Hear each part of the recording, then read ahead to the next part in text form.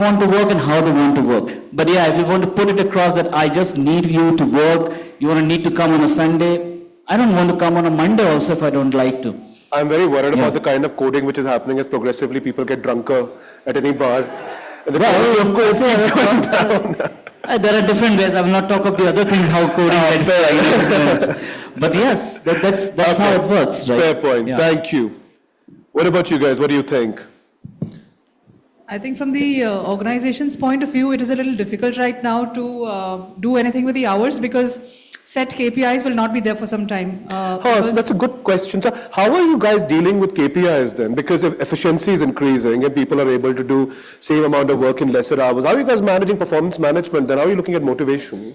Because we don't know if efficiency is increasing or not, because we don't know what to measure right now, because we are in the journey to move to AI enablement of everything. So, sorry, if I could just interrupt you there, I have a quick follow-up question there. Yeah. So, are you making a point here that where tech and AI at this current juncture today is integrated, we are not seeing a very clear, tangible improvement in efficiency which is enabled by tech? Is that? No, what I'm saying is we don't know because we don't know what we are measuring. Okay, we're saying fair. that because, on behalf of, many parts of the industry, because we are in that journey where we're moving tangible work, which was very set. I have to achieve X percentage, Y numbers, Z something else. Every individual knows exactly what to achieve, and that is how you measure it. Okay.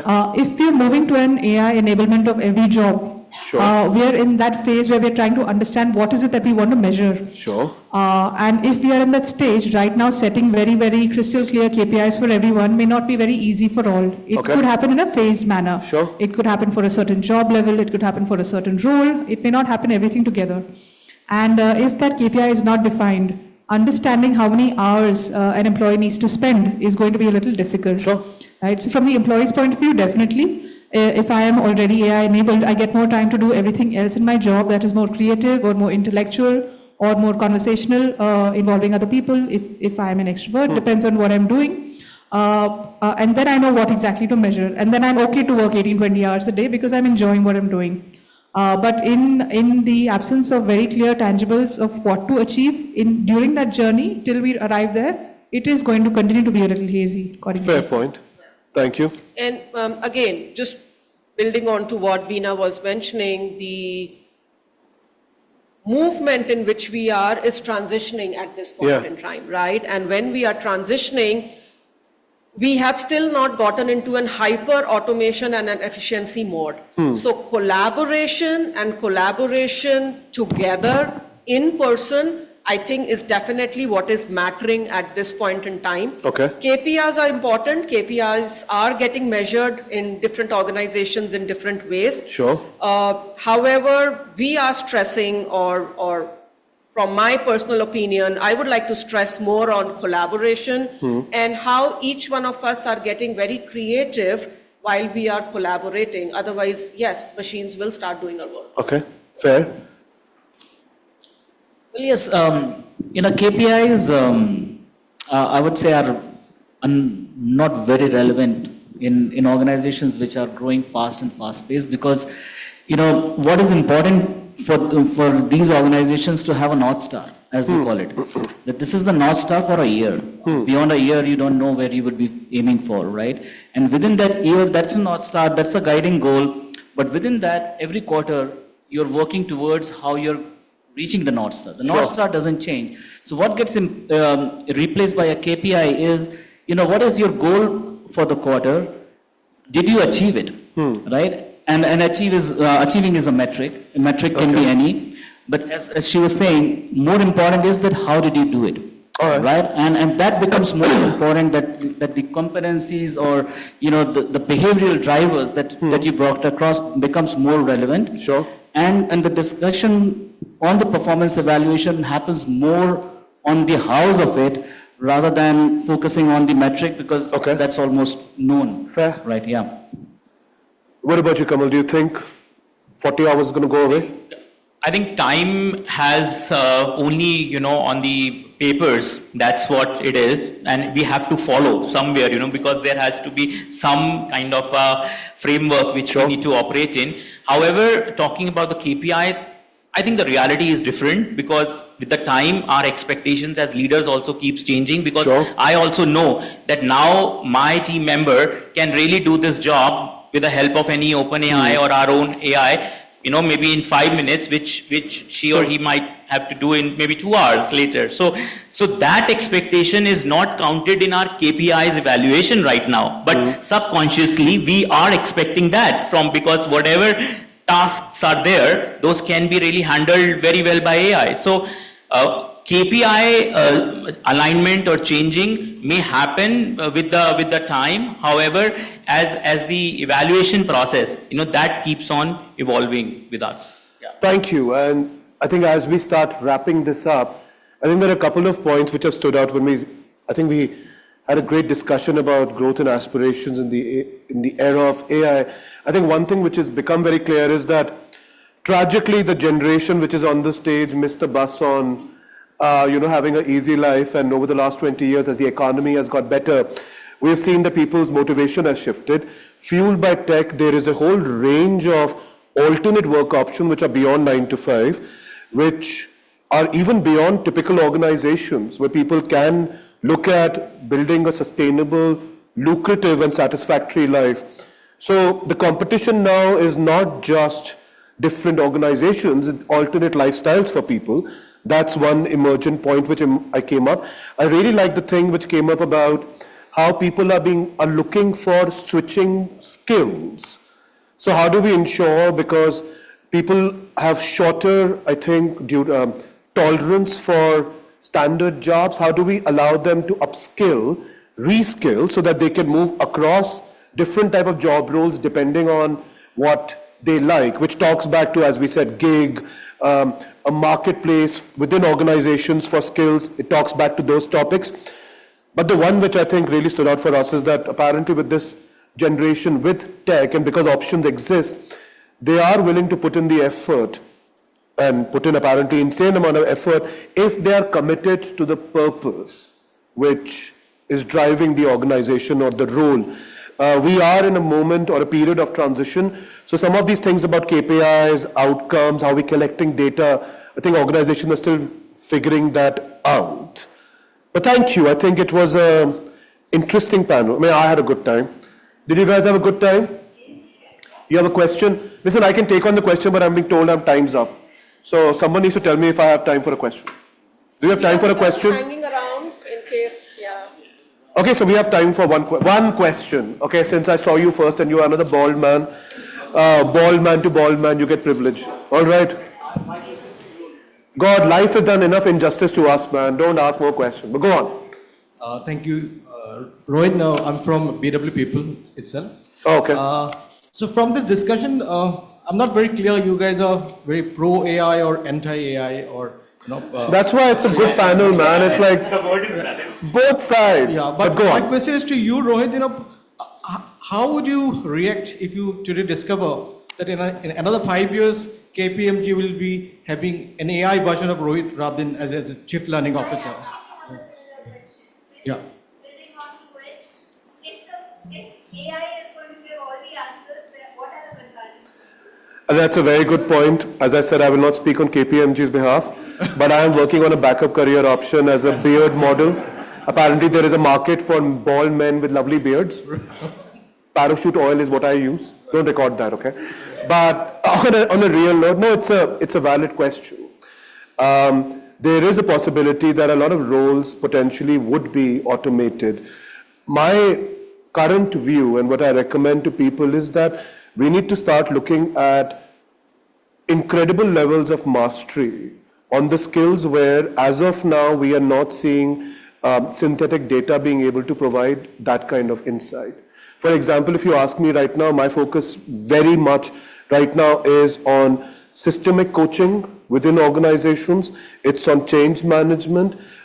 It's on on behavioral economics, because eventually all the tech which is available, right, that needs to be plugged into what currently are very human-centric systems to actually achieve end business outcomes. I don't see that going away. But yeah, I mean, certain aspects of Rohin Nadir are going to be automated. You will have eventually a virtual avatar of me, which will be doing all the virtual training talking exactly the way I do, handling questions the way I would. That is not far off. So that's why I said middle of the order L&D roles are going to change. There is, I don't think, any walking away from that. Yeah, and Rohit, if I can just add to what your question was. It's not that about me, right? Whatever you're going to add, yeah, okay.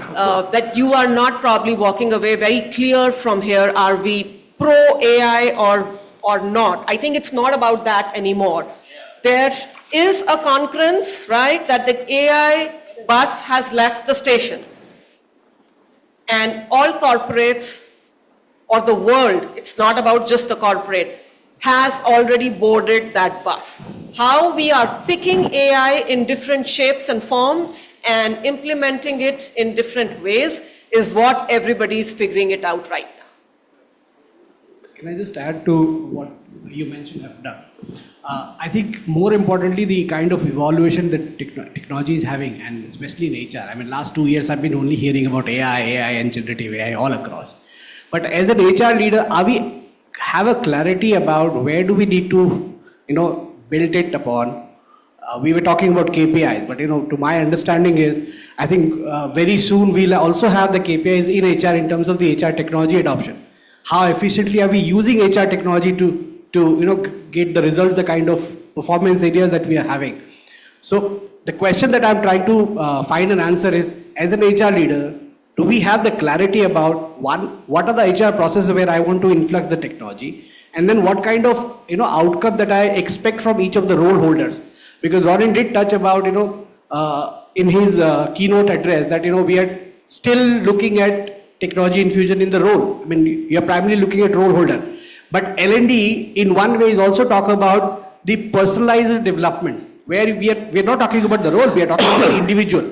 So these are two contrary, where investment is largely on the role and the role profile, but the development is largely happening in the individual and more personalized development towards the growth in whichever area he was to pick it up.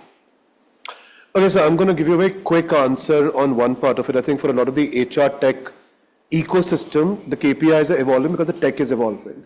But I'll give you a very simple example of where the KPIs are already there. If you look at adoption, if you have any of the learning platforms plugged into your organization, there are very clear KPIs now. You're looking at how many hours of consumption are happening. You're looking at repeat learners. You're looking at video. You have consumption metrics for all of these. You also have very specific learner feedback metrics. So the KPIs for certain parts of at least learning tech have evolved significantly in the last 2 years, where you can actually do ROI calculations if you compare it to what were earlier learning pillars. A similar thing is also available in the other HR tech platforms, but it's again a very evolving space. Also, I have a slight difference of opinion. I think smart role-based skilling is hyper-contextualized to the individual. So it's not a conflict, it's a synergy. But, so yeah, I'm actually going to close on that because Just want to add one thing that, like you said, the smart word, for the KPI part also, we are right now maybe in an automation phase where we are just putting the job code and plus, the KPIs you can choose. However, it's not really becoming, the system is not smart. It is not the smartness which is right now in the picture, it's just the automation. So probably it may take some time, maybe next 2-3 years, and then we are talking more and to find those answers that whether HR leaders, those are the areas. But right now what we can say is just choose, where you want to bring that technology in or not. So that's why we need to just have our own experiences. Sure. Someone needs to tell us if we have to get off the stage. I mean, I'm happy to sit around. I think people are I liking flew this. down, so I'm like, I am here till my flight. Are we done? We're done.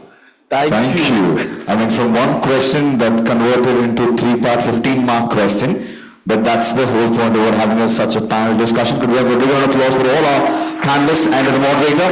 I think one of the coolest moderators that we've ever had, making it so engaging and interactive. Thank you so much, and I request, could we have ma'am to please join back on stage to honor all the panelists for their time and presence. A very small gratification. Yeah, man, I mean, this is cool. Ms. Bilkis from BW Business World. Well, that's life for you. And we can join hands for all the panelists. I already get one. No?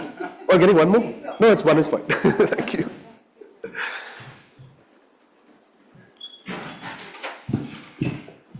We need like a really good photo for LinkedIn. Closer? Oh yeah, I refuse to stand like this.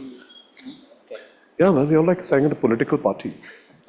A great panel discussion to start of the day. One more time, ladies and gentlemen. Thank you for all those insights shared. And once again, a big shout out to the moderator one more time. Should be.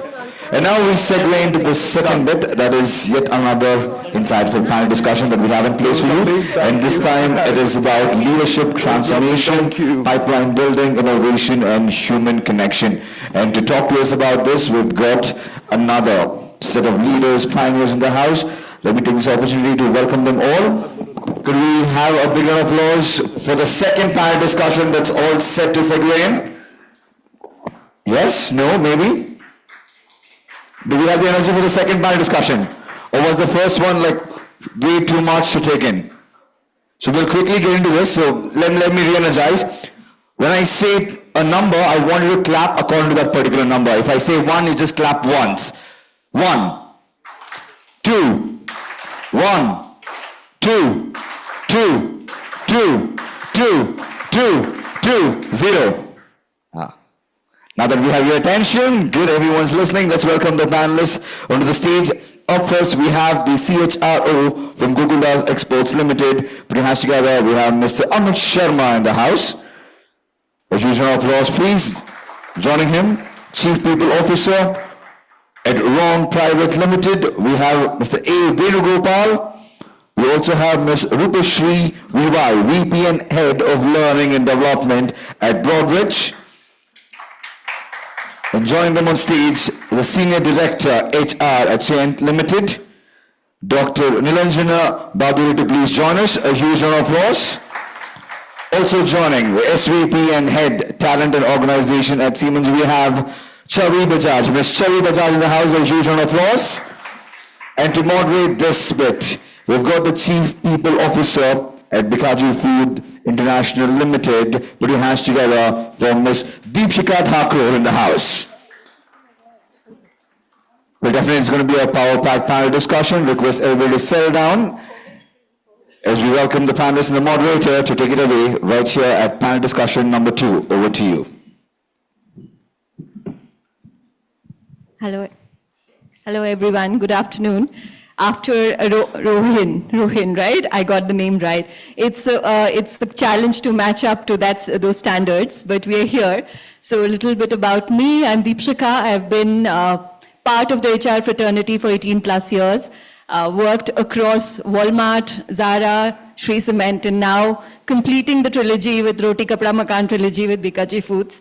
And I'm here to discuss leadership transformation, building a pipeline, innovation, and human connection. That's quite a big ask. With me is a very esteemed panel. I have to keep this paper here. See, I've done my homework. So I have with me Mr. Amit Sharma, CHRO Gokuldas Exports Limited. We have Mr. A. Venugopal, Chief People Officer for Wrong Private Limited. Ms. Rupashri VY, VP and Head of Learning Development, Broadridge. Dr. Nilanjana Bhaduri, Senior Director, HR Science Limited, and Mrs. Chavi Bajaj, Senior Vice President and Head Talent and Organization, Siemens. So thank you all of you for being here, and thank you all of you for being a great audience till now, and I hope we are able to live up to your expectations. Learning, and as we have been talking about that how the world is changing, how the organizations, the environment that we are working in is changing. We have seen floppy disks to AI now. And one thing that remains constant for all of us is how fast we learn in this.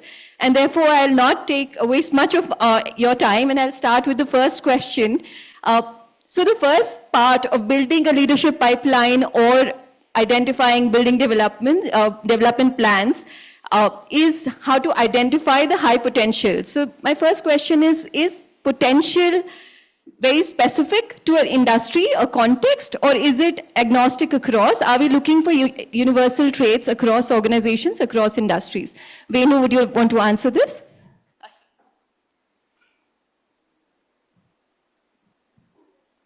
Hello? Yeah. Great, thanks.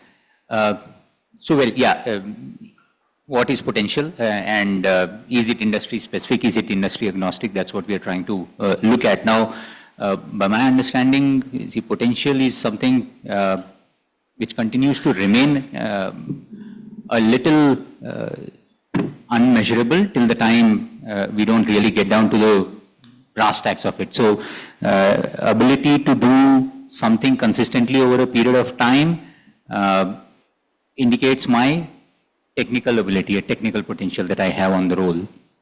But to be able to rise to a leadership layer, I need to look at, okay, is this person, has to be technically capable in some part of the role that we need, but we'll also have to look at whether they align with the values of the organization, whether they align with the direction the organization is taking. Over a period of time, there have been various ways that the organizations have worked to really sort of measure potential. Back in the good old days, it was something called a CR, a confidential report, which still exists in some government organizations.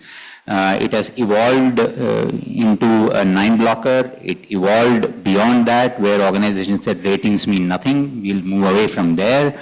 And today it is a lot about assessment centers. It is a lot about psychometric tests. It is a lot about figuring out what are the behavioral traits that bring potential into play. It certainly is organization specific. It certainly is industry specific in some sense. For example, if I wish to play cricket, I need to know cricket. And I may be a good volleyball player, but can I take a leadership role in cricket? Depends whether my basics on cricket is good or not.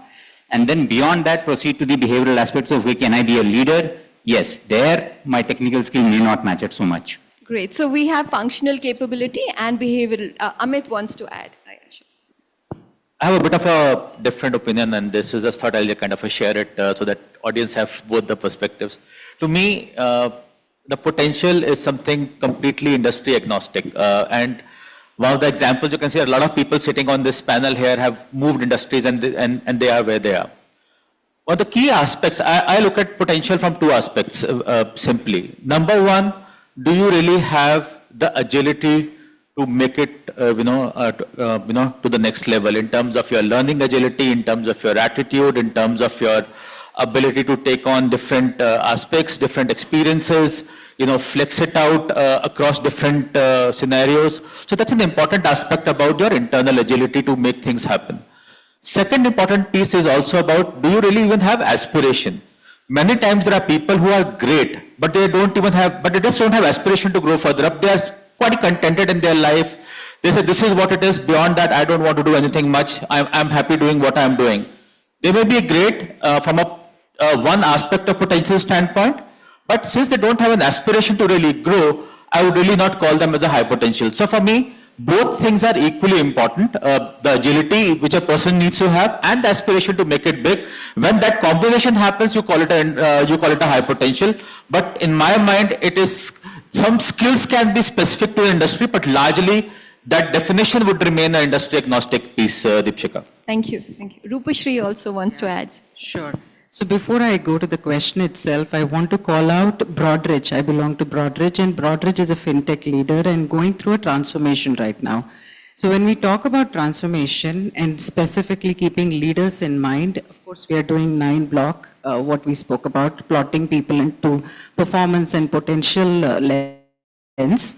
But on top of it, we are also layering it, is leader having a trait of a BAU, that is, they are mastering the operational excellency at this point, the focus is there, or they're also displaying the grow traits. That is, are they picking up and improving or bringing innovation to the table? And third is, are they bringing the transform traits? That is, are they anticipating future and building solutions for the future? So we are looking leaders from this lens also. So 9-box we are doing quarterly and now layering this BAU and grow transform lens. And we intend to do it every 6 months so that we have a stock of where each leader is, and thereon then give them crucibles to develop on where the gap is. So I'll pause there because I definitely wanted to Thank share you. what are the development So plans. just that will summarizing come what to we that. spoke about functional capability and operational excellence, behavioral capability, behavioral traits, agility, which was transforming ability to transform ourselves, and aspirational, which is the grow framework, which also Rupashri spoke about. So as we talk about high potentials in our organization, there are multiple types of people, and there'll be a group of people who will be called high potentials. So how do you manage communication with the seeing that potential is a moving target, and today's high potential may or may not continue to be one also. There's another team member who aspires to be in that group. So how do you manage that communication? Nilanjana, would you want to answer that?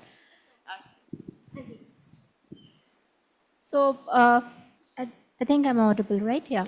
So my point here would be that, this entire piece, and I'm going to stay on that conversation a little bit, emotions stick very high on that. So it's this leadership role, positioning, everything is something about, our lens of looking at it has been how we have seen it when we've entered the workforce.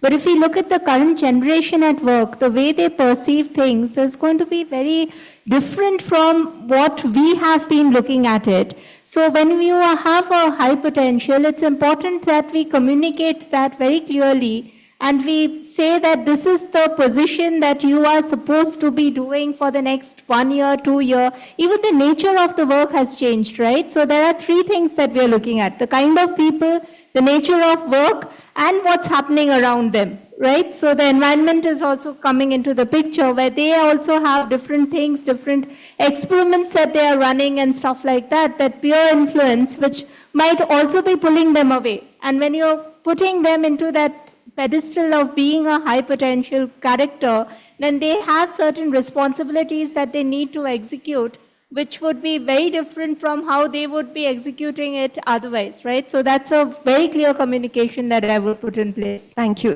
Chavi, would you want to add? Yeah, I think I'll just like to add to the fact that we're talking about, I think, two very, very, deep concepts here. I think when you're talking about potential first, I think my question always has been potential for what? And I think starting from the keynote that we heard, I think the way we are moving across industry is on role-based potential, right? Potential for what?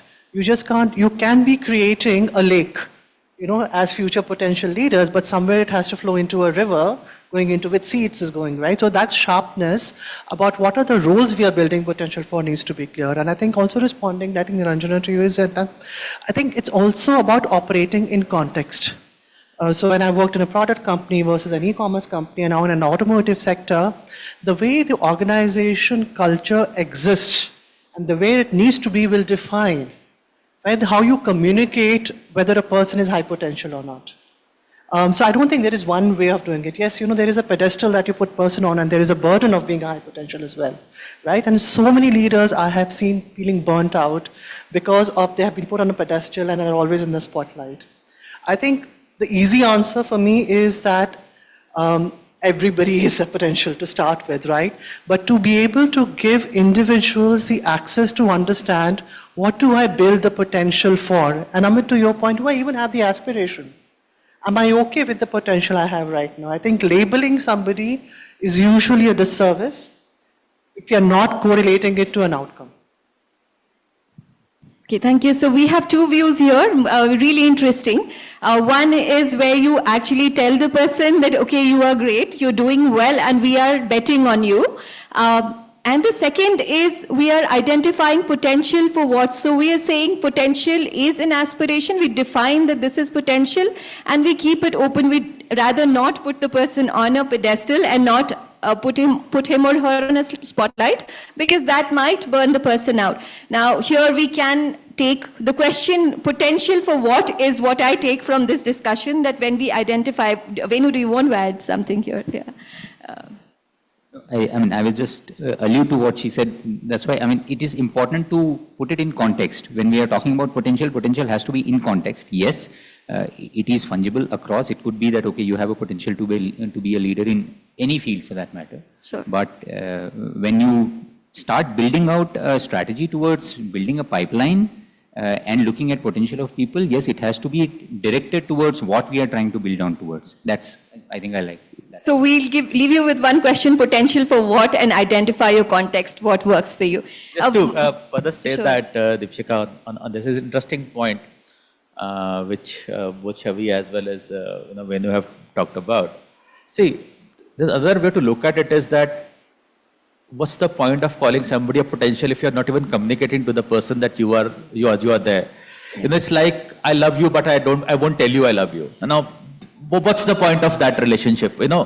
You need to be clear. Now, how you communicate it is the more important point around this. Are you really making a hero out of it in front of the entire organization, and then putting the person on such a high pressure that that the person burns out, as Chavi just talked about, or it's more a communication to the person saying, okay, this is what we are really looking up to you. You are the person who can go up, 2 levels up, 3 levels up. This is the kind of a roadmap we're looking at you, and then this is how we are supporting you in this entire journey. Now, that's where the mode of communication is more critical around it, in my view. How do you really manage that communication? Don't make it a hero out of it, because then suddenly you start creating classes in the organization. You have haves versus have-nots, or, and that's something which again, demotivates the larger organization, because you'll always have a handful of people who will be there and everybody says, okay, okay, you are the high potential, you do it now. Why are you even asking me to do this stuff? So it's important to kind of manage that communication with the person at least, with all the support. But yeah, putting them on a pedestal and kind of burning them out would actually, in my view, would be counterproductive. Thank you, Amit. Rupashri wants to I add. just wanted to add, building on what every panel said, right? It is not this side or that side, the extreme stand we take on this. But what we have also experimented is having an ongoing conversation with anybody and everybody, because we are doing, like I said, the 9-box assessing performance and potential for everybody in the organization. And second is giving them opportunities, and that is keeping the opportunities open and having people sign up for it. And one example is we have something called Shadow Cabinet. It is mimicked or borrowed from UK government, and how they do it is slightly different, and we have modified it.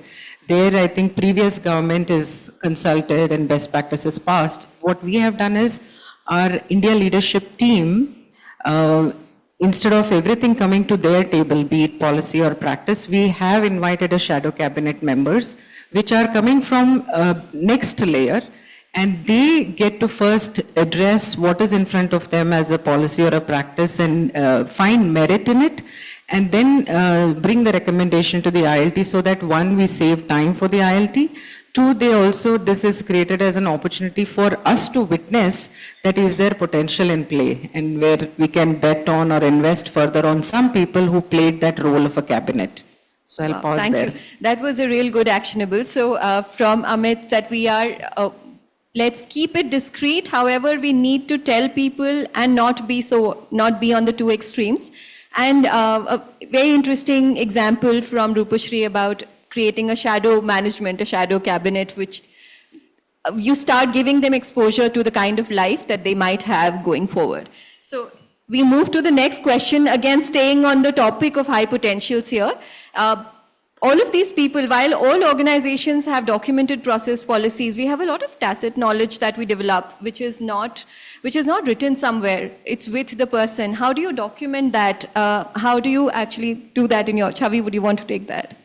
I don't know, really. I think I work in an organization that's 175 years old. Yeah. I've also worked in an organization that was just 8 years old, and the approach is so very different. In my current organization, the access to people is so easy because people don't leave the organization. You've been around for 30, 35 years, and you join with the intent to retire from the organization, where it's a lot easier through your network, through your relationships, and now through technology aiding that. I think it is where the churn is higher, is where the challenge is more.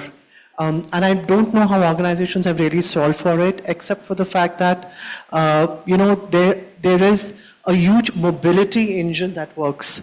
I haven't seen an organization that, where the churn is high, people stay in jobs for very long, even when they move internally, and therefore the knowledge management is taken care of, because every new person who's coming into the job, takes, the identity of the job changes as well. So sometimes I feel there is no need in those organizations to actually do active knowledge management or transference, because the shape of the job changes with the person, and that is the beauty of it as well. Interesting, quite interesting. So the shape of the job changes with the person gives their bit. Anyone of you, Amit, would you want to add something to it here? This is a challenge which I would say most of the organizations are dealing with, and there is no silver bullet. I don't think so anybody has found out. To me, what what matters the most in this is how you are working in a more, interdisciplinary, collaborative manner. Because as you kind of start working, breaking those silos and start working in such teams, with the conversations, the knowledge gets transmitted. Because this is all tribal knowledge. Which is not documented, and it's very hard to document also. A lot of it, this is somewhere there in the mind because of the experience, and it will only come through conversation. So if you are able to create those channels in the organization where your people are working collaboratively, and you are encouraging more and more conversations around it, a lot of it will come out of it. Job rotation helps, because then when people are kind of experienced in multiple areas, they would tend to kind of always look, ask the previous person, hey, what really happened there? Can you just help me out at it during that transition period? And it will work. It's easier to manage in organizations which have a history, especially which has long retention of people, which are vis-a-vis organizations which have a very high turnover. So it's also a factor of that. But honestly, there's no silver bullet around it on this topic. So we have another task for us, that we need to start retaining people and start keeping them in our organization. So yeah, Rupashri wants to add something. On this topic, I agree with what you just said, right? Like when it comes to, especially for a company like how Chavi mentioned, where 6 to 2-year-old company Broadridge is, and average tenure is 15 to 20. So all of the domain knowledge is in the heads of the people. So we are looking at cracking that thing, that how can we get what is in their head and democratize that content or learning to rest of the organization. That is one part. But I also want to add that one very good practice Broadridge has when it comes to passing the culture or cascading the culture, because propagating or making sure that every new joiner gets a similar experience. For that, we have something called Vision Leader, and it is a, believe me or not, and I was very impressed when I joined, it is a 35-year-old practice, and consistently they are doing it, and every year they pick a book, and what resonates from the book, the author, it starts with author sharing what is in the book, but then they divide that book into 8 chapters, and then every leader, starting with the CEO, is part of those discussions. And what best practices from the book we want to apply and then cascade it to the last mile is the journey. And we do for the entire year. There is for the leaders 24 hours of investment, and for the rest, easily 8 hours of investment. So that I feel helps keep the culture aspect intact. So I'll pause there. Thank you. Example I can share, having worked across 3 different kinds of organizations, a PSU, an MNC, and now an Indian organization. One thing which I found very easy to transition was in a PSU kind of a setup. The good part about what they do is everything is filed. So anything which is there, you have to make a note sheet and put it in the file. Anybody who comes into that chair, you just open the files, you go through those file notings and everything, you'll get a lot of idea about what's really happening. In today's world, it seems like a very bureaucratic process, but I can tell you from a knowledge management standpoint, you still can't beat, those kind of file notings and kind of, transfer of knowledge.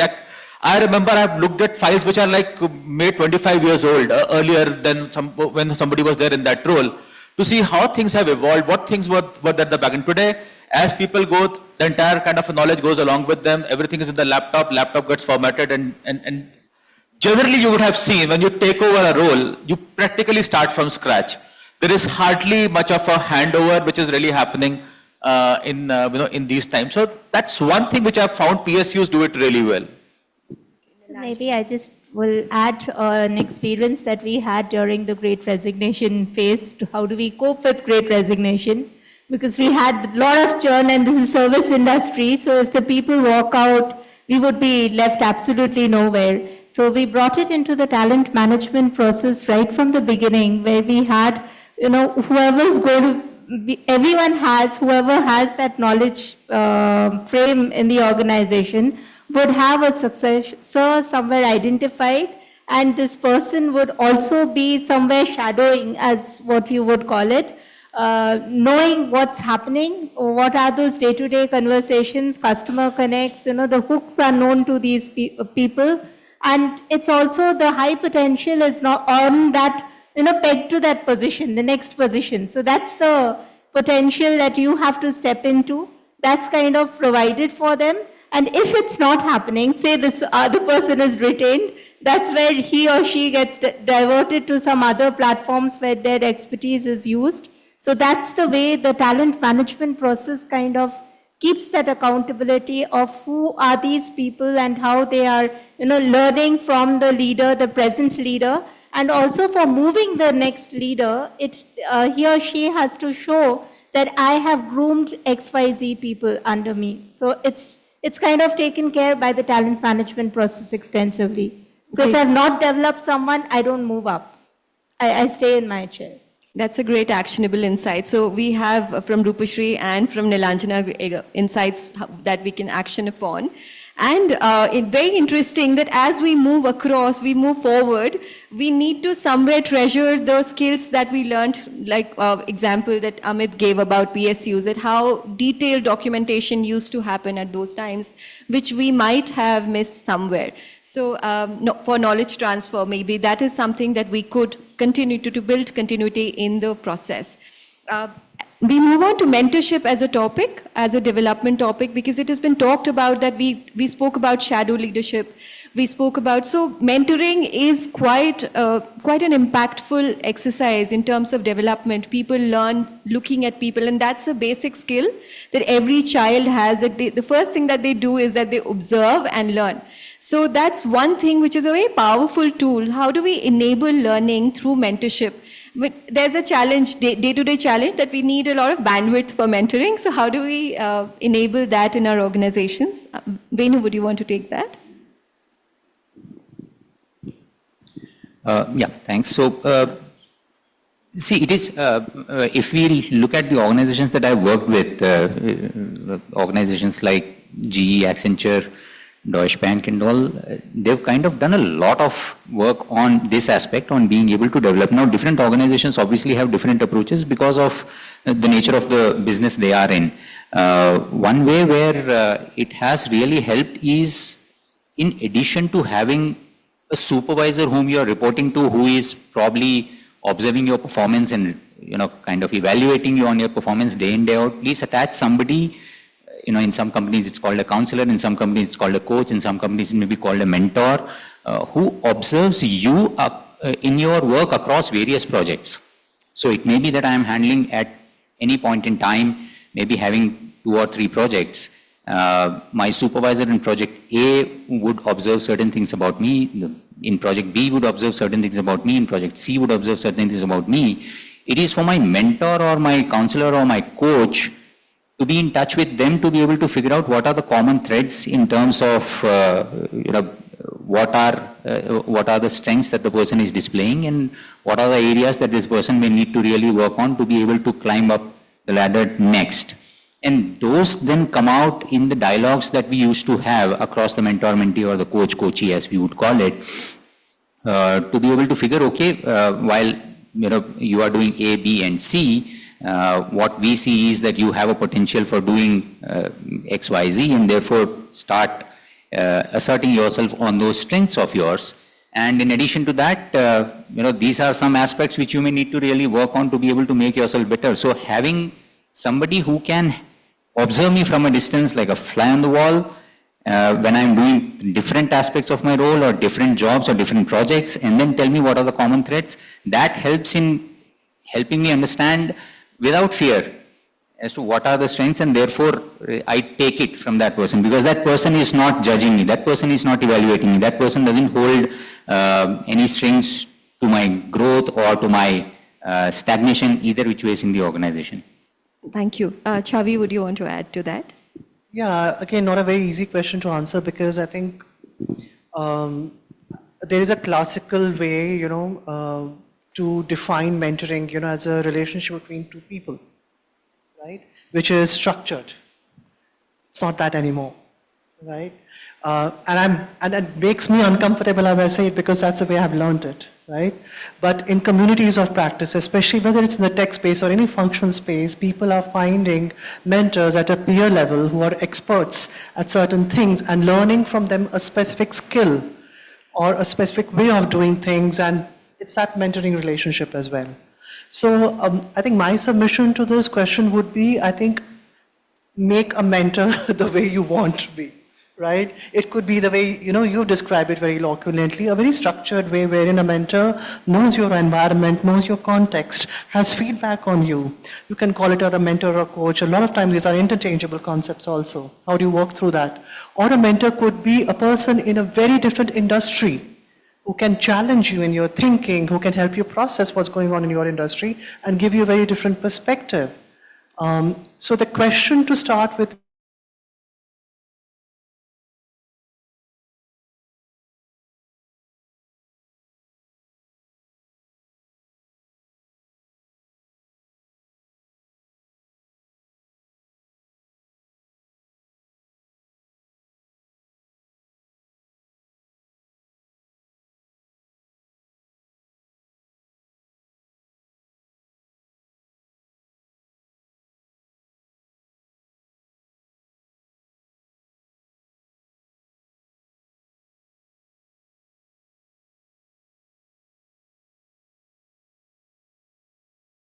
in one of my previous organizations, and that organization was more verticalized in various silos, though it was one company, but each business worked completely differently. One of the key problem areas which we were facing, that on one hand we were identifying high potential people across the organization. At the same time, nobody had a view which was more cross business, because all of them had generally moved within their businesses, and the cross movement of people within businesses was very limited. And as we identified that as a key barrier for us in terms of developing people, we identified, how do we really do the mentoring which is more cross business, cross functional, and that's how we started identifying it. So what are the key needs of our high potential people, and who would do that with somebody from a different business? So as Chavi said, that on one hand it will be challenging, the person in terms of the thinking process, because each business works in a very different context, and what solution works in business A may not work in business B, and there are people who kind of think in a particular way. So it just helps you that. The second important piece is, what is that we are mentoring on, and there is somebody, an expert who's sitting there who's really helping build that competence. The key aspect of what we also realize is that the ownership of this entire process has to still lie with the mentee. If the mentee himself or herself is not keen on it, no matter what kind of a program you'll put it, what kind of structure you will put it, you can have all your talent management people looking into it, things will just not move. And this is where I go back to my previous point around aspiration of the person. As much as, we need to identify high potentials, one of the key aspects have to be, does the person has really aspiration and the agility piece, to grow and to learn, and also to kind of, go to the next level. So these are the important aspects which we really need to, put it together. Structures help, but I can tell you, you can put any structures. If there is no chemistry between the two, things will not work. If there is no interest between the two, things will not work. So it's as much as a people process as it is a structured, a classical structured process in a textbook scenario. So we have we definitely need to have structures, because sometimes people need to have doors and pathways to go through. So sure, Nilanjana wants to. I just wanted to add one thing here. Sure. Classically, mentoring is understood as a responsibility that the mentor has to make time and spend, right? Your question originally was, with time, how do they people, yes, what is the willingness? Classically, mentoring has this element of responsibility added on. If I'm mentoring someone, I also need to find something which will help my mentee navigate in the organization. The moment we put that, the forthcomingness of the mentor steps away, because they find it as an additional burden, assigned to them. especially when it's cross-functional and all of these things brought in. People don't like it. So maybe a context setting for the mentors of what is expected of them will also help in augmenting these kind of programs. That's been my experience at least. Thank you. So, yeah, thank you. That was a great insight. Rupashri wants to add. Yes. So I think building on what Amit said, right? So there is learning agility we talked about, and having that aspiration, I would like to add one more word, humility also, right? Like to be mentored, especially as a leader, we need to have that humility, and we have all heard about reverse mentoring and speed mentoring. Something we experimented, I wanted to share, like we do subscribe for GPTW. And there were leaders who scored certain number and there were leaders who were below certain number. And we paired these people up. And we have seen, and of course somebody, I think you mentioned, we need to have that structure set, context set, and those meetings were handheld. And then we saw, fast forward 1 year, there was an improvement. And we said that you just learn from each other. We didn't say, this person is doing well or this person is not doing well, but we just left the forum for them to discuss the best practices. So that has worked very well for us. Great. So we have points here. One is build a structure, of course. The second was a very interesting point where now we have mentors across. There's this concept in Google, Googler to Googler, where people can volunteer that I want to teach this. And even if one person is interested in that skill, they would be. So all that learning team has done is they have built a framework to make that happen. And now it organically happens across the organization, enabling a learning organization.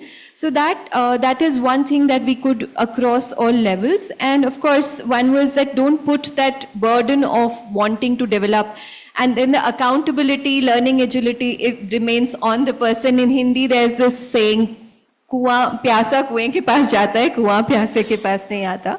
So the well doesn't come to the person who is thirsty. So I think we summarize with that. The next we move to AI part of our that's a part of the topic. So technology, as we say that we are talking about frameworks, deploying technology. So how do you deploy technology in your organization? One. Second is, as we deploy technology, one of the biggest outputs of technology and the input, of course, is data. When we take we capture data, that's how we feed it into intelligence, and that becomes the intelligence that we can use for further developing our own technology and our own programs.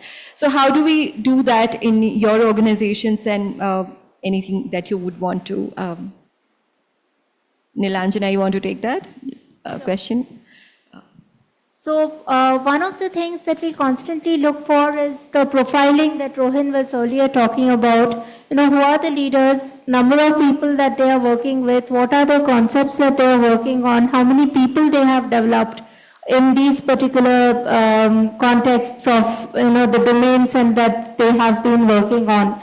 So we try to bring in this information from the learner profiles, also looking at number of courses that they have been doing. So in the internal system, we would have the basic, advanced, intermediate, all of these kind of courses. So whether they are actually learning or taking those courses, whether they have proactively stepped up and given seminars, because sometimes there are many people whom you would find attending conferences like these. Now, do I take back this learning to my team?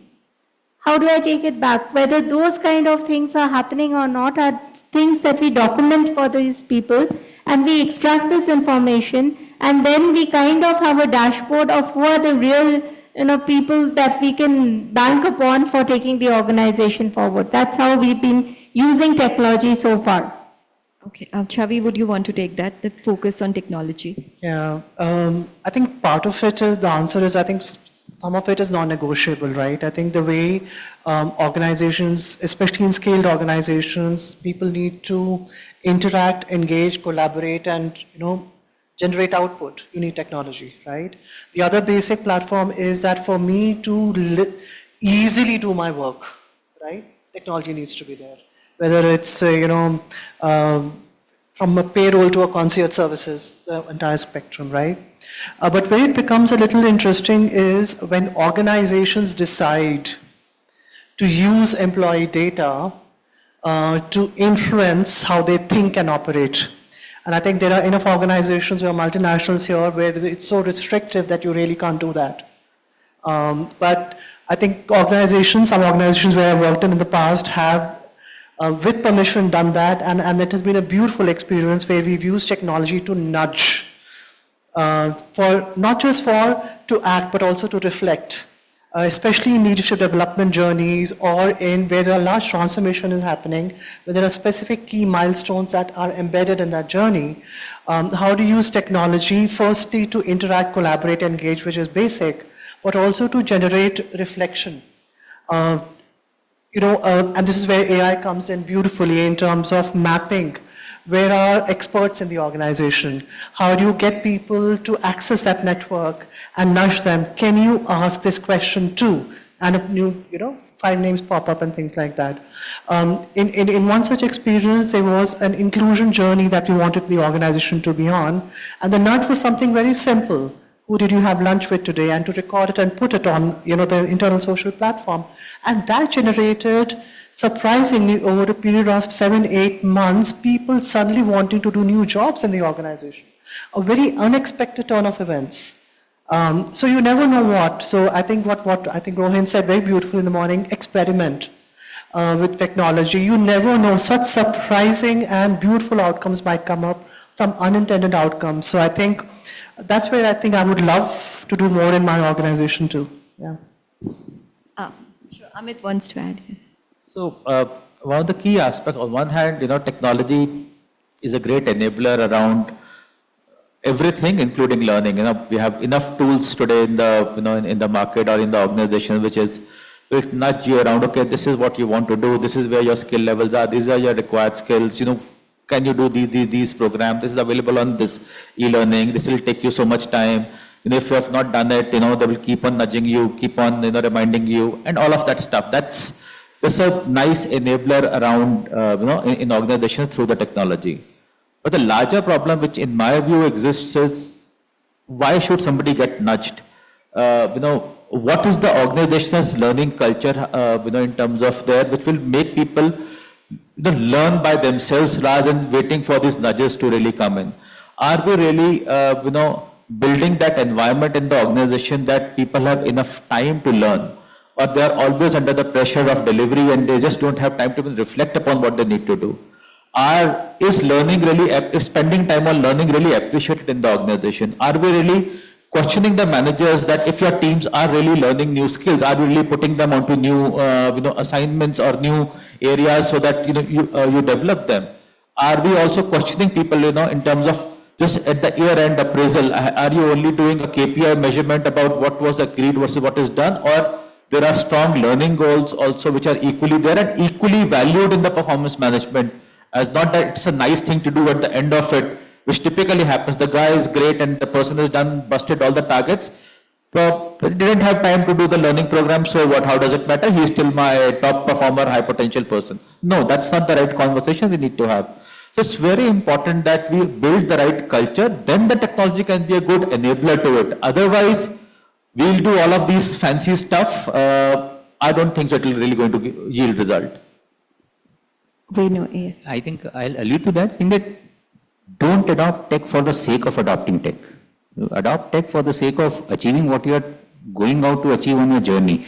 Unless it is directed to a specific outcome, we could become a jumble of all the tools that we have adopted from the marketplace just because it is available. The first point that he had also said, and I think this alludes to that, is there has to be intent. Unless intent is there, any tech will not help. But if intent is there, then the tech will definitely come in, and even if the organization is not proactive in bringing it, these people who have the intent will force the organization to bring it into play. And I'm pretty sure that today's organizations are pretty progressive to be able to listen in, understand that the people are nudging them to adopt technology, and they will then adopt technology to be able to bring out the best in them. Rupashri, you want to add? So just building on what he said, right? Like intent and also outcome, business outcomes. So technology has to be coming in place to resulting into some business outcome. That's what we are holding space for, or we are encouraging and inspiring our audience to do, our associates to do. So we are in the front of all emerging technologies, the ABCDs we spoke about, be it AI, cloud or blockchain and digital, right? So specifically AI, we are saying AI everything and anywhere. We do have an extensive structure for that also. So we have created avenues to learn, adopt, be it productivity tools of AI, and then also we are encouraging people to contribute, like bring use cases to the table using AI. And last but not the least, like showing the solution, be it to the customer or internal processes. So we are doing regular checks. We have these goals, AI goals, but we are holding space for doing regular checks and doing AI storyboarding with every businesses. So in that storyboarding, we are emphasizing it is all about using technology for a business outcome. Thank you. Thank you. Nilanjana, would you want to add? Okay. Okay, for sure. No, I think just a beautiful turn of phrase popped up in my mind in terms of keep talking about AI, and then for me it's about any technology, AI, blockchain, cloud, digital, whatever. I think it's about can it generate insightful awareness, for decisioning, to your point, Otherwise it's a bunch of code at the end of it. If you can use it for an outcome to either engage, collaborate, iterate, innovate, it's purposeful. Any tool, it's a tool at the end of the day. I think if it can generate and I'm turning that into insightful awareness, it's useful. Otherwise, you shan't get. Great. So the takeaways that we have from the panel is that we first need to build processes and our culture. So what is it that you're going to deploy through technology is the first thing. Then we build a culture of learning. I have once I've done technology deployment in one of my organizations, doing it in the current, and I always try to tell everyone that it is like Lego blocks. They give you these days, the SaaS platforms are like Lego blocks. If you have your processes in place, they're beautiful. You can build it. If you know what you're going to build, you can build beautiful buildings. But if not, then yes, it can be a mess. So the first thing is build the process first, build the culture first, that what are we going to deploy through technology. Another beautiful thing that I heard was take the permission to ask. So if I am, of course, everyone is listening, but once you listen with permission, once you record with permission, that becomes a beautiful thing, and you're using the data to build something that will help them. Great. I'm taking this takeaway, whom can I ask this question from? And if you have that in the list, it builds we were talking about collaboration in one of the panels, how beautiful the collaboration would be that I can reach out to this person. So as we move through technology, we have spoken about multiple types of projects. We've talked about technology deployment. Another thing that we keep hearing about is experiential learning. How do we enable experiential learning? How do we design projects that could help people build and implement those things? So, Amit, do you want to take that? See, at an adult learning level, majority of the learning has to happen through the experiential means. Otherwise, whatever we kind of, learn through any audio, video, or even the classroom session, it just gets dissipated over a period of time. So this 70-20-10 principle I still very hold dear to myself, that, you have 70% of your learning has to come from experiential, and that's how, the adult learning will really work. The key piece is that I'll just share an example which we have been doing in our organizations, current as well as the previous ones, is to really put people on the assignments where they really need to pick up new skills. You put them in those kind of groups, put them into those kind of projects, and let them figure it out what's to be done. Have a proper environment around it in terms of their evaluations, their assessments, their presentations, that what are they learning around it, how have they progressed around it. In achieving that organizational goal, they will automatically start learning, and this will actually start building the organizational context around that. So to me, the best way is, put people together, in a group, give them a task which will make them learn, those kind of skills which are required. And in the pursuit of achieving the larger goal, the learning which will automatically happen, because that's the way, the learning is best retained. When they go through that ups and downs around how to make things happen, when they go through that turmoil within themselves, sometimes there'll be frustration, sometimes there'll be ecstasy, all of that. But that finally, remains with them in terms of the learning as such. Otherwise, no matter what kind of concepts we tell them, it'll all kind of fade away over a period of time. Let people just undergo that process and undergo that emotions of both success as well as failure, and that's what makes them really learn. So we have, what we understand is that we know what we want to assess, we put that into the project, and then we give them the environment to actually implement and learn and evaluate. I see we are running out of time, so any closing remarks from the panel, all of you? Rupashri, do you want to? So, just building on what he said, right? Like, learn by doing is very key for us, and especially for leaders, we put them in the front for everything. Like, be it, like for a very long time, we were not even having external facilitators to run our learning programs. So we were leveraging leaders as teachers. We, of course, would train them, but they are running the sessions for us. So leaders as teachers, leaders as coaches is something very big at Broadridge. Thank you. As a closing comment on this topic, I would say don't give people solutions, let them explore it, and you will find that way, apart from coming up with creative solutions, they will also learn. So we have a tendency as leaders to quickly, somebody comes to us with a problem, okay, you do this, hold yourself, let people explore it, you will find the learning automatically happening. I think I'll also add that, while large organizations are more or less doing it, it is in the startups and in the smaller organizations where the tolerance for or the ability to tolerate failures is much lesser, and not for the reason of intent, but because their ability to absorb shocks is that much limited. So it is important, yes, for me, learning always happens best on the job, like has been pointed out. Build tolerance for failures, but please don't let the people fall. So build a mechanism of review so that they understand that, yes, this organization is here to let me learn by doing, and I have something to fall back on. It's not that I am all on my own and all at sea. And Nilanjana, would you want to? So I guess that's where the role-based thing comes in handy, where whatever, we've had this thing for quite some time that once you enter a position, you stay there forever. It's just a vertical growth. You would really need to think out of that box and get into that phase that you're in this role, you're going to perform for these parameters for this time. And after that, refresh, rejuvenate, try some new learning, show your learning agility, and then get into something else. That might be a handy thing for the transformation piece. Great. Chavi? I don't have any magic mantra, to be honest, but I think every opportunity of learning or talent or leadership I've approached is with a simple thing, whose need am I serving in this? Whether it's the business, the customer, the ecosystem, or the talent, the designs will come. Great. So just to sum it up, so the things that we discussed and what we are taking away here is, one, we already know the why. Why are we developing a leadership pipeline? So we need to understand the what.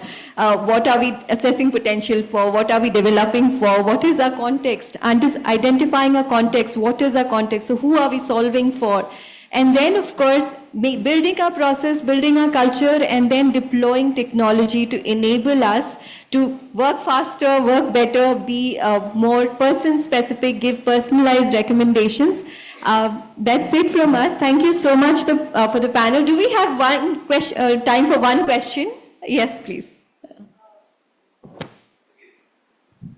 Hi, I'm Shan Vats from Infosys.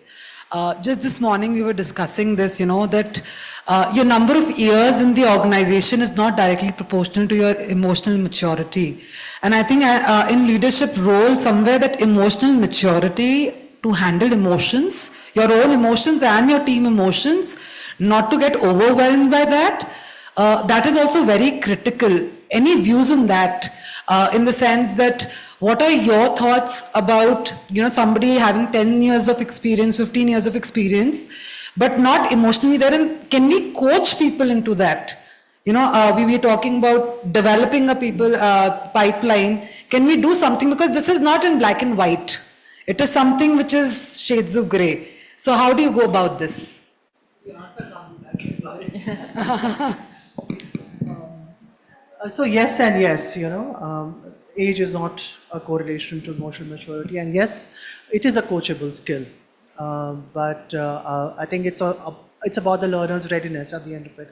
And what Amit said, I think if I'm aspiring to reach a certain role or job or level, if my drive is strong enough, then I will be able to make the effort to change. So I think it starts from there. Everything is coachable at the end of it. To me, leadership or managing people first starts from managing self. If you are not able to manage self, if you are not knowing self, you can't manage others, because you don't even know how you're going to react to different situations, how you're going to react to multiple team members who are there. So this is where the journey has to start from within. Yes, it's not related to age, but it is also related to experiences, because with experiences you understand yourself much better, and then reflecting upon those experiences. So there can be regular process, there can be a bit of a fast track process where you actually go through those. There are enough organizations which help you understand yourself better and make you go through those kind of self-reflections. Coaching as a process, another one that helps you reflect on oneself. But going through that is critical. So the experience is critical, not really the age. But yeah, that's how you have to go through that process still. So I have a good practice to share. We had this program in one of my earlier organizations where we would invite the people who are aspiring for the next role, to come into this seminar, and there would be a simulation of what they would face in their next role job. And then they would take a call on whether they like it. What are those areas of development, or again building on own strengths? What are the strengths that will help me perform on the job? What are those gaps that I need to become more conscious about, and whether I'm okay to continue with this? That used to be a very good solution with the coaching and all of it put around it, which typically would help people. So I have a follow-up question on that. While we talk about people with a lot of experience and coaching them, but what about millennials and Gen Zs who are coming into the workforce? They are typically single child, double income, kids who are spoiled to the T, okay? And honestly, in terms of emotional maturity, they are those, crybabies, if I may put it, unfortunately.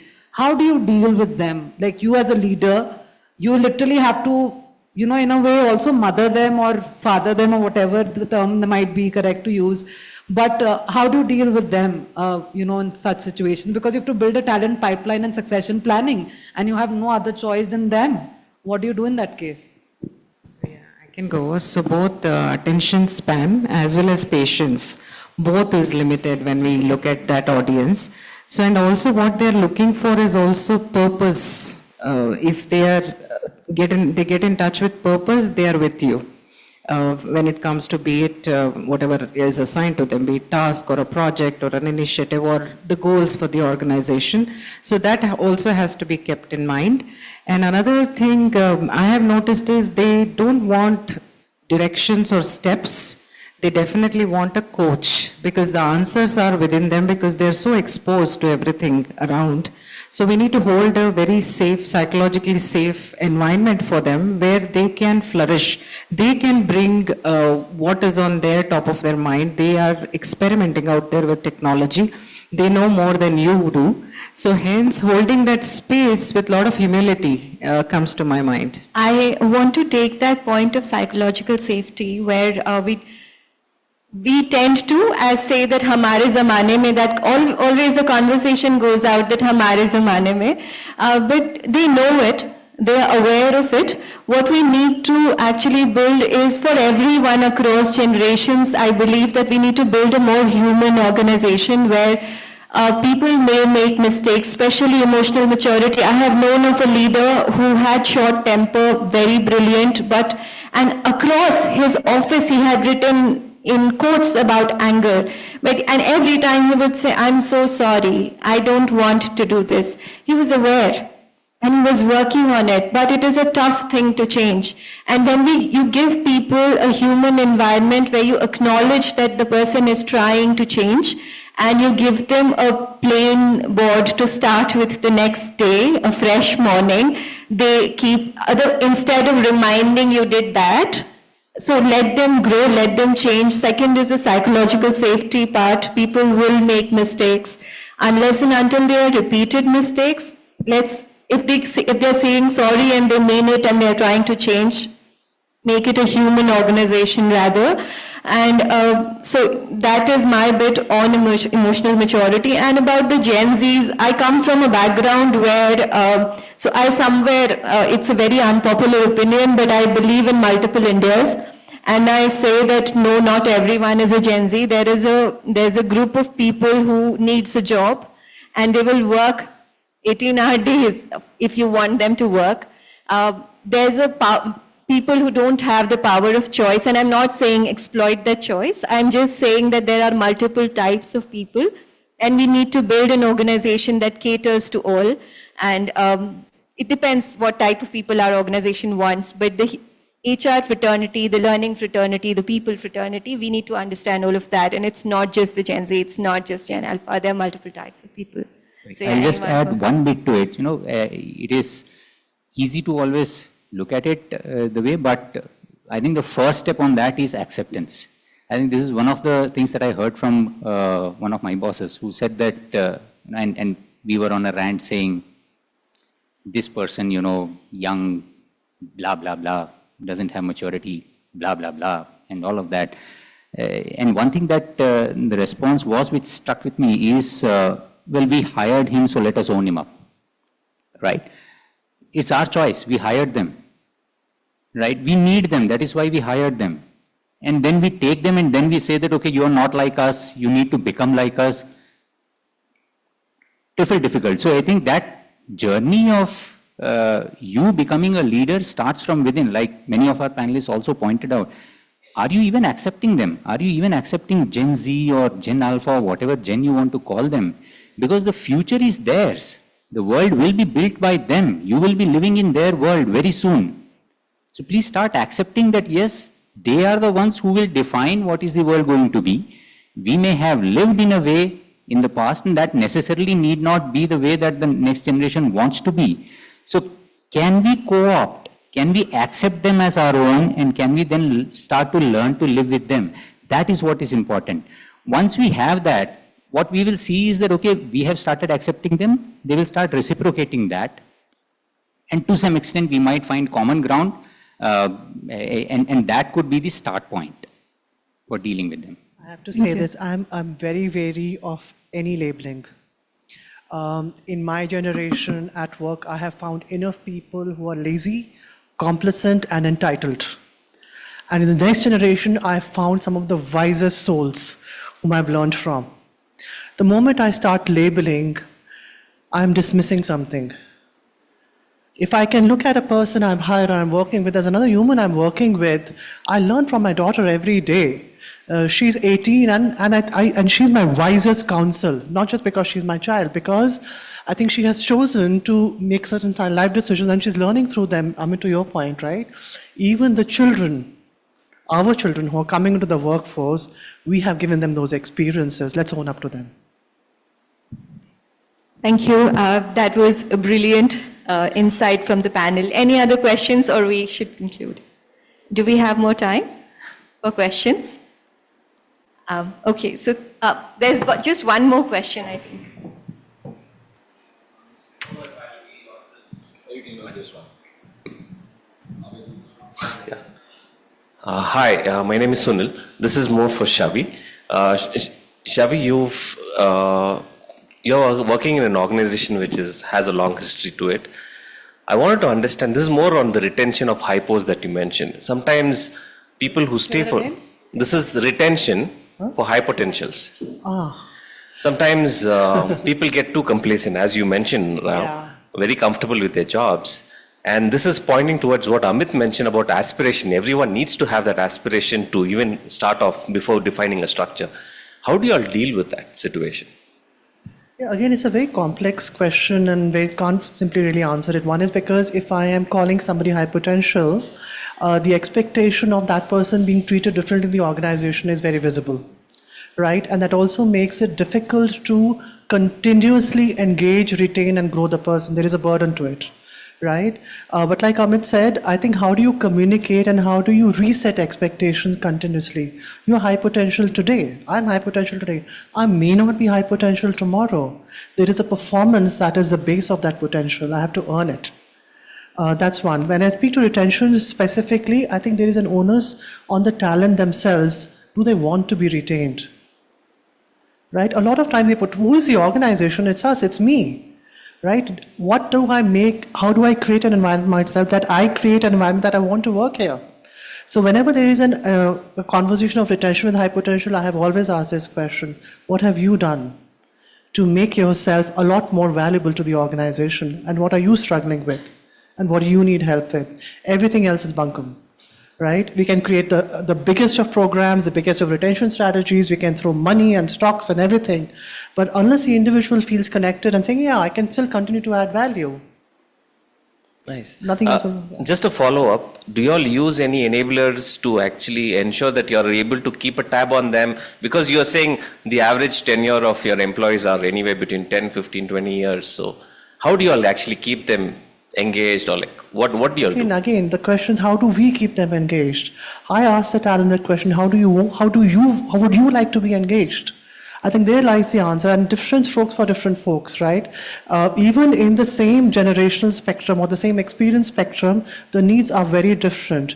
You box them on that profile, not on an experience profile. I may have 25 years of experience, but I want to change my role every 2 years. And I may have somebody who has just 2 years of experience saying, I want to do something really deep for the next 10 years. I need to understand that profile versus saying, 10, 15 years of experience. I don't think that works by and large. It may work in the industry I'm in right now because it's an automotive sector and there is a predictability, even that is changing right now. But most of the industries that we represent here, the predictability to the business and the outcomes is changing. Right? So working to know what, I'm going back to you, Rohan, thank you for that keynote in the morning. Work on the individual profile and box them to what their needs are, just like you would do for a consumer.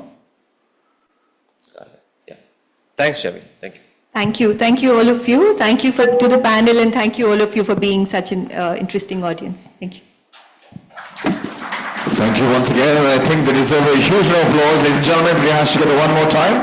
And quickly, I would like to call Mr. Abdullah M., a VP at BW People, to honor the panelists and the moderator. We had some complex questions, practical questions, amazing interaction.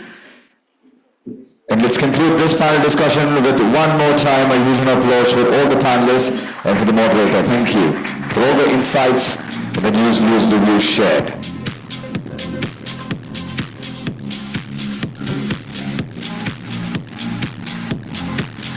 Also, before I announce about the next segment, a quick announcement. We have one of the most amazing authors in town of the best-selling book, The Rule of Five, Mr. Paul Gibbs, who will be here with us sometime later on. And he'll be here to give away the personally signed copies of his book. And he's also going to be the speaker tomorrow. So if you will request all of you to stick around and collect the exclusive copies later part of the day.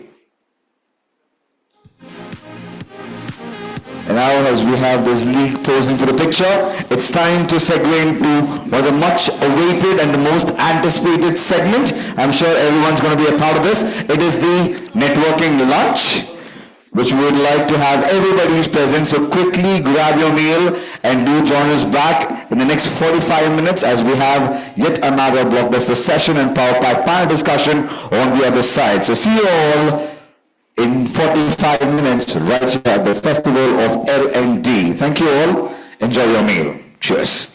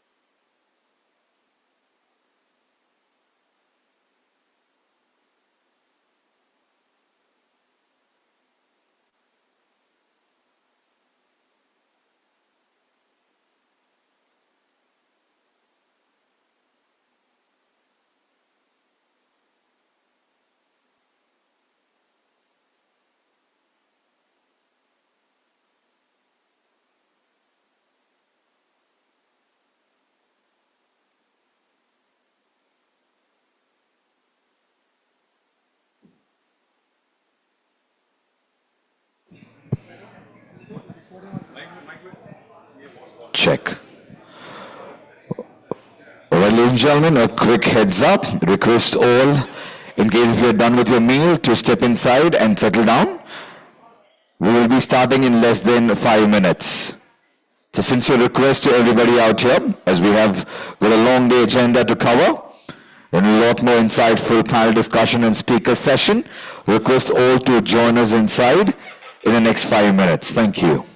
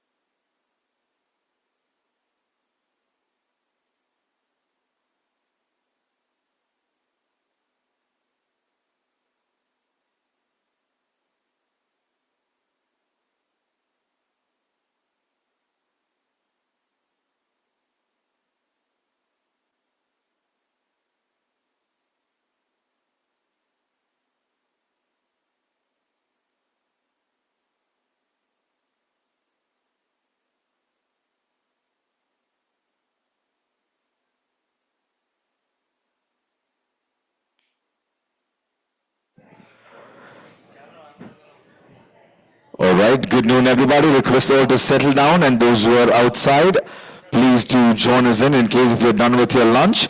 Request all the participants right here to join us back as we're all set to continue with the post-lunch session in just a bit.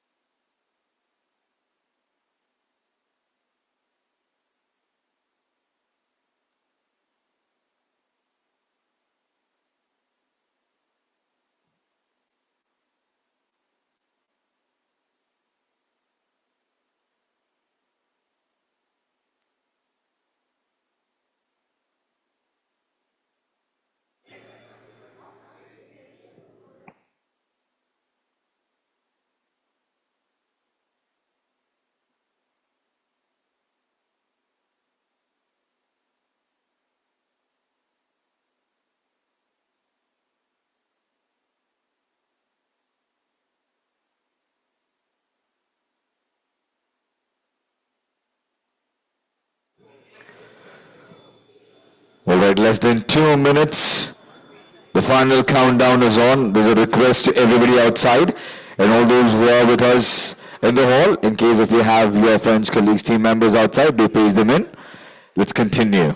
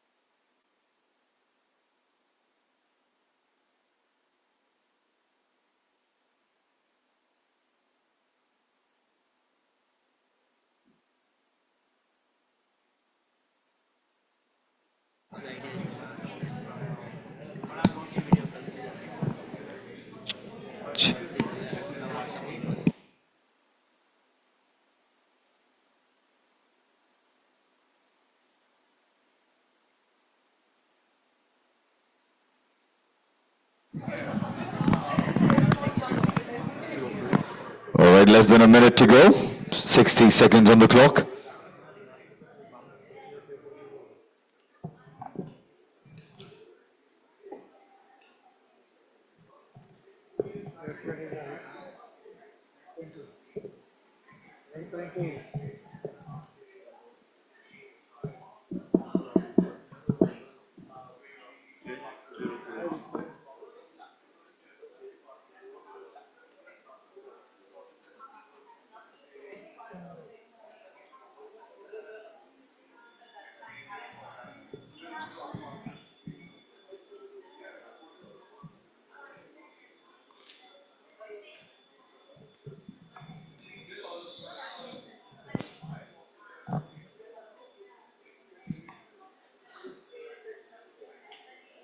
Thirty seconds, requesting all to settle down, please.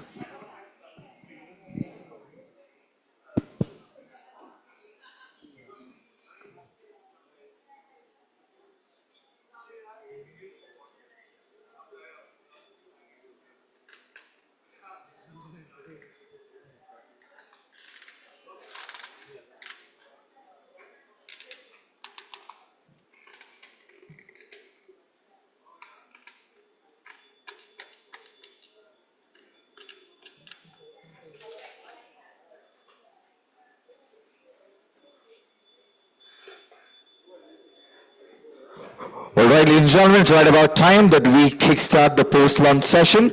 Request all to settle down.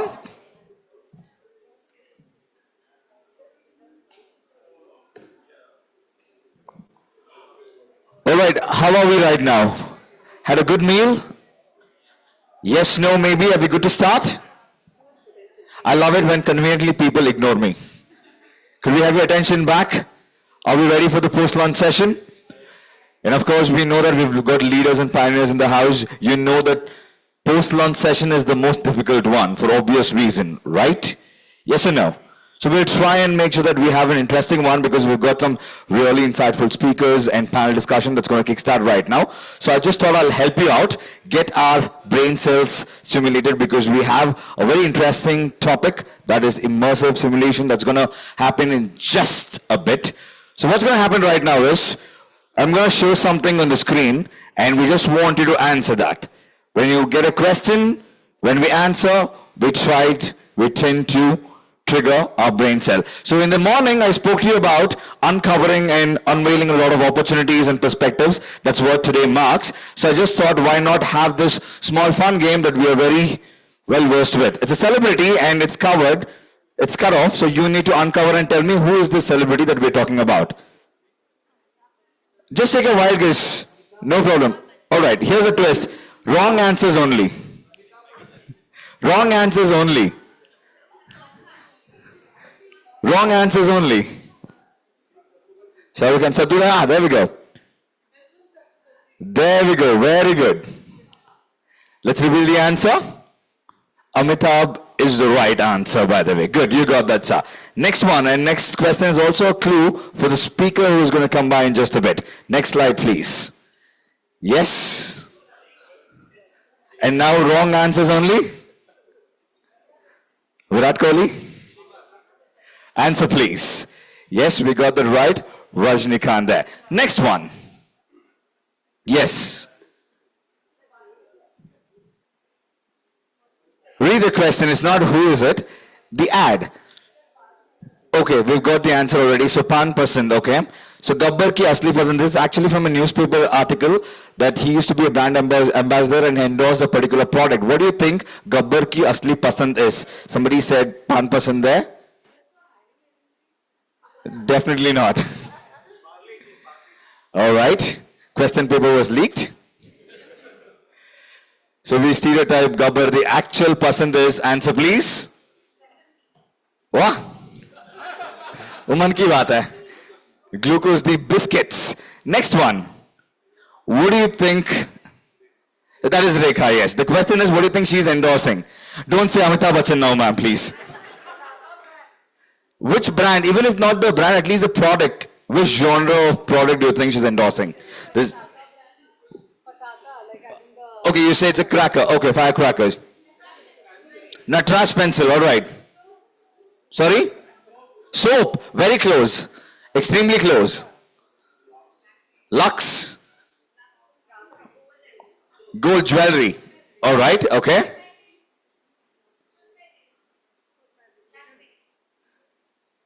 Let's reveal the answer, please.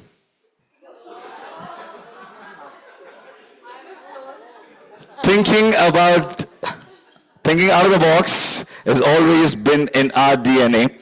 And now that we have your attention, ladies and gentlemen, we quickly move on to the next bit. And as I told you, interesting topics are going to be spoken right here. Up next, we've got a leader who's going to talk to us about immersive simulations, the catalyst for building a future-ready workforce. And to talk to us about this, we have the group CLO from Advent. Put your hands together for Mr. Rajnikant Yu in the house.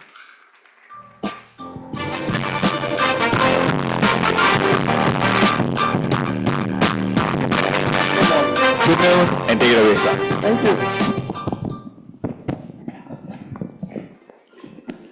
How many of you believe that technology can make your life easier? Raise your hand. How many of you don't believe in that? Right. I like both the groups, and I would like to welcome both the groups who like it or who don't like it for whatever reasons. And very good afternoon to you. And for this session, I'm going to break the myth if you are believing too much.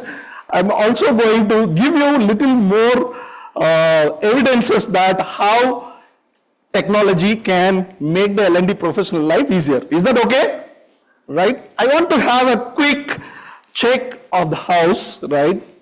I'm sure you had good lunch, but still I want to know some other thing, right? How many of you from IT, ITS or technology sector, right? Yeah, okay, thank you. Right, how many of you from services, other services sector, right, other than technology? Okay, how many of you from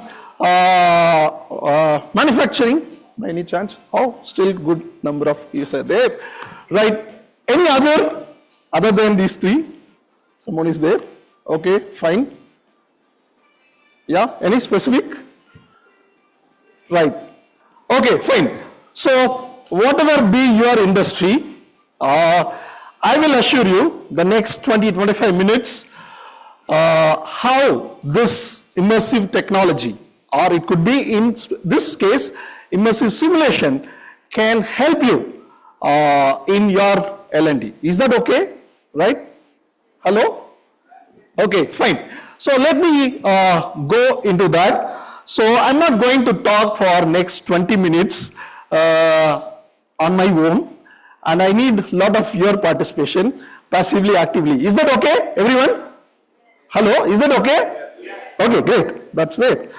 So, imagine for a moment, right, when you get out of this room, right, maybe evening or now, if you are all become pilots, you can actually take flight and go. Is that okay? Is it believable? Or I'll add some more. If you are licensed pilot, when you go out of this room, actually you can take the flight and go. You are allowed. Possible? Right? So, at least I have to put you in the flight where people are there and you have to drive all that. Is that worth to try all that? I have to give you a license. Possible or not possible? Generally not possible, right? If I make little tweak, it is possible. So actually flight simulators, if it is installed, and I give you all instructions, maybe right longer duration, and you experience the flight, turbulence, smooth landing, takeoff, everything, is that okay? And I can still give you the certification, right? So similarly, something in technology, in especially L&D, where you are not able to train your people lively, right? Say, in this case, which I have mentioned here, it's our control room, right, for the process control room, where we cannot train our people stopping the plant and train them. So actually it's a live, so whoever get newly added, they have to just start running the plant. So the plant is 365 days, 24/7, critical process running the plant. I'm not affordable to stop the plant and train someone. And more than that, if something happens in the plant operations, I'll come to that what plant I'm talking about.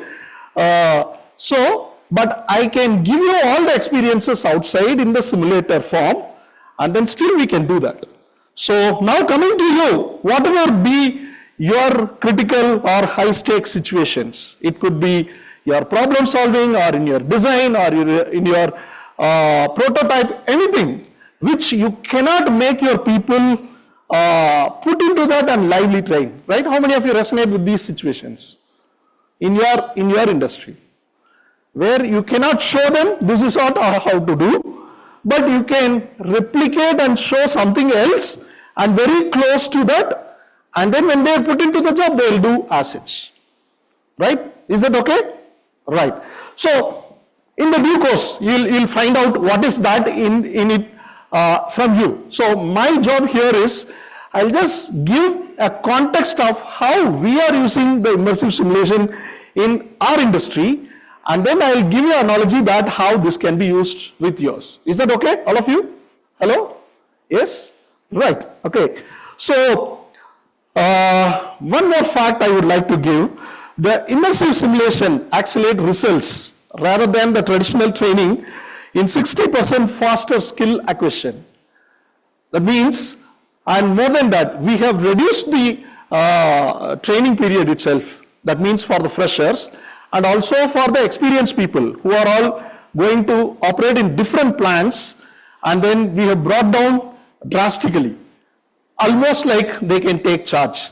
Earlier we used to, those are before simulation is there, whatever theoretical knowledge is given and given the scenario, case study is shown, but actually when they go and the plant get upset and their mind will be blown and it will lead to catastrophe also, right? So this faster skill acquisition help, the technology help to reduce that. And more than that, 30% fewer on the job errors. We have seen that the human error, irrespective of the plant. So what I am talking about is, I'm working currently, and I have vast experience in the manufacturing, automobile and engineering, which I have done simulators in other industries also. So it's a manufacturing petrochemical plant, which I am talking about, where the process cannot be stopped and it is highly critical. If you do something, and of course safety parameters are there, plant will get shut down, but the cost is very high. In case if it goes beyond the limit, it can destroy anything.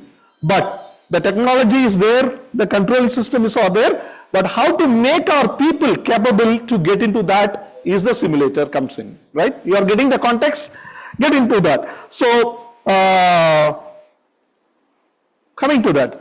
So that's why I have taken this topic, immersive simulations, the catalyst for building future-ready technology.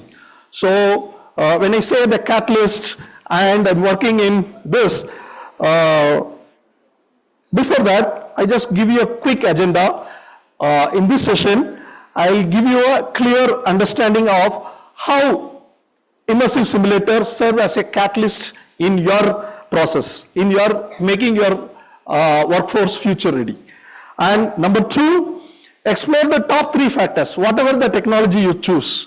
I'll also give you what are the 3 factors which you should consider before taking up any technology into your L&D, which can make you success and integrate immersive technology into your L&D technology. These are the 2 major takeaways I want you to take home, right? Is that okay? Agenda approved? Can I?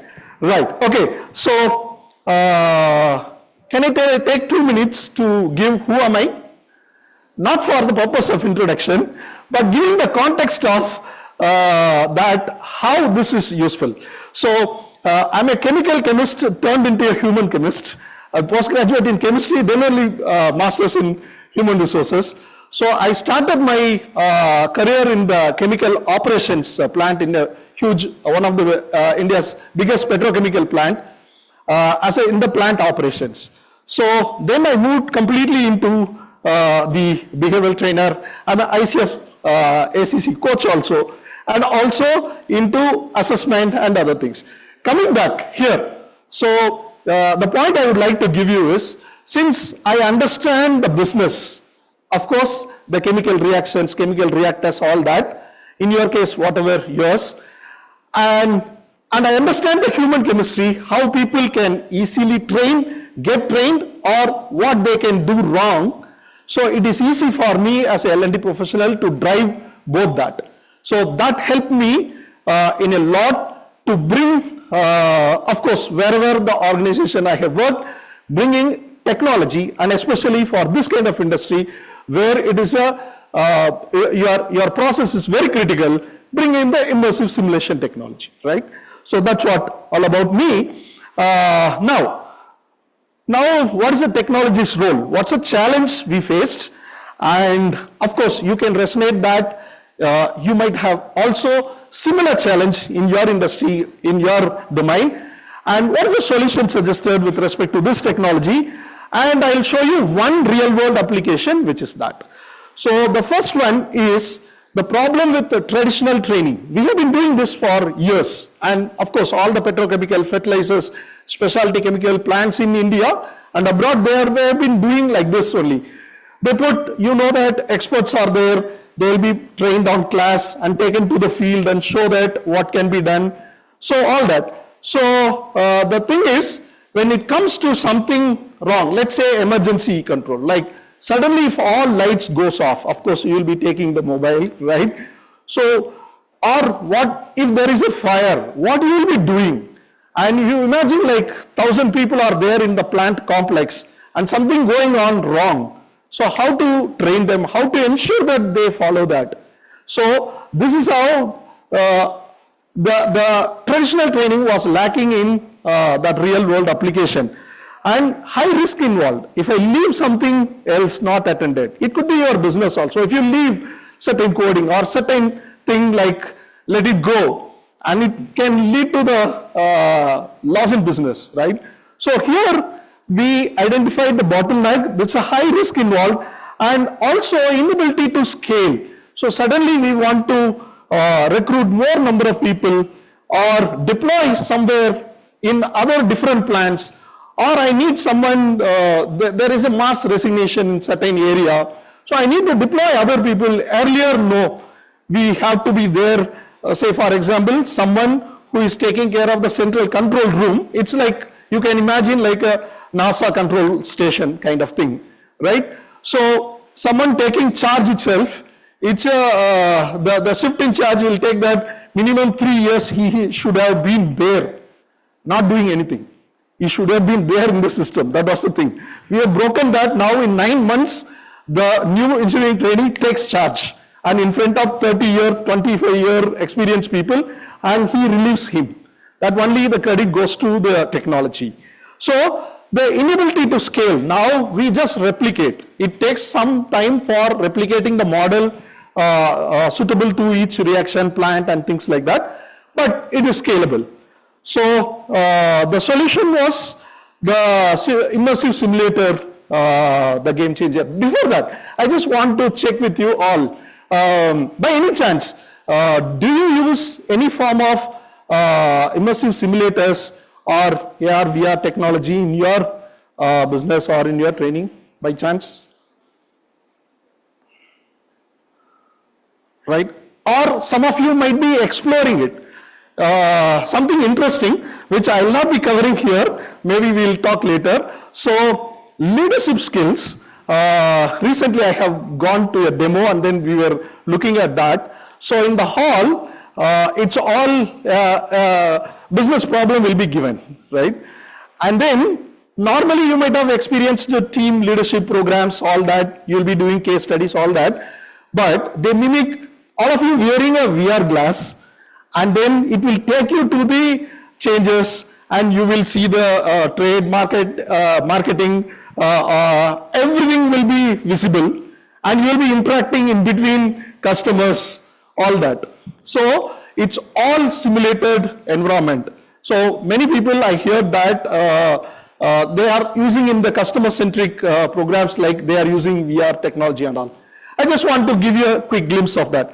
Coming back, the thing is, the simulator replicates the real world. Exactly what is happening, I can make it happening here. Only thing, it will not affect the actual business or actual plant.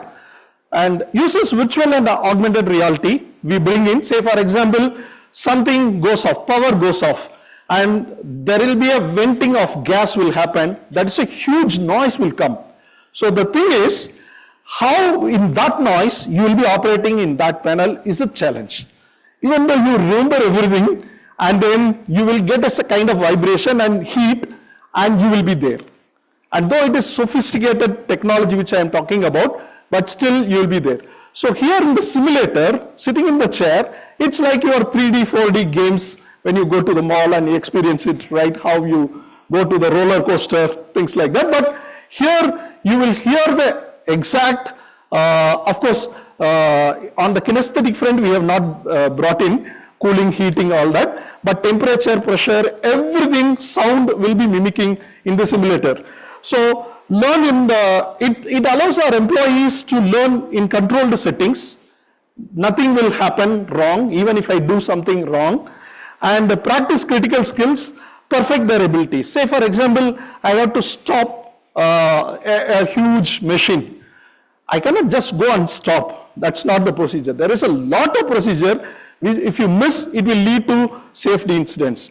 So these people can do in the simulator like a video game. And of course, new gen will be more interested. You know, sometimes they will be saying, I'll just switch on and switch off and do something wrong and see that what is that. And of course, we have built in recently the AI-based data analytics also. What are the wrong things you have done and what are the right things someone has done in the plant, and quickly taken action, and then how he recovered the problem or came out of the problem. Also, it will be giving a data analytics. So people can check, do anything in that. It's like almost like your gaming station, right? Only thing you will be applying in your technology, and ensure a safe and risk-free environment. Anything you want, we keep saying that if you miss this temperature and it will lead to 8 crore loss and plant will take 8 days to stop. You know what they are doing? They will first do that, let me do that and happen. And it will calculate and everything will show because of you and this one error, this is a malfunction and this is the quality affected and all this is happening. Okay, the feedback is given. We first create in a very gaming way, and then we take them in the assessment way, and then the trainer gives it. Now we have inbuilt the AI also, so even the trained trainer no need to be there. He just takes a printout and then give it to them, that see that what are the right things you have done, what you missed out, and then they will be asked to do it again until they get mastered. So this is the solution. So the real world application, as I said, in the industry we simulate a critical equipment failure. One major equipment failed, and how to approach that in a different department, electrical, mechanical, instrumentation, and IT, and everything, systems department. So they'll do the simulation exactly what it is, and then it gives them the result. And then how they are able to recover or start the plant, how quickly is the measure. And we have brought down drastically the starting curve of each of the plants. So this all without affecting the business. So now after training and certified in the simulator, in the L&D simulator room, when we put them, the managers also ready to accept them as that by scoring, seeing the score and their repeated ability to do the tough task or problem solving. Earlier we used to have 4-5 rounds of interview even before positioning them after training. They will say that I don't want this guy, I don't know, he forgets this, and then he might be forgetting in the interview, but he has the methodical steps. This also gives, is it a logical step or he is taking randomly? That also it tells. So they are very much convinced, my business leaders are very much convinced that okay, fine, I can just, you give anyone, I'll just give them the plant, I'll just sleep nicely, right? So this is the thing happening in the real world. So as of now, I just stop. Is there any quick question with respect to the usage of simulation before I go the next part? Yeah, please.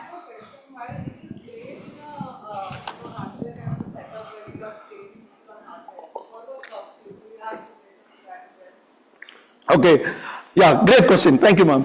So it is also possible. I told you, no, like how many of you have experienced the game called Chanakya, which is a famous in L&D Institute of Management Science, like they do run the open, are you aware, some of you, right? And how many of you are aware that there are programs, team building, leadership, all that bringing in the form of simulation. So, and I have a good friend, Royden also here, and who is experienced and specialist in doing that simulation for bringing, inducting and bringing the culture in your organization. Is it possible? By playing a game, simulated game. It could be board game or it could be in the form of soft. You incorporate the culture factors or your values factors into them, and then you can ask them to mimic it. It is possible.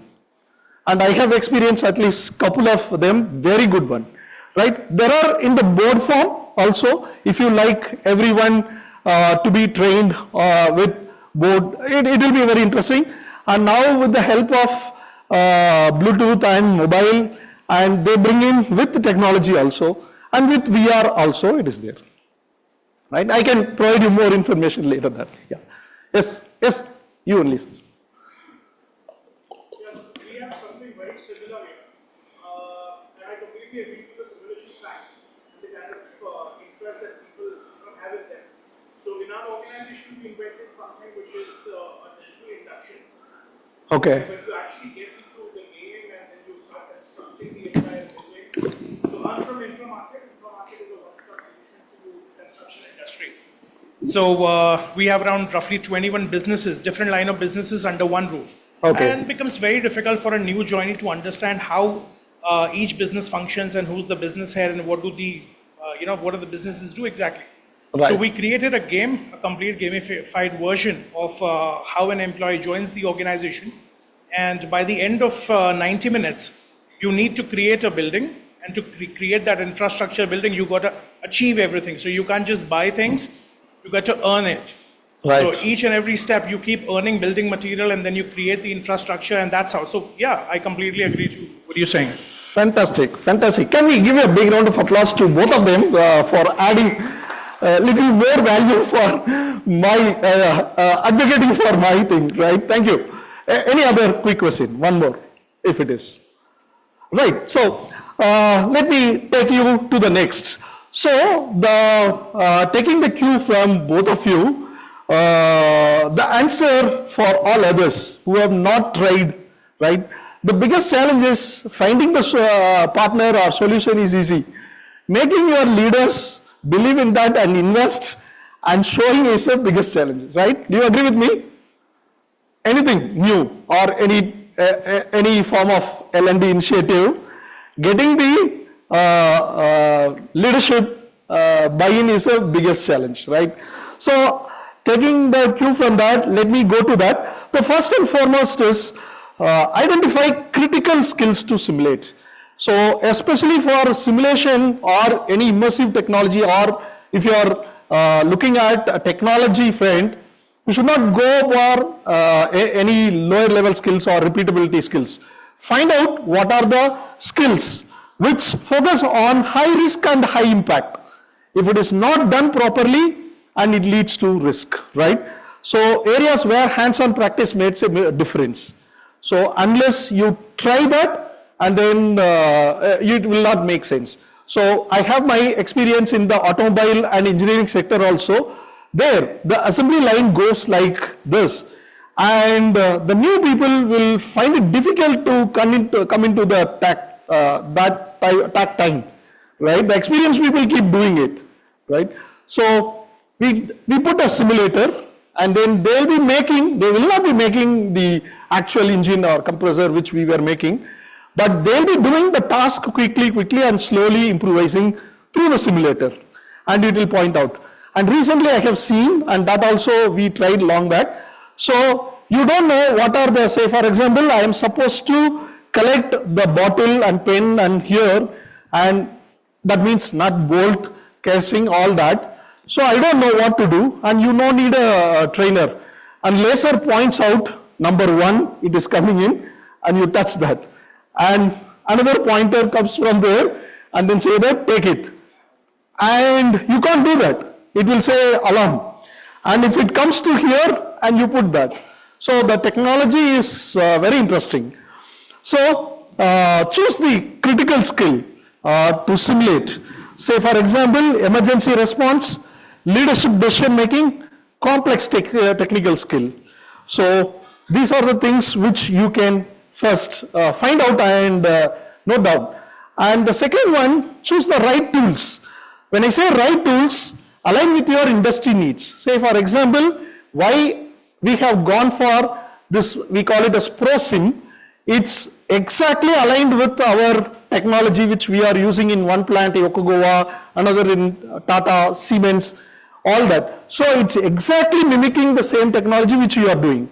And if you are against what they are doing, leaders will not accept that, right? So coming to you, and if you want to use technology, it should be equal and mimicking the exact. When you give that, people should be looking at, is that same or is it a model? Sometimes you go to the mobile showroom and then you don't know that the model is real or it's a just dupe, right? So you have to make in such a way and integrate seamlessly with your existing systems, whatever the technology or your LMS or your live, all that it has to sync.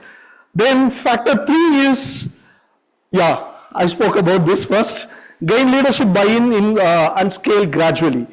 Leadership buy-in is very much essential unless they see that, the value in that, and they will not be, you know that, right? And then show ROI through pilot programs. We just started with one plant. It's of course, when you go for technology, even in the soft skill, the facilitation charges very high, right? Because you'll be deploying, of course, it's a one-time development, but they are doing it, customizing it for you.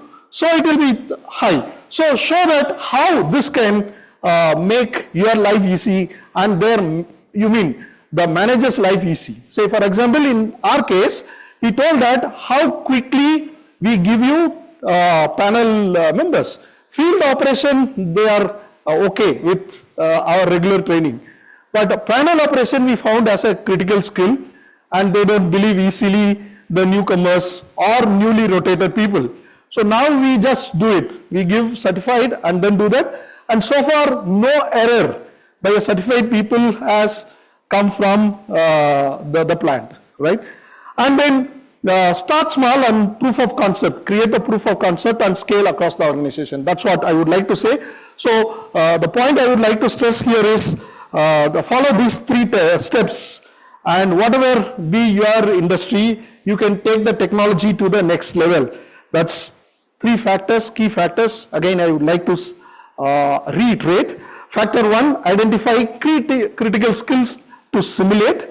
Factor 2, choose the right tools, right technology for you, and gain leadership buy-in and scale gradually. So that is a mantra when you go for the technology in L&D. Last one, imagine, right? Imagine whatever be your field. Right now, some of you are started using, or many of you are using, your employees confidently solve some real world problems, challenges. They practiced repeatedly in the simulated environment, right?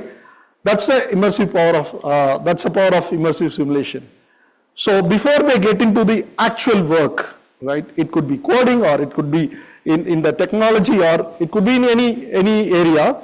Before they get into the job, and you give the managers that they know everything, they have seen it, and without affecting the business. Even we have tried this for SAP ERP training also.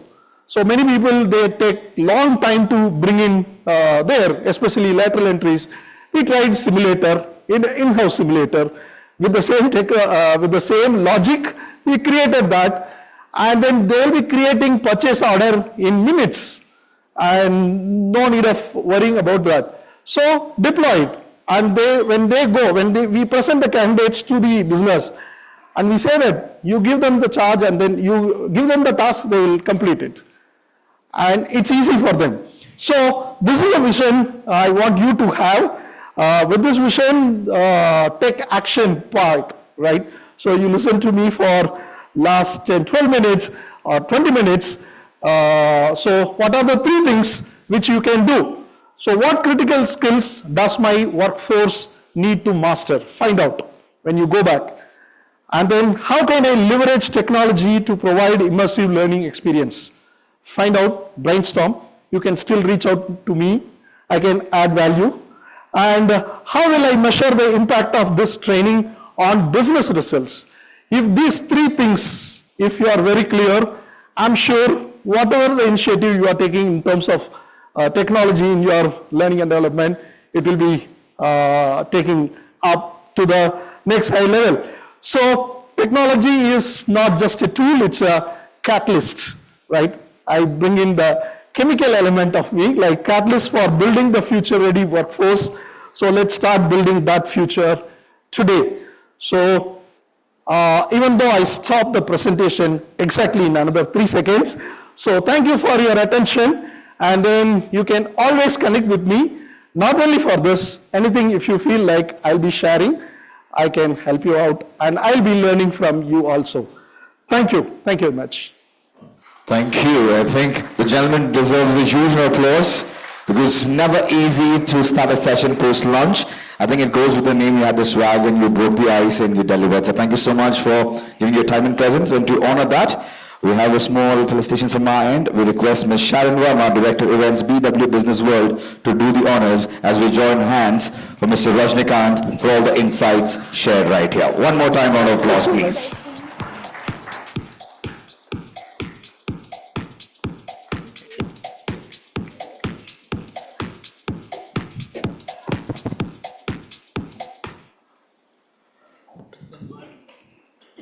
And now it's time to witness yet another panel discussion, discussion hub number 3. And this time it is about CLO as a skill coach empowering managers for skills development.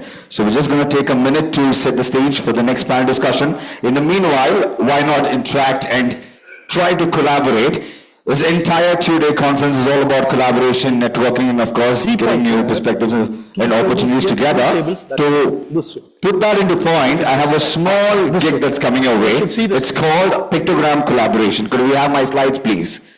So while they're setting the stage, if you can just look at the screen, it's very simple. When we have two different forces, when they combine together, you get a new opportunity, the stakeholders right here, and of course BW Business World when it comes together. Here there's 2 words, and when you put the 2 words, you get the 3rd word. Year plus ring gives us, bean plus bag gives us, yeah, it's written there, so that's the demo slide. Now you have to guess what's coming up next. And I've got these slides on a particular genre basis because most of the leaders and speakers right here, we are all millennials, correct? There's been a lot of talk about millennials, Gen Z and Alpha, so this could be very relatable to all of us. Could we have question number 1, please? All right, that's fine, you will be able to see it. Yeah, you have to see only half of it. The first half. Guess this brand. A nostalgic one. Probably while we were growing up, we wanted to own this one, especially for the gentlemen in the house. Right, they should see the screen. Think about it. Yes. Harley Quinn, David Beckham and his son, Harley Davidson is the right answer. Round of applause. Yes, there we go. So now you know the gig, you know the game. Let's go on. Next. T-pipe here. Which is this? Which brand is this? Who got that? You got to be a little louder. Here. Videocon, superb. Well done. Next. Center. Who can tell me the tagline of this? It was the most coolest tagline of that era. Laptop here. Yes. The Zing thing. A round of applause to the gentleman in the table right here. You got that. Next one. Guess the sport. Here. Your laptop one. Projector. Blackjack? Got that right there. I need it. Rugby. I need it here. Super. Can we clap for all those who are giving the right answer? I need to operate. Next one, please. Put it. Okay, let's see if we can guess this brand. This is a little tricky one. Little high IQ. Fly, yes, you got that right. So there's a letter that is next to the fly. So that letter is what a fly is called in the language of Tamil, the oldest language in the world. So if you get to know that, then you'll know the answer. What is a fly called in Tamil? E. Okay, now you know it. I've given half of it. Yes, eBay is the right answer. Round of applause. And I think the last one coming up. Let's see. Okay, if you can guess this one. 2 nights and 3 days holiday package. Pakka.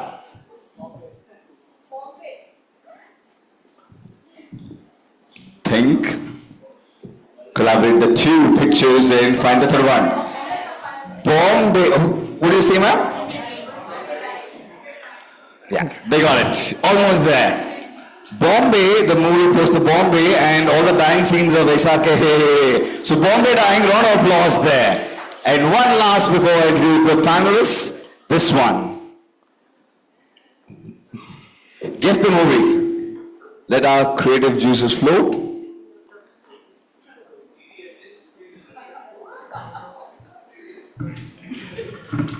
I have the phone that was kept right here. Somebody's taken it. My script is there. DDLJ, come on, keep giving the answers, please. Yes, thank you. Thank you. Okay, anybody else? Okay, so we have one answer, DDLJ, the other one says Bahubali. So let's reveal the right answer, please. It is Bahubali, round of applause. But why do I have this particular picture to end this conversation and segment to the next panel discussion is that I feel, metaphorically speaking, we've got a lot of HR leaders and heads in the house, and Bahubali as a category of movie is the most relevant to us. I'll tell you how. Visionary leadership, just like Bahubali represents a visionary leader who always puts the people of his kingdom first, HR leaders similarly do the same, envision strategies to foster growth. Empowering people, just like how he does to his people by listening to their needs and leading with courage.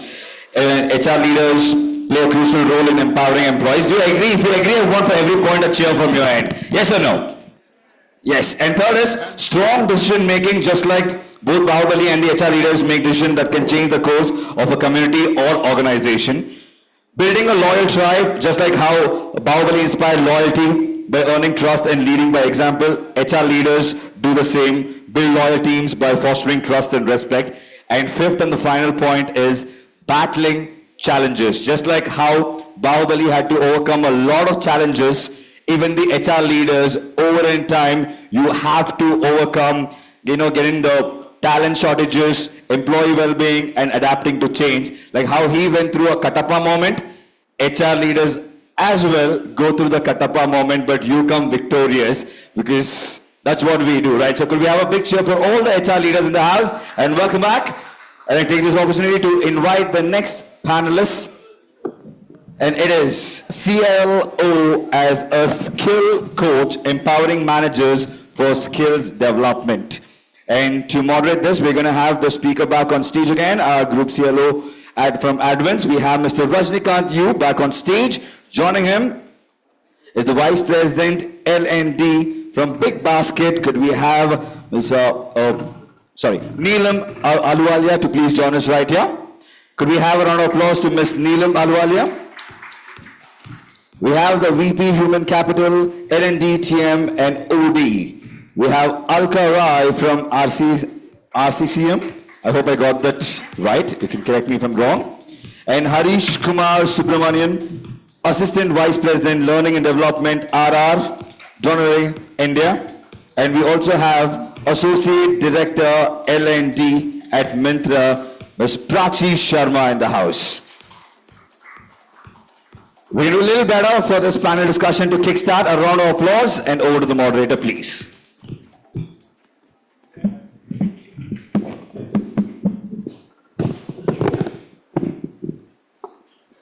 Very good afternoon once again, right? Hello. Right, so the first half I was more talking about technology. So I have brought a very different balance in this. So we'll be more talking about human side. Of course, without touching the technology, I can't leave the panel. So we'll be more focusing about the human touch in the learning and development. Of course, as you know, our topic is CLO as a skill coach, as a learning and development professional, as a skill coach, empowering managers for skills development. So here we are going to look at the significance and importance of bringing coaching in your organization and how it is helping. So I have a fantastic panel with me who has a lot of experience and of course powerful tips also for you to adopt that. And more than that, we are going to look at how technology can also help in your coaching journey, in your organization. And more than that, how you all and we all as L&D professionals can look at the coaching and other interventions. That's what. So to make it little more interesting, and that too after the post-lunch session, I would like to make it more interactive. Of course, throughout the session, my job is I'll be bringing the best out of them. Whatever they have, the expertise, I'll try to reach out them. But more than that, it's our agenda. I don't know about you. So what we'll be doing, we'll be using technology. We are going to keep interacting throughout with the panel, but through me. And sometime I'll give it open, and sometime mostly it will be through me. And then you can keep asking questions, and then we'll be answering. Is that okay? Right? We'll manage the flow of what we have in stock, and then we'll try to see that how it matches your needs. Are you ready?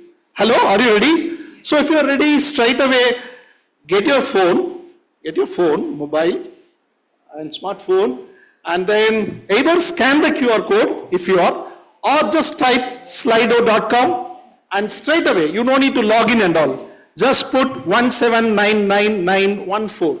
Just put the thing and keep it with you, and then you will be keep interacting with the panel continuously. So I hope all of you are able to log in. So if not, just get into the Chrome and then put slido.com 1799914. So, no, you see that, right? So you have skipped to the last session, so, right. So now you see that. You cannot see that one, right?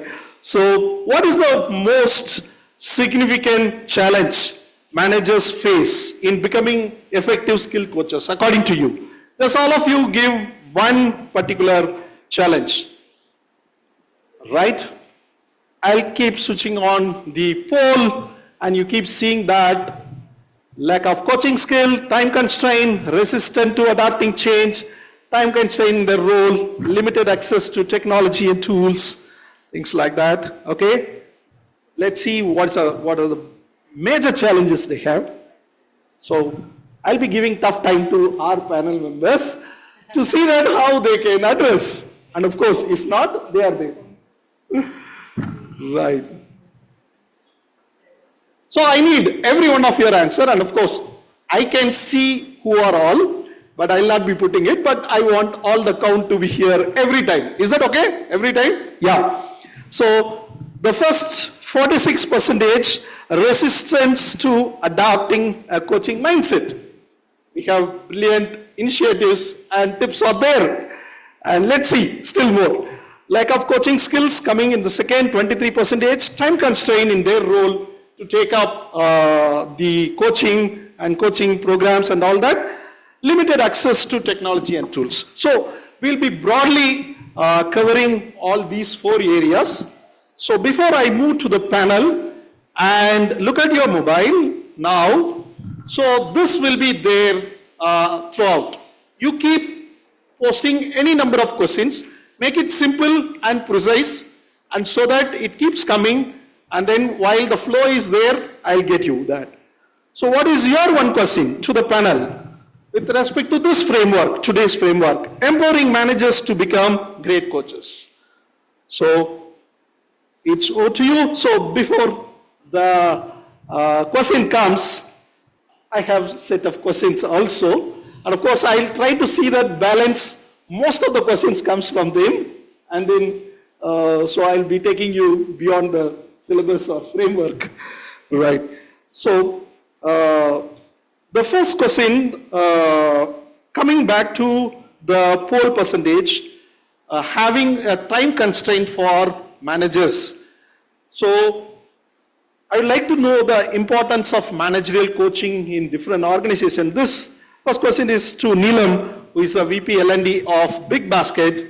And so Neelam, so why do you think managerial coaching is becoming critical competency for managers in today's workplace? And especially with respect to Big Basket, what certain things you are doing for bringing the importance and manager coaching in your organization? So I think coaching and mentoring happens unconsciously, and I think we believe in it. So if neurologically also think about it, your mirror neuron fires each time you're observing somebody do something, right? And each time you see your manager behaving in a certain way, after a couple of months, you align with his way of working. And that's what is unconscious mentoring.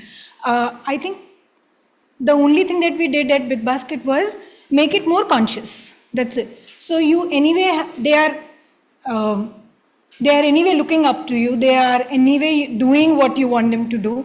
I think by knowing what is expected from this role and also knowing what competencies or what behaviors do you want them to display, you can consciously have a conversation with them. So I think we built a framework around coaching people, mentoring people at different levels, and rewarding both mentees, coaches and mentors about this framework. So is it important? I think, yes, it's very important because it's already happening. It's like you feel hungry, you have a choice to eat or you have a choice to eat mindfully. So something that's already happening, you provide a little direction to it. And once you provide direction and little incentives, I think it will automatically flow. And the leaders slowly start seeing results in it. So it doesn't happen in a month, 6 months or a year. I think over a period of time, they start seeing results in the entire process. And that's when the buy-in comes in. And I think once the buy-in comes in, then it's like compounding effect. They are able to create more people, and especially the mentees and the coaches themselves after some time want to become coaches and mentors to their people. So it's just the starting, I think that takes time. So we took about, I think 2 years or 18 months to build it, but after that now it's an automatic process for us. So, there is a follow-up question from one of the delegates, like, do managers subscribe to the coaching method instead of mentoring and chasing approach? So how do you view that? I think the way we look at it is the need of the individual. There are some people that needs to be mentored. There are some people that needs to be coached. From a manager also, there are some people who naturally coach and more exploratory in their way of and use different, like who wants to be certified, who wants to use a certain method. And there are certain people who are natural. So you have to find a combination of both of them and be able to market it accordingly. So we market some leaders as coaches, and we focus a lot on that they have been certified, they have so many hours. But there are some people who don't want to be certified something, but they think naturally they can mentor people. We use a different methodology of marketing them as on their experience and the kind of people that they have built, and we use it accordingly. So I think it's a mix and match. We play by the strength. There's no method to everything. Right, great. Now I pass the next question to Mr. Haris, who is heading the L&D RRD. So what challenges do managers face while trying to act as a skill coaches, or how organizations address this? So adding to that, there is one same way from the audience, there is one question. How do we empower managers to become great coaches without them turning into a motivational meme machines? So that's Great a interesting question. right? I'll answer the first one. So I think it's natural for managers to be telling, and I've seen this with all managers.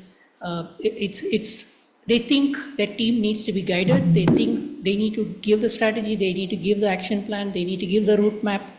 That has been what you get to see in most managerial communication today. Having them to listen, having them to unearth ideas from people and chalk out strategies together is not a natural skill. And I feel that is where, it's got to do a lot to do with listening. And I feel organizations need to address this in a framework. For example, in our company, RRD, we have created a beautiful model called the EFS checklist, Effective Feedback Session Checklist. And what we have done there is we have beautifully put simple 8 pointers. Anyone who is having a conversation with someone, even giving feedback or solving a problem, you can use that simple checklist and then make a big difference. So we have seen managers actually be very good listeners and are able to co-create solutions much better after adopting a checklist like this. With regard to the second one, how do managers be coaches and not become too preachy? I think we have not understood coaching really well. If you're a coach, you listen more. Essentially, that's what it is, right? On the contrary, I think if you're a mentor, you end up being more prescriptive about what the other person wants to do. So I think if you're a coach, I don't think you will end up in that situation. Thank you, Harish. Yes, I hope you are getting the answers. And the next question is to Prachi, Head of L&D Mintra. Yes. So, in your experience, I'll start with one of the interesting audience question. So, what tools and technologies you recommend, or what frameworks you use in your experience or in your organizations for coaching? All right. I think I'll pick up some bits that both of them mentioned. One thing that we need to know, and I'm sure there's some conversation around it already, that we all, if not already, will move to a multi-generational organization, which means our managers will need to deal with multi-generational conversations. So one mindset shift, and I think that was something that was voted very high, that we need to make in our managers is move them from, lack of a better word, controllers to collaborators. Most managers like to control outcomes, like to direct the team in a certain way. They have their style which they want mini-me's to be created. Managers need to understand that your team members will not be mini-me's. They'll imitate because that's a natural sense. But most newer generation will have their own way of working. So I think one framework that's worked very well for us, and I've also tried it in my previous organization, is be a little proactive in teaching people how to let go and work on that controlling and collaborating aspect. It's very easy to talk about, they're just two simple words, it's very difficult to do.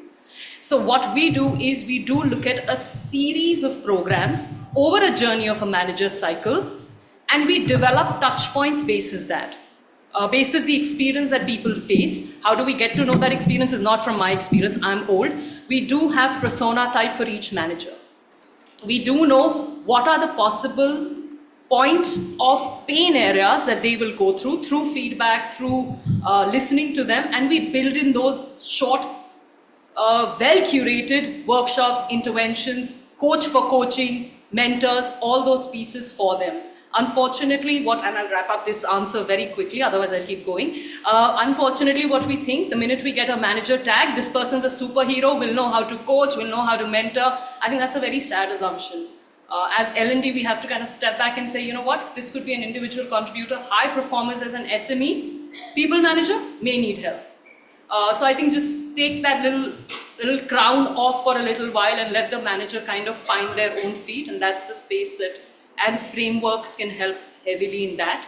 I'll just take a pause and not eat up too much of time. I'm hoping I'll get another question, but I hope I answered whoever's question. Of course. Certain unasked question also you have answered. Someone has asked about the bringing the difference of manager, mentor and coach. So you have touched upon. Thank you for that, making my job easy. So I can add on manager, mentor and a coach, the way I have understood mentor and a coach. A mentor is an expert and a mentor is essentially very prescriptive in nature, and a mentor essentially breeds skill, right, and imparts skill. A coach, on the other hand, is more facilitative and lets the other person find the answers within themselves, and just creates a good conducive environment and a great listening, and is a great sounding board. In a parlance of Mahabharata, I would say Drona is a mentor.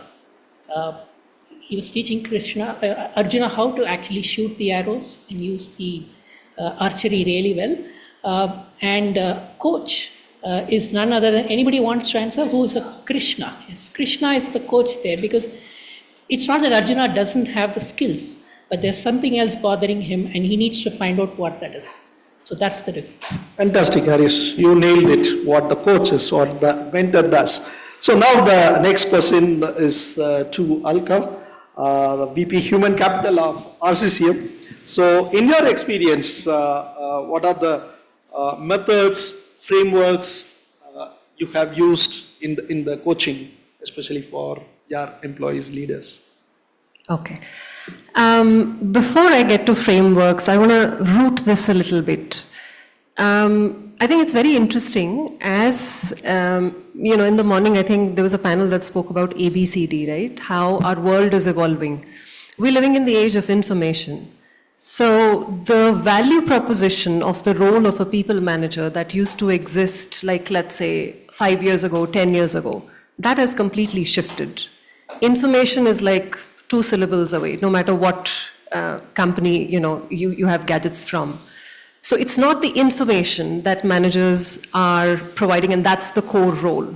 But it's a lot more about guiding your team, finding out those coaching moments, help them discern information from another piece of information, develop maybe some sort of critical thinking, whatever context or technology or industry you're in, and then use that in a way that helps you succeed not only in your current role, but also helps you build a career, right? So that's the context in which the role of a people manager, I think, has undergone a bit of an evolution.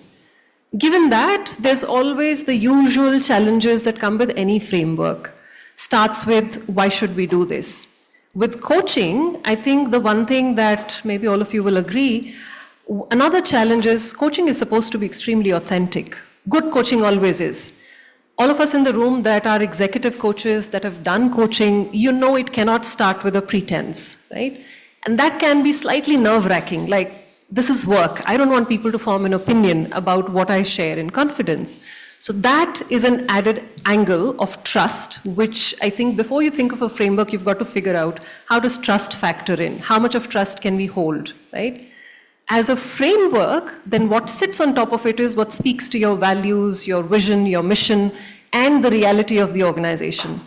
Look, I know we're talking about coaching, but I'll be the first one to say it doesn't apply everywhere, right? There's a combination. You can do different types of coaching. Some coaching needs to be directive, right? If you're working in compliance, legal, it needs to be directive. Some coaching needs to be exploratory, especially when you're thinking about building talent. You're thinking about evolving somebody from their current role to a future role, right? And some coaching has to be situation focused. Now you get to decide what combination of this works for people managers in your organization. And I think that's the sort of framework I've always ended up creating. Keeping all of these things in mind, and you always want to soundboard. I like when Rajnikant was talking about, how to build buy-in, about, a new technology that you're using. One of the points was you want to ensure that you do a pilot and then you scale it. It's such a foolproof way, works in so many different levels, right? Try it out, build sponsorship, and then decide. Honestly, the framework doesn't matter. People need to believe in what you're doing and see the value in it. So that matters. So I think that's the long answer to your short question. Fantastic, Alka. You have brought in the exploratory kind of coaching to the very specific competency-based coaching. So that made me to, before I come to you, right, made me to pull out one more interesting question from the audience. That is, how do you figure out what skills to coach a person on? So me as an ICF ACC coach, I will take up this question and then pass it to you, right?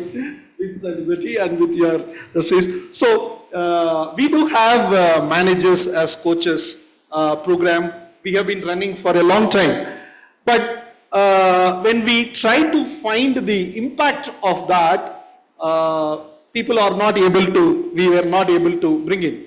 So, coming to your question, then we made a framework. Say, for example, there is a specific module to coach the leaders on how to review your team IDP, how to bring in the best and how to pace them into that for their individual development plan. And there are modules like how do you bring your business review meeting? How do you bring the coaching element in your business review? So, these kind of frameworks. We have a couple of others also. So when we put that managers and then we find out what are the key competencies to be coached in that module, we could able to see the fantastic result across the organization, right? Yeah, over to you.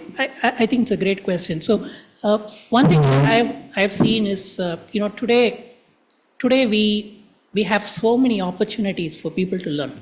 There are, touch of a button, you are able to create your own learning content, right? And tools today that are so intelligent, they're able to give you everything that you're looking for, right? So I used to remember this analogy that says, we are used to the sun, our next generations are used to the stars. We just saw only one thing, right? We just had Doordarshan, and that was the only channel you can watch. But today, our children are exposed to a whole lot of things, right? They have, and they're more knowledgeable, they're more multi-dimensional than all of us. And I feel this is the time coaching takes higher prominence, because how do you bring sense out of this? How do you get someone who has all the knowledge, has all the intelligence, but what is lacking is the wisdom to find out, to make the right patterns, and know where to go. And the question is, what skill should I learn? It's the other way around, right? What do you want to go? Where do you want to go? What is your goal? What is your dream? What are you passionate about? And I think the role of a coach is more relevant today in the AI age than ever before, because answers are everywhere. It is just the lack of questions, is what I feel. Fantastic. Thank you, Harish. And I have a co-panelist from the team, and it's a suggestion, it's not question. So I take that as a panel point. So coaching is about people and the person. It's not about the problem issue occurred. Yes, you are empowering the managers to handle the problem. That's what all the coaching is, thanks to the added panelists and thanks to technology. Right, so now, when I was talking about technology and other things, let me move our needle towards leveraging the technology in our AI and everything in coaching. So Harish is experimenting a lot of AI bots and tools and platforms in this organization. I just want to pose this question to you. So how can AI or any technology can be used or to personalize coaching in the organization? Yeah, I before I go to that question, AI is a very close to heart for me, simply because I find when somebody asks me which is the most happening time of your life, I would say right now. It's probably the best time of our lives, because we are in a cusp of so many changes. And somebody was asking, will AI replace human beings? Will it become better than me? The truth is, it's already better than you, right? You're talking about a past tense. I'm talking about it's already there, right? But here's what I have understood of artificial intelligence after working on it for so long. I think human beings by nature are irrational and illogical. So we are the only ones who will put a left indicator and turn right. Right? An AI is going to be always logical and always rational. And I think that imperfection, what we saw as imperfection, is actually going to be our plus, is what's going to define human beings more and more. And I feel we can take decisions by gut, which make no sense on data, right? And some of the greatest leaders I know, data will be saying one thing, but they may still go by their gut, right?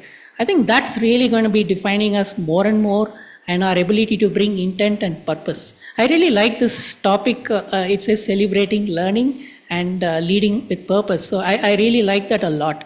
Going back to your question on how AI can really help us in coaching. I think today we are all talking about coaching, but we don't realize our next generation is no longer even typing. They're all talking to a phone. I don't know how many of you have realized that, right? They no longer even type things out. They're talking to the phone, right? So I think we have so many intelligent tools today, ChatGPT, Claude Artifacts, Gemini, Copilot, and so many of them are capable of actually personalized coaching. It is unbelievable to what level of personalization it can do. The more you talk to it, the more it understands, and the more it brings context, right? If you don't mind, I can actually show a live demo. I'll come to show that. Before that, I have something interesting, and then I'll come to that. Keep your bot ready, right? So the question is to Alka.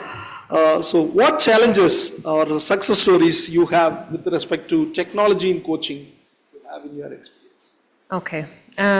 Don't hate me for this, Harish, but I'm going to, at the risk of sounding a little out of sync with the times, I think we've, at least in my experience, we've seen value in both. Using AI, empowered coaching, and then also leveraging and drawing on the experience, expertise of human beings. We've seen value in both.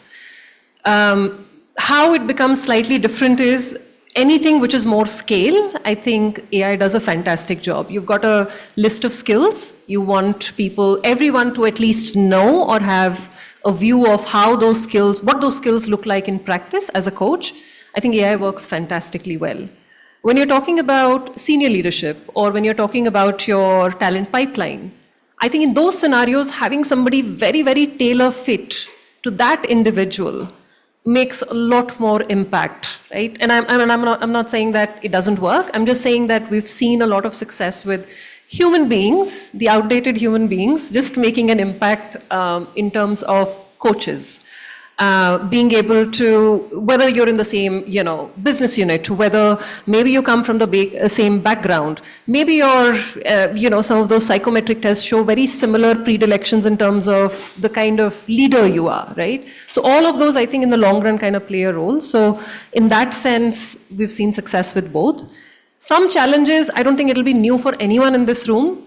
I think not starting with the why is the biggest challenge. I wouldn't ask what to coach on. I would probably ask, why do you want to coach? It's difficult, it's honest, it's authentic, so it's uncomfortable. So why do you want to put people through it, right? Start with that. And once you're clear on that, I think then it's easier to figure out, okay, I want to coach for performance. So that's a different approach. I want to coach for aspirations, dreams, hopes, right? That's more career development. That's a whole different ballgame, right? The skills you need in these two areas are dimensionally different. So the first challenge is asking why and getting comfortable with that uncomfortable feeling of asking why. That's the biggest, I think, challenge. Thank you, Alka. So I was talking to Prachi and then she was saying something interesting, especially with respect to difficult conversations you were using something. Right. So I want you to bring that story to the audience. Absolutely, and thank you for that. I'm a believer in technology and AI. I think it's going to surpass a lot of things. I also think that subject matter experts were valued much. They'll get devalued, lack of a better word, because there are a lot of content and clean content that you can get through AI. Right now, immediately, what we would need to work on is the emotional aspect, and which is just right now, because I think AI is smart enough to also cushion you emotionally as we move along, and we've heard more in enough cases where people are having really deep conversations with AI. So if we think that AI will not have a human touch, I don't think that's entirely true. I think they will. Having said that, for now, our managers need, or we need to make sure that the softer, the human side is more indexed on as compared to the SME aspect of it. The bit that we were talking about is, like I said, I do believe in AI and I think it has a massive ability. One thing that we experimented some time back was a lot of time performance management, massive conversations in most corporate. A lot of time what we do is before conversations or before most managers go in for conversation, we do a workshop, send them LinkedIn Learning or all of those bits that, if there's a difficult conversation, go through this. What we wanted to try was to put an AI where before going to the conversation, you quickly get tips. Because at that point of time, you're not going to reach out to an L&D person. One, two, whatever said and done, AI is free of judgment. And that is an incredible power that a machine has. Versus what human beings. Because if somebody reaches out to me, listen, I don't know how to handle this conversation, we like it or we don't, we'll go like, manager, huh? But I think that ability and that safety a machine can provide pretty heavily. And I think that is something that I do want to deeply explore, and I think I will. But that's just food for thought. I don't know where AI takes us eventually, but that's where we're at right now. Thank you, Prachi, for bringing that. So another interesting thing is, Sharon, you have invited Harish only as a panel, but he has brought a co-panelist with him. So just for a quick check that, what's her name? You have named? I've actually designed a bot called Sheetal. Sheetal, She's a okay. CLO. So I have a question for her, right? Okay. Try to get that. So what are the critical success factors for implementing coaching culture across the organization? So I want her answer. Okay, Sheetal, Mr. Rajinikanth wants to know what are the critical success factor for implementing a coaching culture in an organization?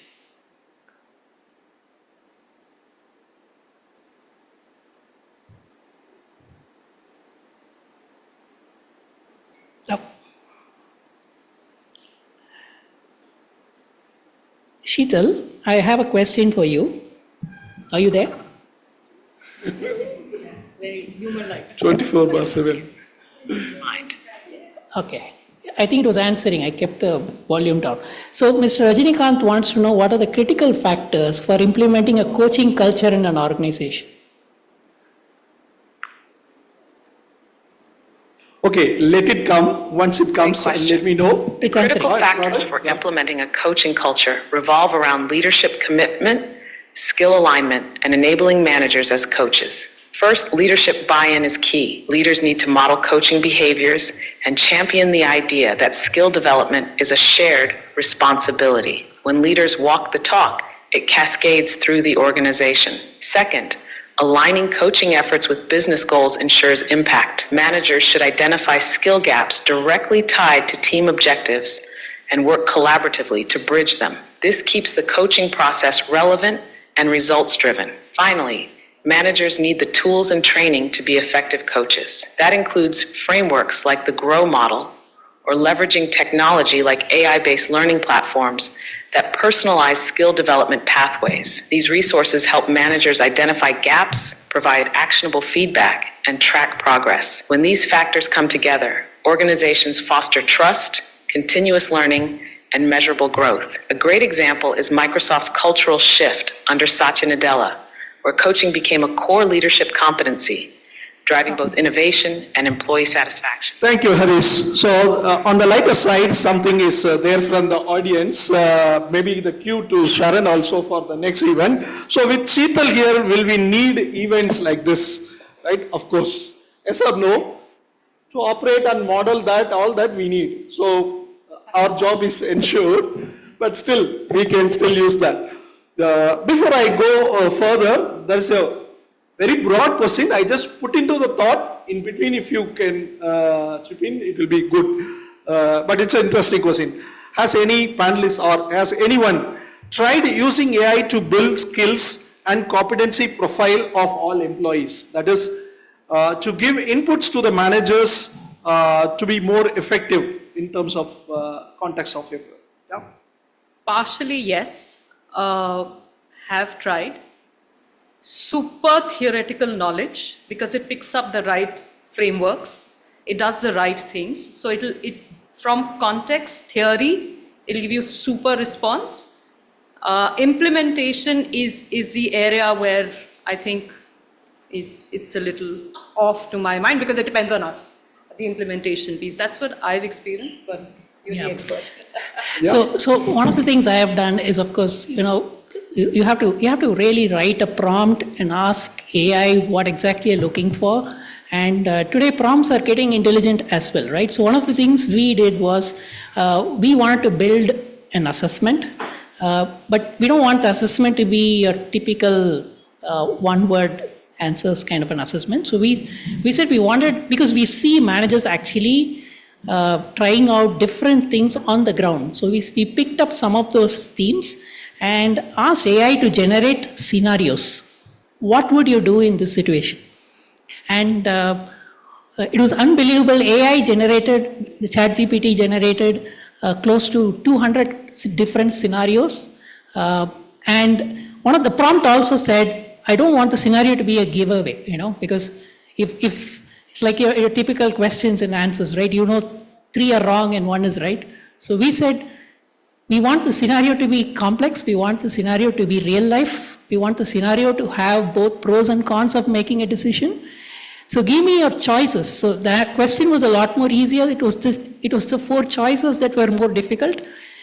It was so intelligent. It was able to pick up a scenario, give 4 different options for a manager to choose from, and then later, based on that data, I was able to put it back to ChatGPT with a code interpreter, and then it's able to analyze it like a data scientist and tell me what are those things that this person has to work on. So it's able to do both. It's able to generate, it's able to automate, it's able to give me hyper-personalized reports that I can give to a manager. This I've tried it out. We tried it out for a specific cohort, and it worked out really well. Right. Hope both of their answers partially justified your very long question. I have tried to consciously put it. There is something very interesting question that I want to pass it to Neelam. That's from, again, audience. What strategies can be employed to ensure that coaching becomes a continuous practice rather than a one-time initiative? Even I would like to hear. So I can just talk about what has worked for us. So 3 things that worked for us is that some leaders are naturally invested in coaching and mentoring their people. So I think first is that we should be able to, we should be able to use them or deploy them for the initial push or the pull that you want to do, because coaching and mentoring is difficult to build, right?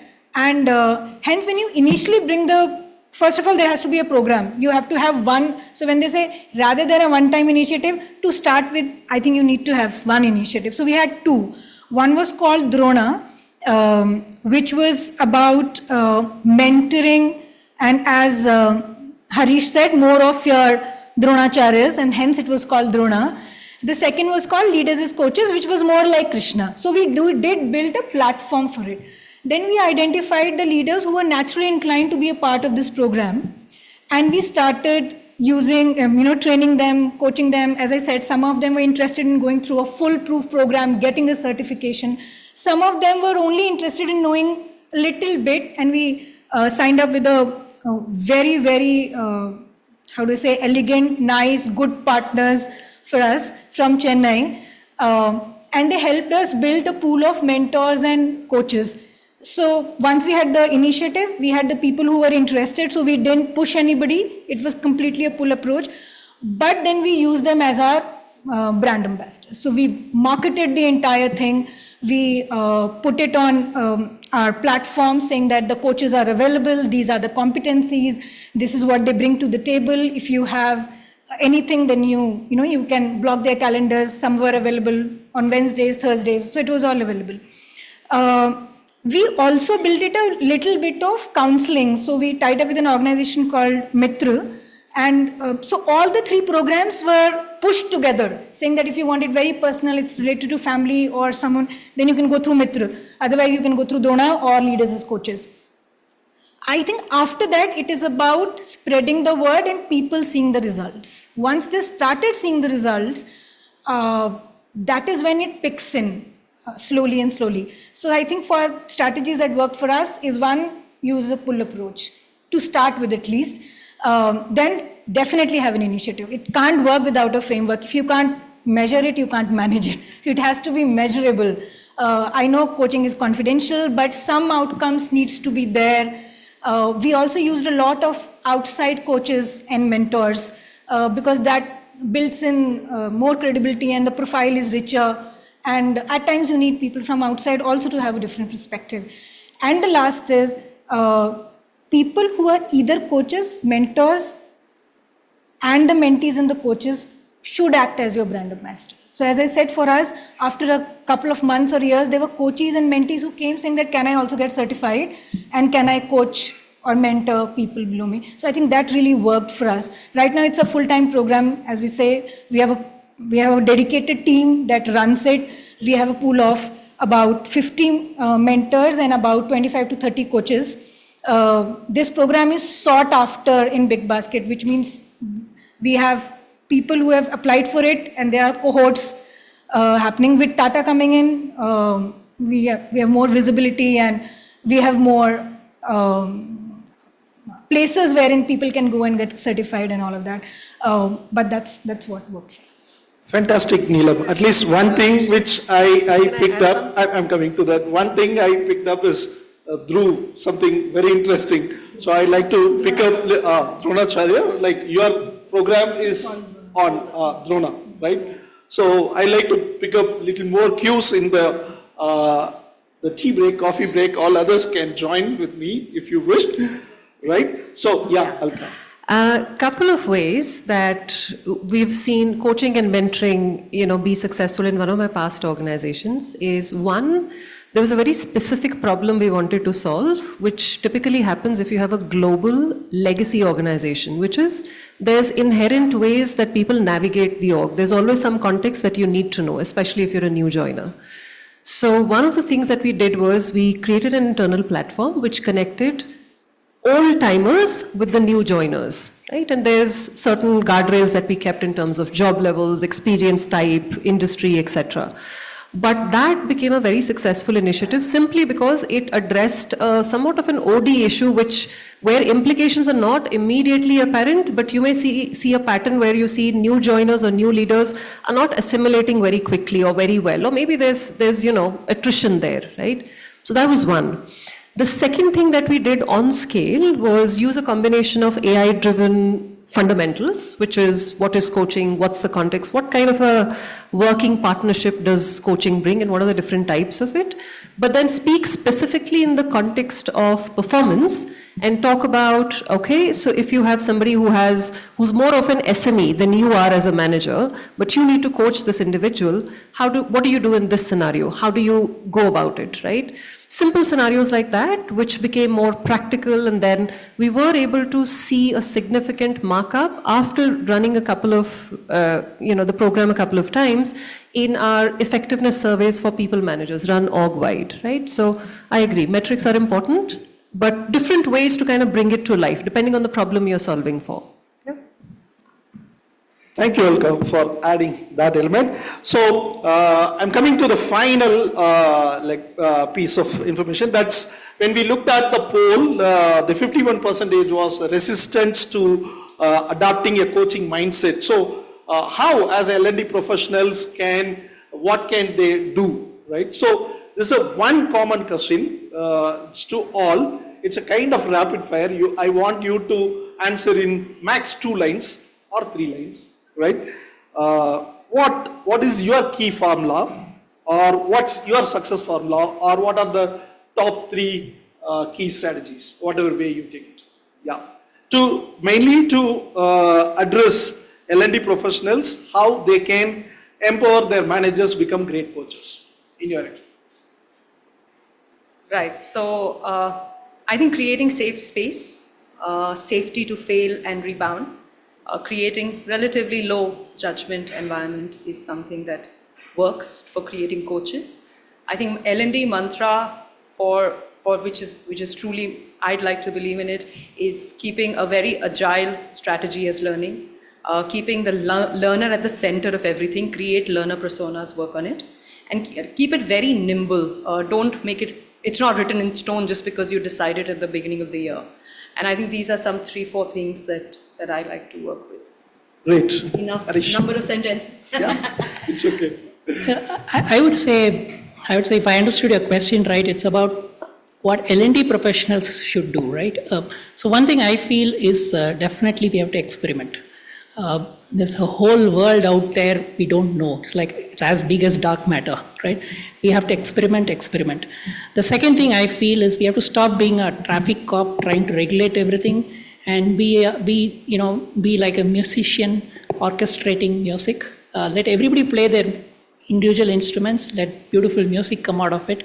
And that's what we need to work on. The third thing I feel very important, if I had a power to be like God, I would like to change my brain to someone who is a millennial, because I really feel they have all the answers and we have no clue what they have. So I would like to let go a lot of things that I carry as baggage today and start all over again.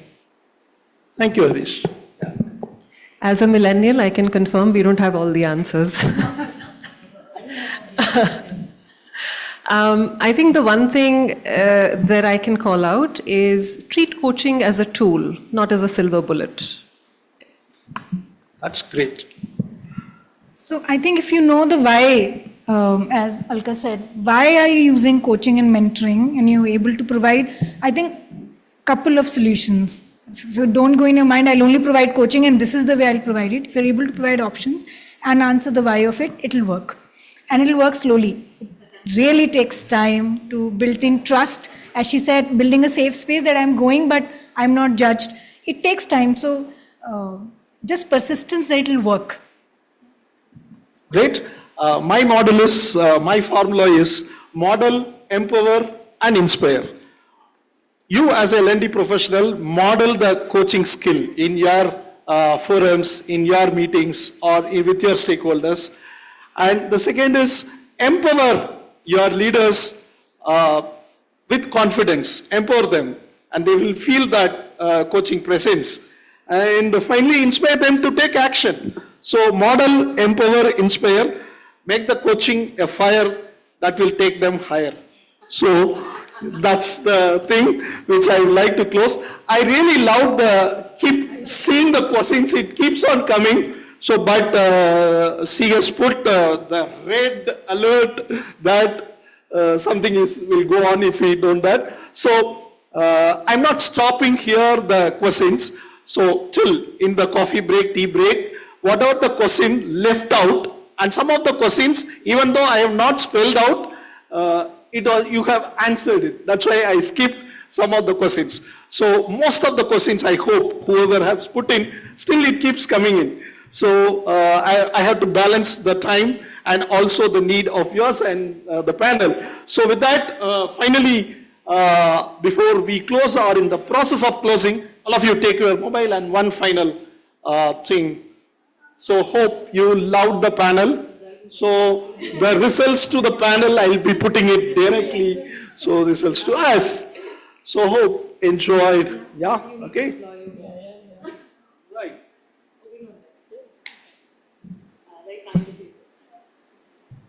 Can I ask a controversial question here? I just want you might be relevant to people here. Yes. My time is over. Sure, we'll love some controversy, we'll add some flavor to the day. Let's go on, ma'am. Most of us are from the HR domain, most of us are from L&D here, but how many of us in the organization have coaching as a skill imparted to its employees, as a full-fledged training, as a full-fledged certificate program? Can we see some raise of hands? See? No, but look at this. While you out there might be people who are experts. Secondly, my second question is, I personally, while you spoke very highly of the AI bot, I personally see this as something like e-learning courses. 80% of the e-learning courses never get completed. So AI bot is as good as how the person who's receiving the answers from the AI bot is able to execute them. So I personally feel that AI bots can never replace humans. It will never. That's exactly what I was saying earlier. And also it's like having a gym in the office, right? Nobody uses the gym. So you can buy ChatGPT license to everyone, nobody uses it. And that's why I feel models like coaching are a lot more critical now. Somebody has to channelize I feel that it has to become as part of organization culture more than just the technology part of it. Unless and until we kind of bring it and ingrain it in organization DNA, it's never going to work. I think the proof of the pudding is in eating. So I think we have to get there to the execution part of it. It has to be more, I think all this can go look very good on theory part of it, but till the time we are able to execute it on the ground, a lot of people, if you go and ask the managers, people will not even know the difference between coaching, mentoring and teaching. Forget about doing coaching. They don't even know the differences. So my point is, first you have to break that, let's get to the basics, the ABCDs, and then we can get to the Zs. I personally, that's my take on this, but thought let's just add some spice to this.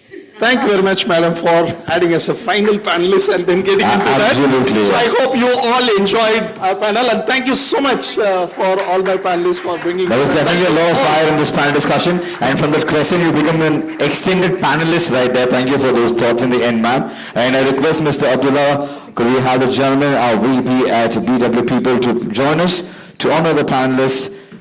That was insightful, engaging, and interactive.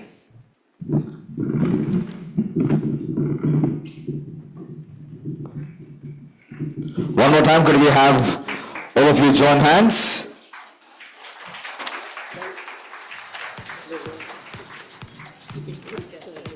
And Hari sir, thank you for that little demo. I think people want to network with Sheetal a lot. But just one quick question, is there a reason why you named the dot Sheetal? Any connection, or is it like a short form something, or does it have a college connection? Anything?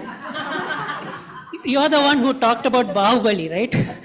And why did Katappa kill Bahubali? I leave it closed loop so that it's a lot more fun in that. All right, so part 2, probably next year we'll get to know the answer. But once again, thank you so much for all the flavors that were added in. Let's hear it for the panelists and the moderator one more time.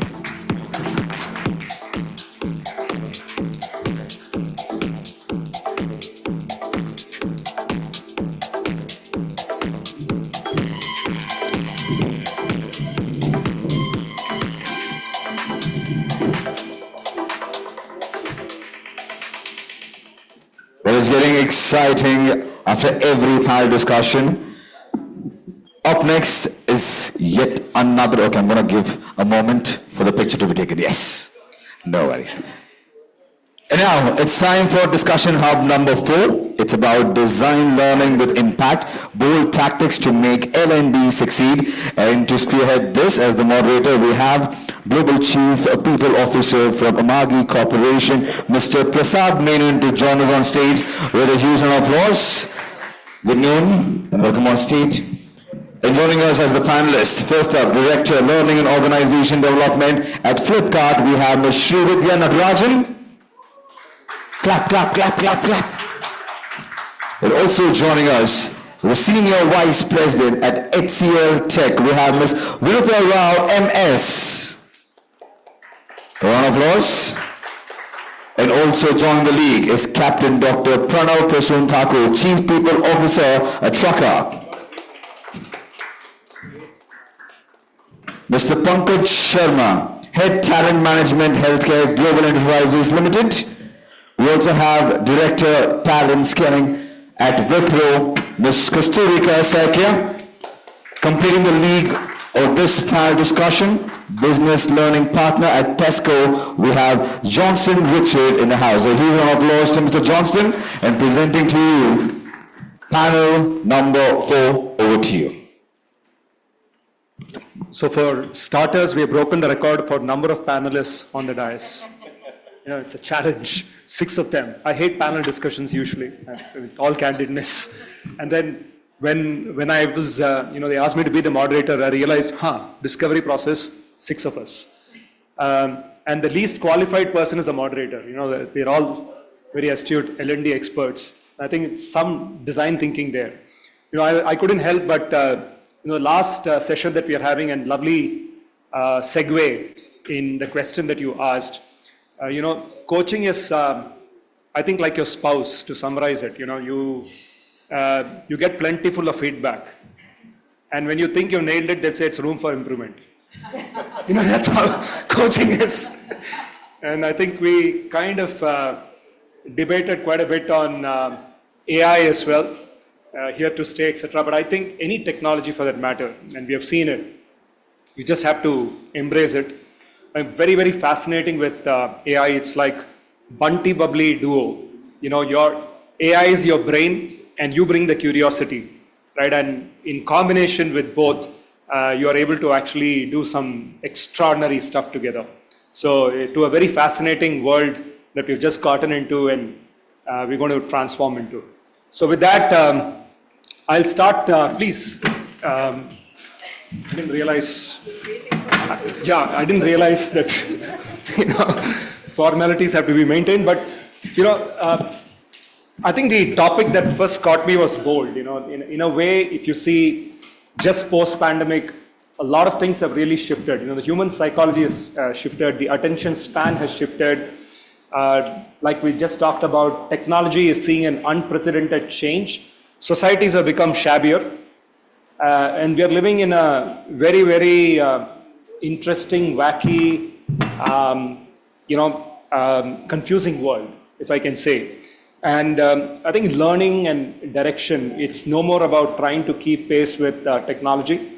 I think learning has to lead the way in organizations today, right? And it has to come from confines of functional boundaries and really take the board seat in leading and guiding organizations in terms of, what's the next step. I feel it's also going to be very, very innate to every business case, every organization and what they deal with. I think we can collectively share thoughts and experiences, but I think the answer lies really in what you do, where you do, how you do, and for what you're all coming together to do it. So without ado, the way we are going to break this down is, we thought we will take about 3 questions that we will source all your thoughts. There is collective wisdom in this group. So over to the 3 questions and just point and let's hear some thoughts and let's see, hopefully it works. Sometimes when you need technology most, it doesn't. Keeping fingers crossed. But if you can take the first question, can you just scan this? And then we'll take the first question. You can check it. It worked, at least when I tried it on Sharon's system. There you go. So I'll just read it out. What challenges are you facing in aligning learning with business outcomes? What? And how are you addressing them? Let's just pull in some thoughts, folks.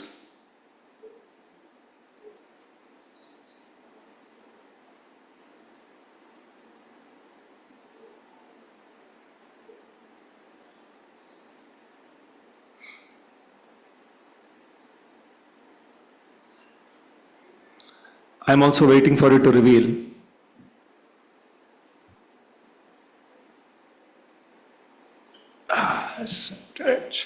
So there's expectation mismatch. You can see that. Thank you. Yellow ones I really have to read here. Business buy-in, very common, very pertinent problems. Skill profiles, dynamic learning path. Measuring outcomes, beautiful. Tangibility, fulfillment, very cool. So we'll just keep this cloud here. We'll go into the next set of questions. If you can just move to the next question. Thank you. I think we'll keep some of this in perspective as we lead this panel. So how do you currently measure the impact of L&D in your organization? And what would you like to do differently? Any thoughts? How do you measure? And if you had it, what would you do differently? Okay. Aligning business goals.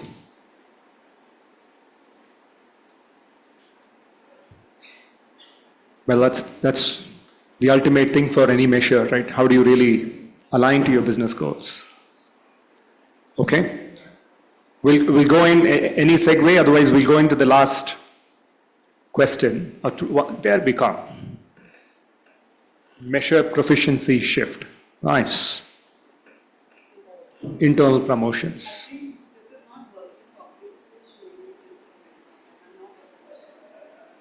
What do you like it to be? Is not? It's not even, okay. Is it the case with everybody else? Yeah, we'll just flash the QR code. Thank you. Thank you for highlighting that.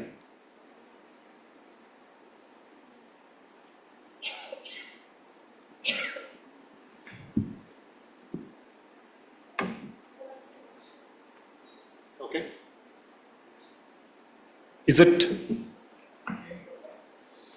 Is it functioning now? Oh. There you go.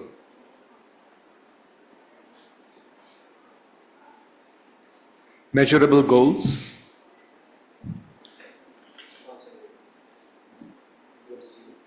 All right. We'll take a third one. Yeah, there's some more coming in. Need for automation.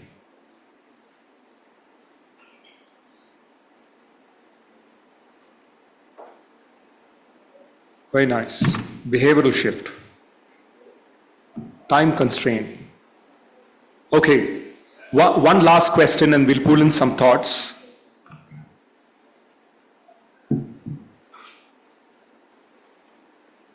The next question, please. This is an interesting one. So what human skills do you believe will be most valuable in your role in the AI era?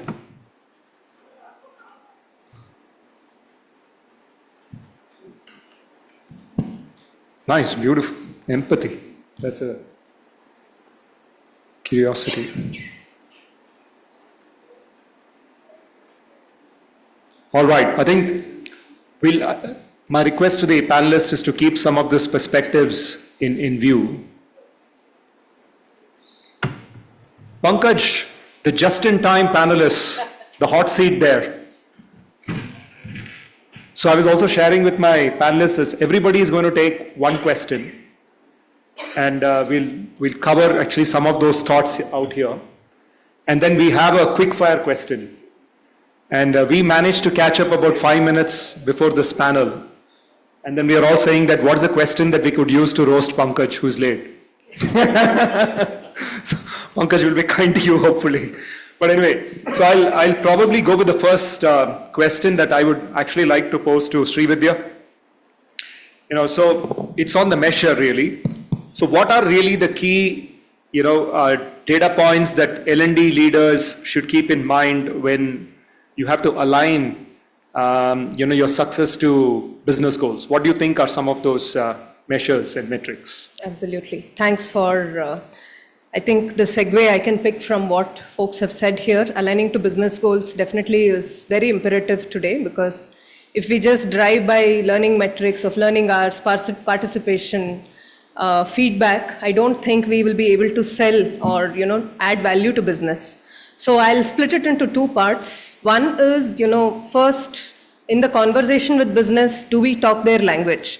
When I say do we talk their language, are we able to strike a conversation to do a little bit of a deeper inquiry into the business strategy itself? Where are they coming from, right? And if they're reaching out to us for a certain, enablement, what would happen if the enablement doesn't happen? How is it going to hit business? Having that conversation gives us some cues into, arriving at the impact metrics, right? So once that clarity is got, so I can take a very simple example of what we did maybe a year ago in Flipkart. So I support the learning for the tech and the product teams as well as the sales team. So I'll take the tech and the product example. We were re-architecting a whole system to improve personalization experience, and the engineering leader in the BU reached out saying, I want to train some of my architects, senior managers, and the developers on AI modeling, right, methodologies. So that was quite an ask, because it was one of the niche areas that they wanted to venture into, and I wanted to understand more. So I said, let's work backwards. If this happens, what is going to change for the customer, right? And how do you want this team to kind of move? Where are they today and where do you want them to get to? So those conversations helped us map where is the talent skill currently, what are exactly the gaps that are there, and not just the skill gaps. I also went one step ahead and said, do everybody in your team want to go through this, right? Because they were also working on a technology which was quite cutting edge. And because of this need, some of them had to kind of make this transition. So we went ahead and asked, the aspirations of individuals. Are you really in line with, making this complete shift to the other skill, right? So there is that human element also which comes in saying, I'm aligned, I'm not aligned, I'm not interested to do it right now. Maybe I want to continue in the same technology for a year and then I will pick up the next one. So some of these conversations not only look at what does business need, it also looks at where is the employee in this whole cycle. Because otherwise you train everybody and they're disinterested, they may not, give you the outcome that you're expecting, right? So that is on the input side. And as we ran this program, it was almost a multi-month program with multiple, lab-like sessions because it was in the technology AI space. And they had, hackathons where they had to ideate, figure out how do they want to re-architect and finally make the product go live. So I think in every stage, we broke down the output metrics into multiple milestones. At every milestone, we said, what is it that we can measure, which is an impact of this learning program, right? So that really helped us, sharply articulate where were we at the beginning of the journey, how are we progressing through the journey, and what happened at the end of the journey.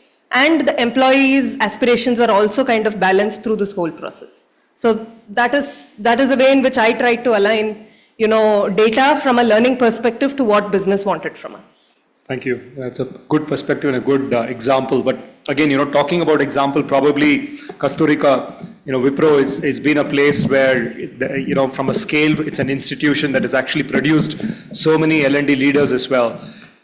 Can you give me example where, metrics that have been successfully demonstrated? Because in Wipro kind of an environment, you see that scale or from your past experience. Can you share 1-2 more use cases and examples for our perspective? Thank you, Prasad. So I'm going to pick up from both perspectives. Before joining Wipro, I was with PwC. So I have seen both, like the consulting side, which is like a boutique organization, and IT services, which is like, it's like a manufacturing setup kind of, and that's the difference I call out. So wherever we are asked to measure the metrics of be it a program or be it a learning and development team, so most of the times we see that 10,000 certifications completed. Okay, 50,000 hours of training done. So those are very vanity kind of metrics if I call out, like what is the impact over there? So, okay, we have done, it's fine, but what is the impact of that is what is the real question that comes as a finding out the outcome. Now, one of the example I can call out in my previous organization, what we did is when we saw a lot of escalations coming out in a couple of projects, we tried to deep dive into it, and what we found was the problem was with the code quality. So code quality is something often, it's not something people train on. So we came up with the coding standards program where the entire organization used the standardization of code, design principles. So after that training, deep dive, a lot of time we spent, and what we saw as a result was cleaner codes, resulted in less number of defects. So matrix that we used to find the success of the program was of course the lesser number of defects in the unit testing and in the SIT, which again led to huge customer satisfaction. So that is one I can give. And now talking about the scale, so I drive the campus training, which is like, huge bulk. It's like 25% of the headcount of the organization. So there, again, we are training people in the campus so that they become very ready to be deployable once they come to the organization. Now here comes, when you do a very generic kind of a training in the campus for people, we call it out like industry ready program. But how much of it is actually applicable to make them deployable? So in order to crack this, what we have done is we have designed the table of content in consultation with our clients. So bolte na jar se ukhad dena. So that's what we tried to do. So we got some of our clients and we said, let's have a table of content design as per your expectation. And now we see that because the training is designed with their bind, so it's very easy for us to kind of train people on that and very focused outcome based on deployment. So those are the two things that I could call out from a metrics standpoint. And it has been hugely successful so far. Thank you. I'm going to peel this in complexity a little more. So when it comes to a little more tougher, maybe Captain Pranav, you could take this, when it comes to taking a little more tougher area, like how do you measure skill progress or culture, how do you go about, what are the challenges you find in measuring something, as culture and skill progress, and what are some of the thoughts and solutions you have to address that?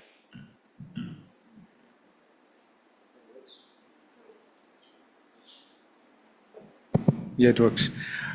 So fine, I'm a mix of personalities. So I got trained with Indian Army, and then last 12 years, I'm this side of the world. We call it the civil side of the world, right? And my learning had been very different because where I come from a kid to a gentleman, you are made in almost 1 year, okay? And you are ready to take a bullet for the country, okay?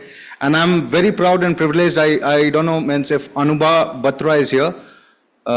I think she's just moved out. She's the sister of late Vikram Batra, Captain Vikram Batra. So if she's there, you can meet her. A big round of applause for whatever the gentleman has done.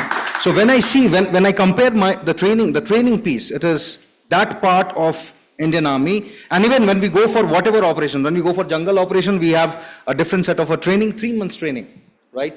100 days, the thing gets changed. Then you go for mountain yeah, so here she comes. Can we have a big round of applause for Anuba Batra? She is the sister of late Captain Vikram Batra. And I was just talking about the learnings of Army. So that's what, within, and the trainings are, thank you ma'am, can you take a seat? Thank you. So the trainings are so effective where I say that the things are really, the impact is seen. But when I see this part of the world, and I've worked for a few of the big organizations like Renault, Nissan, Coca-Cola. So I'll tell you a story. I'll not mention an organization. So where we were in India for last 25 years, and we took an oath that whatever we did in last 25 years, we'll do it next 5 years. While we were training that, okay, we'll do for next 5 years, and we came to know that no, we'll not do for in next 5 years. We'll do the same thing in next 4 years. So all our T-shirts, blah blah blah, got changed because 5 became 4. So we got a trainer from Australia. The trainer came and trained, and blah, blah, blah happened. But after 1 month, I could not see that effort. I could not see that effect and impact. When I work for a startup. We are like an Uber of logistics working in EMEA region. So the thing is, blah, blah, blah doesn't work. Either at the end of the day, whatever you wanted should be converted in an executable action, or it did not. When 5-7 years back, EV was just a mouthpiece. Everyone used to say that, okay, EV. And we were doing quite good. Renault, Nissan, we had 2 EV products. Leaf, if you remember, Leaf was a product which we had, and we were quite doing well. We were one of the champions in EV. And then everyone started learning EV, and then we made EV, and today everyone is selling it, but then it was a niche skill. Now when you go to the market, start selling the EV, everything is a new concept.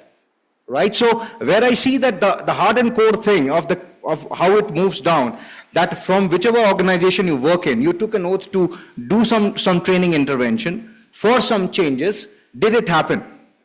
Now also the fact is, where we are living in, what I strongly feel is that this particular function is quite stressed. You have your so-called end product, which will be in the organization for 2.5 years maximum.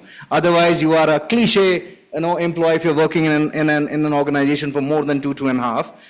Though in automotives we have people working for 10-20 years. So in 2.5 years, with these interventions, you have to be that effective in those projects where it is quite stressful, right? And then you have all the measurements, like just the session before happened, and someone took that, okay, let's give the feedback of the session. The things are so instantaneous. In that, learning is a very pious thing. When you say that you learn a skill, it requires some time.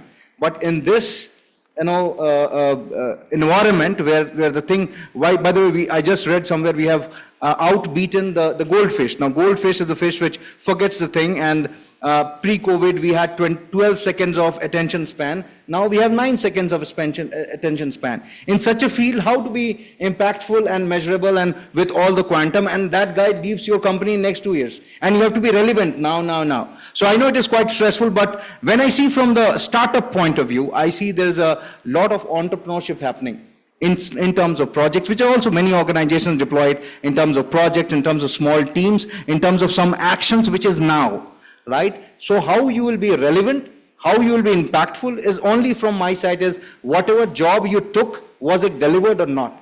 And then there's no blah, blah, blah, blah, blah happens. Either you did it or you did not, right? So that is quite simple if we are true to ourselves. Rest, I think it is, the English continues, right? So in this, I strongly feel that whatever shifts we are trying to make through the L&D intervention, it has to be relevant, it has to be now, is what I feel about it. Thank you. Okay, very, very interesting but deep perspective, and you can see the origin of that. But thank you for that, and it's a very fresh thought. Ruchi, this is an area that's your favorite, so I'm taking a complete segue on our friend AI. So what do you see as the same question that we asked, your perspective on that, right? What do you see as the most important human skill that we need to keep focused for our people and leadership at these times? Thank you, Prasad, and good evening, everybody. I'm Johnston Richard, strange first name, supposed to be the last name, but they instantly became a celebrity by having it reversed. So I'm known as Johnston. You're right if you call me Richard as well. I'm part of Tesco, and it's a pleasure for me to be here. So first of all, thank you, Prasad, for this panel, and thank you for the organizers. So the answer to the question is in the question itself about what makes us human, in fact, right? I just want to tell you what happened a few years ago. I think it was 2014. And what I'm about to share is something that might have happened to you as well. I live in Whitefield, and a friend, now he has moved to Oxford, he's in London. So he had sent me the Google address or the map for his son's birthday, and I was traveling, and I was traveling to this place that I hadn't been before. And I'm driving, and it's about 6 in the evening, it's 7, I'm still not getting there. So slowly I see the city disappearing into the background in my rear view mirror, and I'm heading into a strange frontier. And there's no civilization, there are no roads, it takes me outskirts, I see bats. It's more like this Halloween movie kind of thing. And it takes me out, and finally it brings me to a cemetery. And it tells me your destination has arrived, right? It's true in a way. And I was thinking, well, I just asked for the destination, but it has brought me to my final destination, right? So, so the point here is about what makes us human and the balance between AI and what makes us human. So the question is, how much do we rely on AI to such a point where we lose our faculties of judgment, right? So a fine balance would be brilliant, but I think it's a very important thing to consider. Can AI go wrong? Right? How many of us feel that AI can go wrong? Right. And if you said that, absolutely, AI can go wrong. We call that AI hallucinations. And that's where the first critical thing, I think I would like to share 3, Prasad. And the first one is our critical thinking, our decision making is at the forefront, because as ma'am said that earlier this afternoon, I completely agree with you. Like I wanted to stand up and shout, wow, right? Right? So it is so important for us to remember what makes us human, and we can't be replaced, right? We are irreplaceable. And the AI is just as good as the kind of data that is fed into it, right? And AI can be biased. We have seen that in the recent US elections as well, right? So AI can be biased. It can be, it can give us information based on what is fed into it. So that's one. Number 2, so we need to have a balance in our critical thinking, decision making. I think Alka also mentioned about synthesizing information, if Alka is somewhere here, right? So we get this information, but how do you synthesize it? How do you derive information from that can help us to make the right decisions? So we can leverage it, but not entirely rely upon AI. So human faculty is very important. And number 2, Prasad, I feel is the creativity, right? So I'm a writer. I'm also a composer and a songwriter. I do that vehemently with a couple of albums up on Spotify and a book on Amazon. And I think it's just a drop in the bucket. But I found that, when it comes to creativity, you can find a huge difference between what is AI-generated content and human-generated content. Though AI will get there sometime, but I think creativity, which brings out the human essence. So what makes us humans is our flaws. And our flaws are beautiful, right? The AI is flawless, so people will not relate to it. But AI does make some grave mistakes, and there are lots of studies on it. But creativity, I use that term lightly because I think eventually it might get there. But the human element is so important. And the third and the most important thing, Prasad, which I'd like to share is emotional intelligence. I think with more of AI coming up, there is a growing concern among youngsters. They get into silos. We see that with our children. Mental stress, people working in silos. They need that. Of course, a bot can talk to you, but all that can happen. But it's very important to have that emotional intelligence. So as leaders, I think the most important thing, like the Aristotle experiment, which happened a few years ago, it talks about how we can create that psychological safety within people, within team members, how we can have that listening so we can read between the lines. And you know, the biggest lie today is, I am fine. How are you? I'm fine. So as managers, we can have more, I think empathy was one of the things that came up, wasn't it? Like empathy is so real, and vulnerability. So, and through all of these things, there's so much of information. AI can give us loads and loads, but I think four things are very important. So I'll wind this by sharing what we do in Tesco. We believe process, people, and technologies. People are our biggest assets, because without people we can't really do much, right? And we do all these things for people. And we do four things brilliantly in Tesco. Number one, we create clarity and purpose, because we live in a VUCA world. Volatility, complexity, uncertainty, and ambiguity is so rampant. And we need to clear that clarity of purpose and make it worthwhile. Number two, create that growth mindset. What else can we do? And number three is regular feedback. When I say not feedback, but constantly having the conversation so we know what we are saying, what we're receiving, and not assuming that the communication is already done. And I would like to close this by saying it's all underpinned by psychological safety. So the human element is that important. So I'd like to say, through it all, a balance, a very fine balance of AI and human intervention is very important. And AI is very powerful, but I think I would like to quote by saying Elon Musk as well, you know, who actually said it could also be destructive, not just disruptive if you don't know how to use it, right? So a lot of focus on, as we proceed, I think the World Economic Forum as well highlighted, the focus on emotional intelligence will go up as AI goes up. So without this balance, we'll see with this balance, I think we'll have a great ecosystem where we will absolutely thrive. Thank you. Thank you. You know, I very good three perspectives, right, on just the human value, the whole creativity, and just the emotional side to things. Very important. I don't think anything in the world really gets nurtured without a touch, without that affection, and without love. It's a reality. We need that warmth. We are all social beings at the end of the day. I think it'll all evolve. We will find synergy, and I do believe that AI has a huge power to accelerate intended outcomes when pointed well. The world needs it. Solutions to some of the areas, you know, it can accelerate intentions with much more pace. So thank you for that sharing.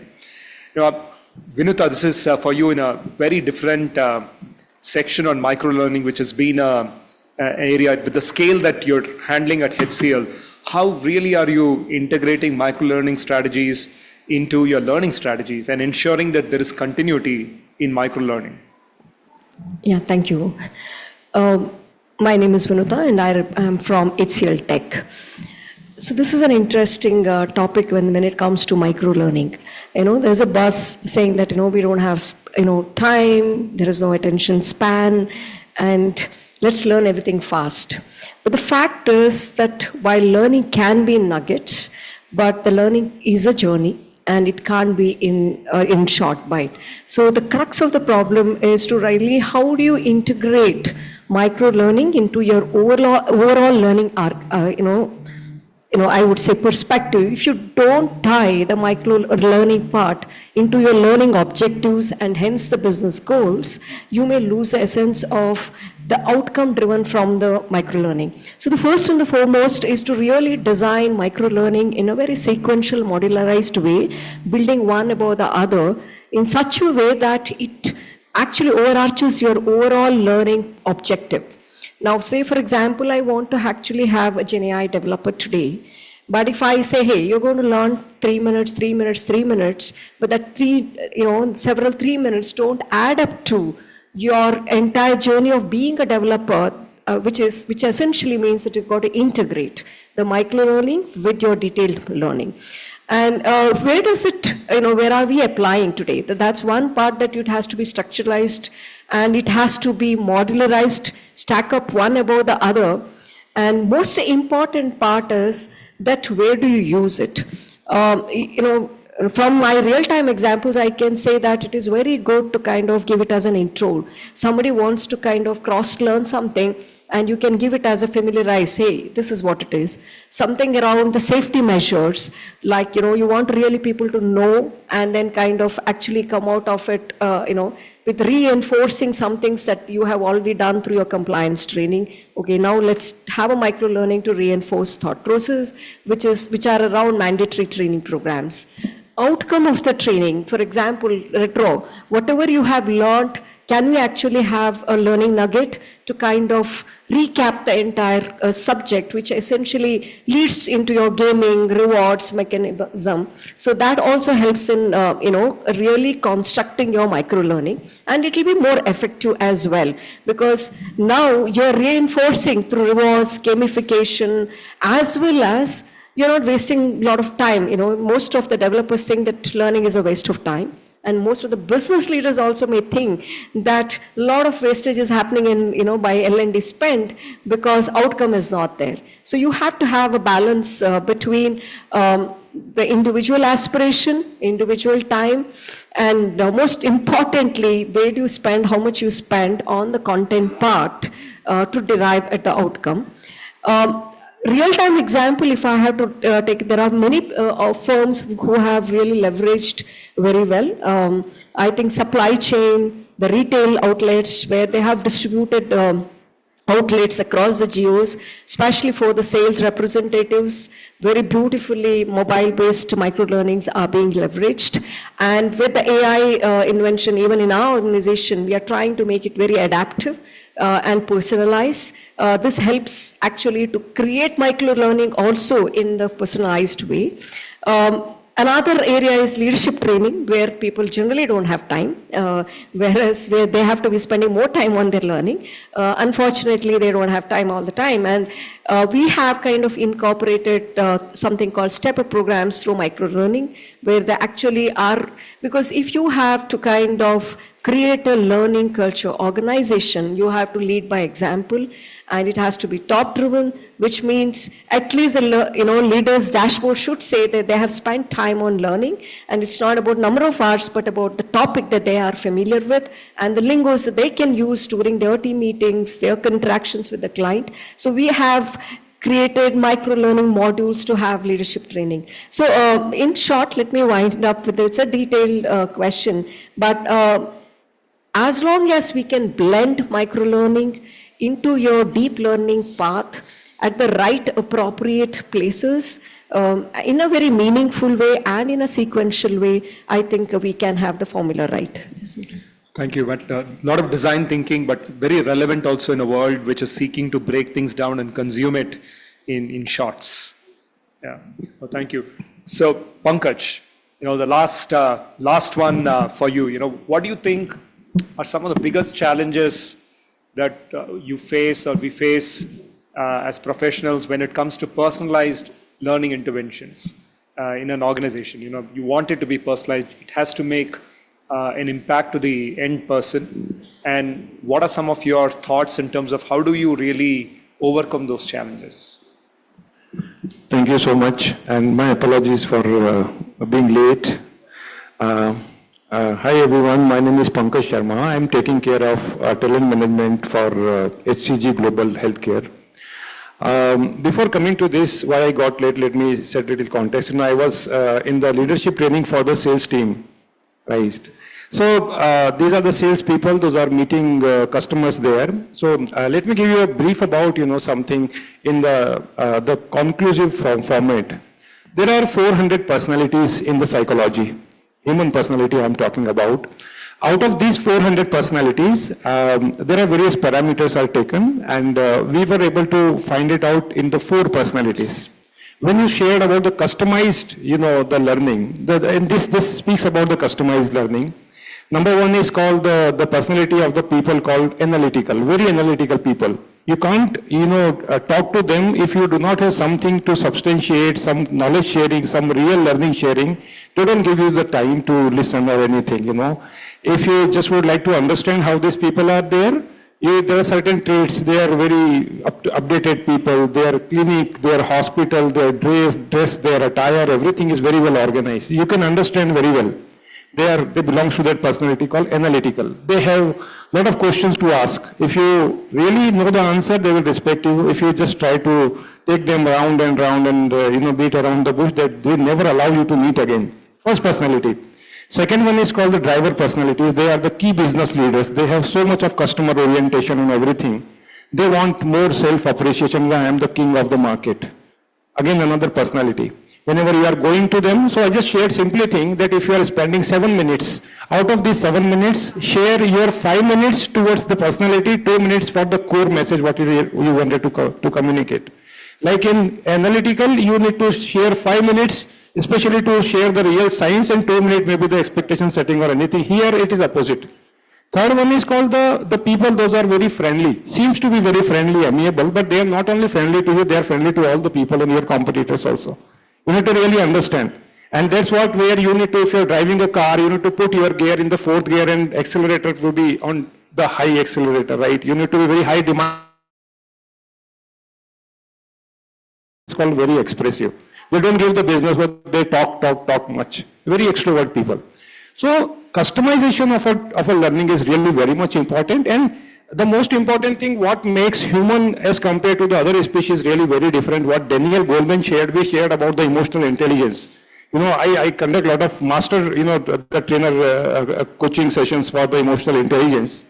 So what is different as compared to the other species and the humans? The only one thing, that is the presence of amygdala in the brain, and this amygdala is one of the most important things which creates a fear in the mind of the people, and also the ability to solve the bigger problem, right? This is what, that is why we are at the high, at the overall, all the species, we are able to, put the lion in the cage, elephant there, those are most powerful and, and the different abilities, right? So here, the important thing is that, are you aware about yourself? Do you know what are your trigger factors? Do you know about your own emotions? That is called the self-management, awareness. Second one is called the self-management. What do you do to manage all this? When you are aware about the people, when you are aware about your trigger factor, what are the events, what are the people, what are the scenarios, what are the situations, what are the events, which triggered something in you. And this trigger has a lot more thing to do with your mental stability, your mental peace, and at the workplace also. Another thing is called self-awareness, self-management, relationship management, the people around you, in your family, and that is why it is said that the way you do anything is the way you do everything. You can't be different at the workplace and the home, or maybe in your friend circle, in the society, in the community, right? So are you aware that when you are very well aware to manage yourself, you can manage other people also? So first important thing is self-awareness and self-management, and then the last most important thing is called the empathy. The most critical and the most important thing here in the corporate world, when you put learning into the place, do not set that very high expectation in front of the management. When I talk to my leaders, the CEO and this type of people, there is also some hidden story. It is all the leaders driven. If your leader is pro L&D interventions, pro training oriented, he will definitely put you there. If they have not seen the magic and the transformation because of L&D, they will keep you aside. And they will have this purpose. You need to do a lot more things to understand the leader mentality and the mindset, and to transform the organization from that the older mindset to the newer mindset, and that is called the learning organization. Lot more thing is really need to establish there, and then you can, be on the driver's seat and you can run the show. Important thing is, do you know the business? When it comes to business, the people around, those are the real producer of the business. Do you know their pain areas? And do you know their number? When you talk in front of a leaders about the numbers, about the real problem, what people are going through, they will definitely going to listen to you, they will be hearing you, and next time they will be waiting for your point of view to be shared there, right? So there are so much to share, especially in this arena, and I believe that L&D has a lot more things to do. And there is this Robin Sharma has said, the leader without that title, you need not to be CEO, but you can be one of the most important person to influence the CEO. Understand this power and never be, I am one of the person in the crowd. No, you are not one of the, you are not amongst the crowd. You are one of the person who is very much different, who has this capability. We all update our mobile at particular interval, monthly, quarterly, something. The important thing is how do you update yourself? So Daniel Goleman said in his book, The Emotional Intelligence 2.0, he said that the three things, if you really in the today's scenario, VUCA scenario, and all this kind of jargons and the terminology what people are using in the modern world, that do your people have a clarity and the purpose what Sir is actually shared very nicely. Second one is, do you really give them the feedback, very regular feedback? And do you have the proper expectation setting? Where are they, where they need to go? In my terminology, I coined this word this terminology is called the MAD analysis. This is my own coined word. MAD stands for, M stands for mastery, where you want your people to be there in terms of execution of the performance or skill demonstration. A is here, is actual. Where are they currently? And do you know the difference? Right? So when you chart out the entire organization, different designation, positions, leadership, and all the people over there, there are a lot more things to be done in the competency framework which is aligned there. Right? Against the two important parameter, performance and the potential of the people, and then work out accordingly, when you receive the feedback to take these people to the next level. So I personally feel that really L&D can do a transformative work there. And always, I personally believe that do not have that very high expectation setting. Do not tell them that I have a magic stick in my hand. I will come, you do this program with the help of external or internal, whatever, it will change the scenario. No, nothing will happen. Always, under commitment and the over delivery is absolutely much better, right? When this is not something which you conduct one training program, people will change. Nothing will going to happen. The organization is from 30-40 years. How can you change the people? Those are 50 years, 55 years of age. They have their own mindset. They have their own, the baggage which they carry from last so many years. You are one of the person. So it takes time. So have this proper expectation setting with the leaders. Probably, if you do all these small things and try to build your own team along with you, I think over a period of time, you can really have a good time and you have a real respect in an organization and the reputation, especially for the L&D per se. So this is what, I just wanted to share. Thank you. It's a nice thing to, end the session in a question with a deep practitioner. And thanks for grounding us in biology beyond AI. It needed some grounding to know that we are real human beings. I think it's well said. So, we did tell that for such a diverse panel here, we will actually have a quick fire question, or like the Karanjor show, the rose questions. So I'm going to have a go at it. I'm just thinking, all right, Srividya, data or intuition?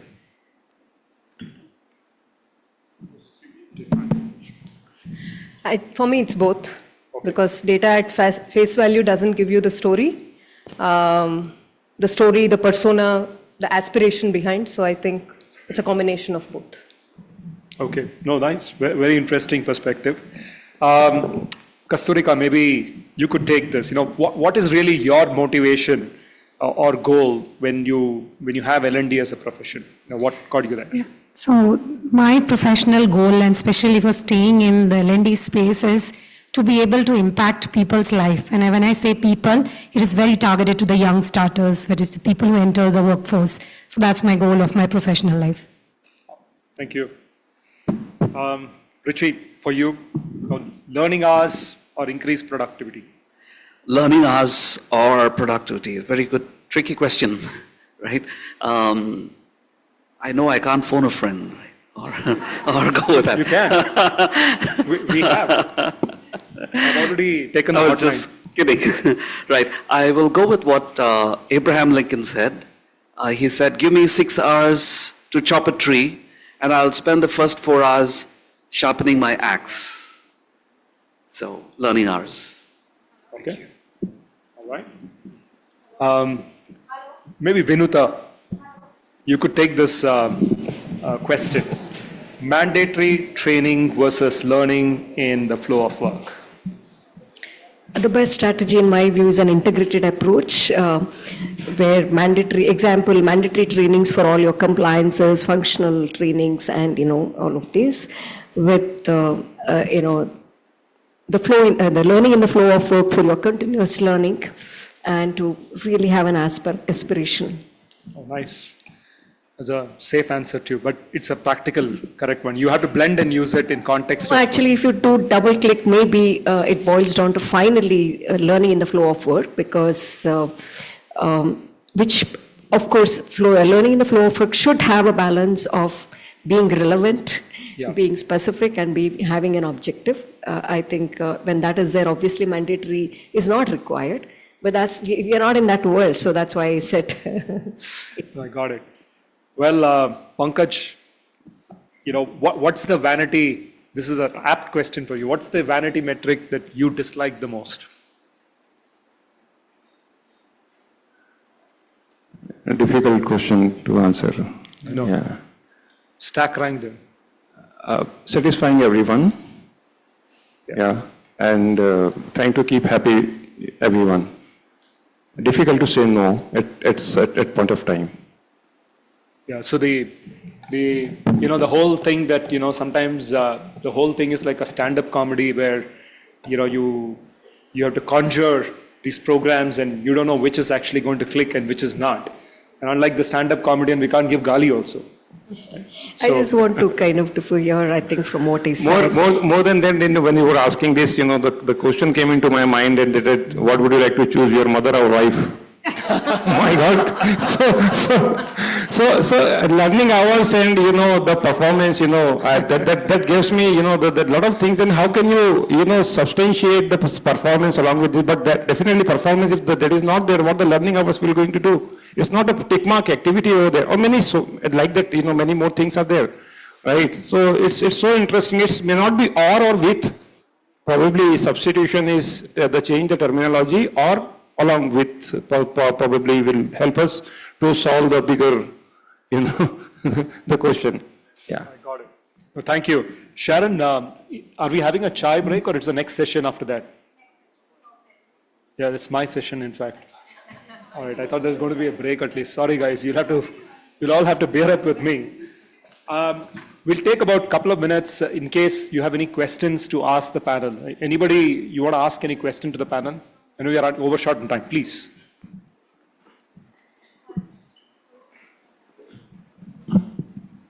Hi, this is Karthik from HCL.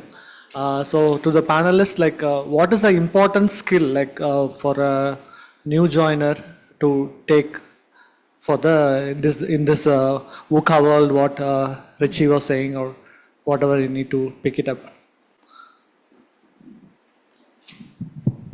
Okay, let me take this because you're from HCL. Should you guys talk in your office? This is a silo that we have, right? So it's a very interesting question that he asked. I think most often as L&D professional, we kind of do a lot of talking to the fresh talent when they join, and they say, you have to know coding, you have to know this, you have to know power skills, soft skills, communication, and so on. I think if I have to choose one, I will say the most important skill junior talent when they enters should be the learnability. The interest to learn is the most important thing in the current VUCA world, because you use the word VUCA, So if that is there, I think one can navigate it with any times. I think just to add, right? So gone are the days when people used to get jobs because they could read and write. And now with the VUCA thing, what you learn today is obsolete tomorrow. So learning should be always up all the time. And that is so true, that we are constantly learning, unlearning, relearning. And I think I came across this something called as CURE, cross-skilling, upskilling, reskilling, expert skilling, everything except killing, right? Yeah. So it's so rapid. Thank you. I'll just add just one word. I think I'm audible there. Yes, yes. I think that thing which is taught to us and which makes us alive is curiosity. Okay, somewhere when we start moving on in our life as a corporate guy, we kill it somewhere, right? And we see that, okay, now this is how it happens here. Till the time that curiosity is alive, I think we all are learning animal, and we will live as a good learning satisfied animal. That should be alive. That is the first thing which any newcomer should have. Captain, you are tempting me. I always used to tell in my sessions, before you go and become RIP, there should be WIP, work in progress. Maybe, I may, it may be the last breath of my life, but at that point of time, I may be listening to some podcast or reading some book or something should be there in my hand. So before it's RIP, let's become a, work in progress, and there is no end to the progress. Okay, I'll just end this because I deal with freshers day in, day out. So I think there are two things goes, sacrosanct. One is openness, like open to take up anything. At the same time, expectation setting. That is also very important. When you're open, you're taking it up. At the same time, you should be able to do the expectation setting. This is what I am, this is what is my level, and this is what I'm going to be. And then you get the, playground to kind of excel. So I think there are two things I feel that, it's very important that you should be able to adapt with an open mind, at the same time be able to call out the expectation setting. That's it. Yeah. So I have one more question. Maybe Srividya can finish it off so that I can cover all the panels. All right, Srividya. It's a +1 to curiosity. I think that was on top of it. And we are slightly, okay, one question there, please. Yeah, one last question. Go ahead. Thanks. This question.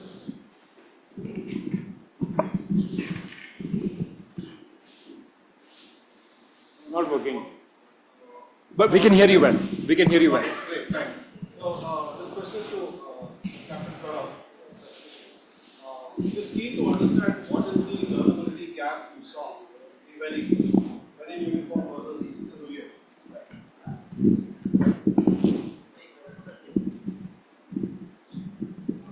You really want to hear the answer? So the thing is simple. We have to try to understand and say that we don't know. That is the first thing. And the beauty of the training, what we have in the forces, is we don't know, you don't know. Means, I'll tell you to jump from the airport, from the aircraft, you don't know, right? And that's how the thing is. Here we fake it around. And we fake it till the time we make it. So these things doesn't work. So, and now currently I work in a startup. Working in a startup is as good as working in forces. Right, so there is nothing, right, in a fraction of minutes, fraction of seconds, and also I've worked in organizations which are 136, 140 years old organization, where you can cling around and you can move on, right, but at the end of the day, that's why, I have a very, very, bad experiences where I see that people function, anyone can become a chief people officer, but chief people officer becoming anyone is very limited, right, any other function head. Right, so we allow those things, as being, okay, it is diversity, everything is fine. But here, these things are very expertise, what I feel. You are running a family doesn't mean tomorrow that you can run a people function, doesn't work like that, okay? So the skill sets are defined. Now here, simple, if you don't, and I have seen many successful people who say that, okay, I was running a purchasing function, today I am, heading L&D or talent or whatever it is, but you don't know the crux of the thing, and 2 years you'll be moved on in a different function, different organization. So faking around doesn't work. And sometimes I feel that we suffer because of that. So the first thing is, we all know what we don't know. And we should be very true to that. I think that is the first difference I see. I'm sorry I'm very blunt in mentioning. I thought, from that, the difference is that in IT, the I is very big. It's all about I. In the other side, it is TI, totally for India. So there's a big difference between both those worlds. You're rooted there, and here you're finding your roots. Well, thank you. Thank you so much for all the perspectives. I had the easy job of asking all the questions, and you had the tougher way of sharing perspectives. But so much of learning. Thank you so much for everything that you shared. Thank you. Thank you to the panelists and to the moderator, and I quickly like to invite Mr. Abdullah M. Could we have him back on stage? See, I think it's my session next, and I swear I'm not going to preach. History has taught me not to preach because, right? Socrates went about doing it and they poisoned him. So I stopped preaching. So I'll share a little story. So could we have Mr. Abdullah to present? There's more gratification to the panelists and for the moderator. And as he rightly said, the next session is yours, sir. Probably that's the reason you asked for a small coffee break. No. We need a coffee break. I need one too. You all need one? We do not have a coffee break. There is not an option. I'm just telling that we don't have a coffee break. It almost went like...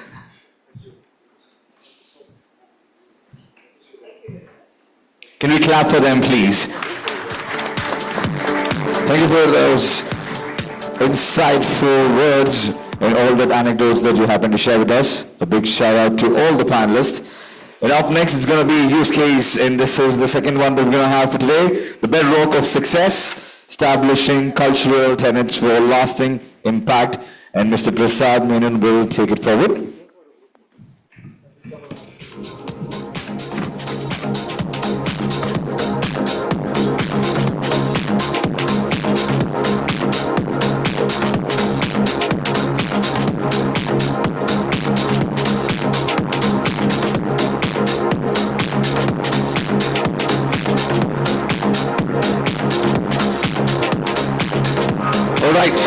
How many of you actually need a coffee break?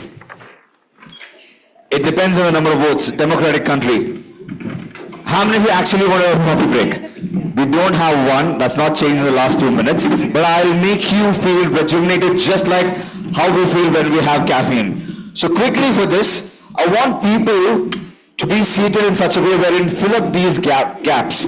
I want people to fill up the gaps and sit together as a table. I'm going to do something which will rejuvenate us just like how we feel after having a coffee. You need to have at least 4 or 5 people in the particular table. Just fill up that particular space. Now, if we could just ask you to shift to this table, or if you could join us in this table, that would be great. Basically, you need to have a neighbor towards your left or right. So can I just request you to join this table, or it'll be easier if we can have you join this table. This is perfect, exact setup that I need. That's pretty cool. Just in a semicircle format. You can join us in the front. So why don't you join this particular table? So just, there's a space. No, you need to have somebody on your left or right. Right now, nobody is there. We want you to sit till she comes back from the break. All right. Just make sure you have somebody towards your left or right. Cool. Ma'am, if you could request you to be there. Just make sure that you have a neighbor. That's about it. There's much needed. I can see that. So now, we've been talking a lot about AI, artificial intelligence. Answer this to me. AI is nothing without human intelligence. Do you agree with this or not? Yes, and human intelligence is probably on the lowest side post-lunch for obvious reasons. But in a right way, if we trigger the brain cells, if we reactivate it, we are up and awake and it's back to normal function. So now I'm going to do something which is absolutely scientific, and I want everybody to go by this. We have 2 parts of the brains. We know that, right? Simple. Left and right. Left brain controls your right body action. If I'm able to do this, it's because of my left part of the brain. And your right brain controls your left body part action. So if I'm able to do this, it's because of my right brain. So now if we trigger both together, it helps us rejuvenate. So I want all of you to get your hand and place it like this, pointing towards your neighbor. Get your hand. Yeah, just get your hand like this. I like the way you're listening to me, but just do what I say after you listen to me, ma'am. Your right hand this way. For all those who have the classic case confusion, this is your right, like ye wala. So right, yes, like this. And now take your left hand and place it like this, like you're holding a plate. So now your right hand will be pointing towards your neighbor's left palm, correct? You can just like stretch it out. You can just get it to point towards her left palm, ma'am. Yes, align it there. Superb. Got it? Lovely. Those who are sitting in the seated at the aisle, you'll just have one person. Now, when I say 3, 2, 1, go. See, now you're a loner, sir. Nobody is there. That's why I told you to sit there. When I say 3, 2, 1, let's go. I want all of you to catch hold of the finger that's pointing towards you. At the same time, escape from being caught. It's 2 actions sending the message to your brain at the same time. One, you have to quickly escape, but at the same time, you need to be quick enough to catch hold of the finger that's going to fly away. Right? Let's do this. 3. Wait for 1. 3, 2, 1. How many of you were able to catch and escape at the same time? Superb, lovely. If there's a gold ring in the finger, you get to keep it.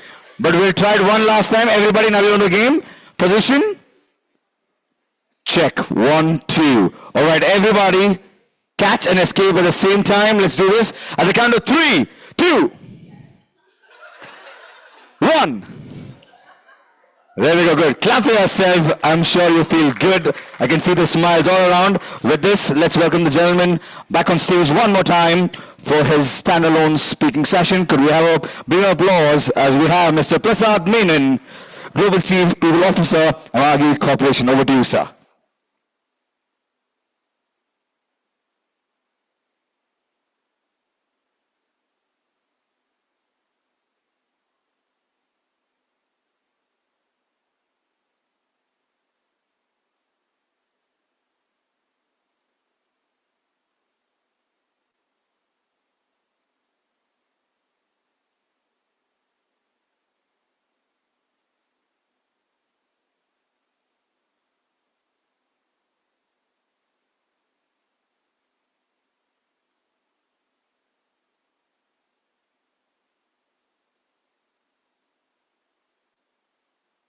So slow that you can finish an online course by the time you finish your commute. This is the University of Potholes. It teaches you the value of twists and turns and how to deal with the VUCA world. And it's a very fascinating place. I think MBA probably here has a very different acronym. I think it's in Masters in Bumpy Adventures. For a city like Bangalore. So every day I live in South Bangalore, there's metro construction happening right on that road. Every day that I commute, I take one brick and keep it, hoping that it will expedite the metro construction so that the next generation can use the metro. Right? So what I really thought was, my whole belief is the universe is filled with stories. Stories are really fascinating. And I thought, in a very humble way, I'll share a bit of story of what we're experimenting with Amagi. And, like in Panchatantra tales, at the end of the story, we'll have, what did we learn from it? Or what are the perspectives that we gathered? So I'll probably leave that with a thought. I started my career, of course, I started my career a long time ago. I'm a prehistoric beast in this industry, worked for about 25 years. But I'm an engineer with no qualification in HR, so I hoodwinked the industry and got away with it for 2 good decades, doing the Howney Act. And but as an engineer, one thing I've always learned is, from all the creative thinking, where the rubber meets the road, what will work, and through staying curious, because I didn't have a foundation into formal degrees and learning, so I had to ask, probe. That's one trait that I still hold good to my heart. That's got me here, and that's one dear trait that I try to hold on as much as possible. So let me give a little bit of perspective. I'm sure many of you wouldn't have heard about Amagi. Most of you. It's not a pizza company. So Amagi is actually, it's not a surprise, but we are a very introverted organization. We got to change that. But what Amagi does as a context is, we are into vertical SaaS, B2B business, make an impact in the media tech space. It's an organization that started in India about 16 years ago. Media, as you all know, has always stayed in the past, and entertainment media, for example, during the COVID time, what are some of the industries that continue to stay and thrive? Media would definitely be one of them. And media is an industry that will be there around for a long time. But at the same time, media does have a lot of characters about that as an industry itself. Like if you have great acting skills, doesn't mean that you can crack Bollywood and Hollywood. So 16 years ago, imagine that the three founders of the company, Srini, Vidya and Bhaskar, this is their third venture, they thought that the future of media technology will belong to the connected world, and decided to build cloud-based solutions for the media tech industry way ahead of its time and thinking for that point. And the North Star for media as an industry in the world is the US market. And for a company that started its origin here, today we're a global company. We have more than 30 different nationalities. 80% of our market is in the US, another 15% in Europe, and less than 1% is rest of the world.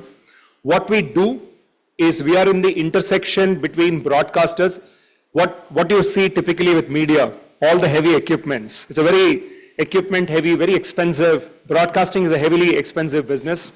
So we help broadcasters go on the cloud and do it at about 1/10 of the cost. So that's what we do. So one end is the broadcasters. On the other end, we have content providers. Let's say that we all got together and produced this lovely movie of this day.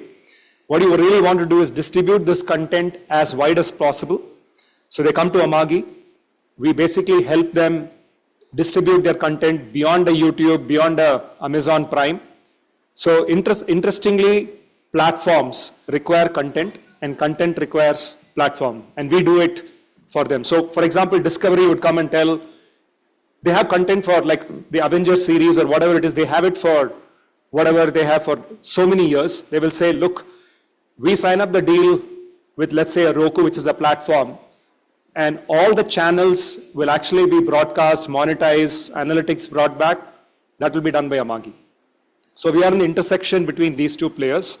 Interestingly, we also do, the third set of customers for us is advertisers. We do programmatic advertising, like in TV, when you watch, there is advertising.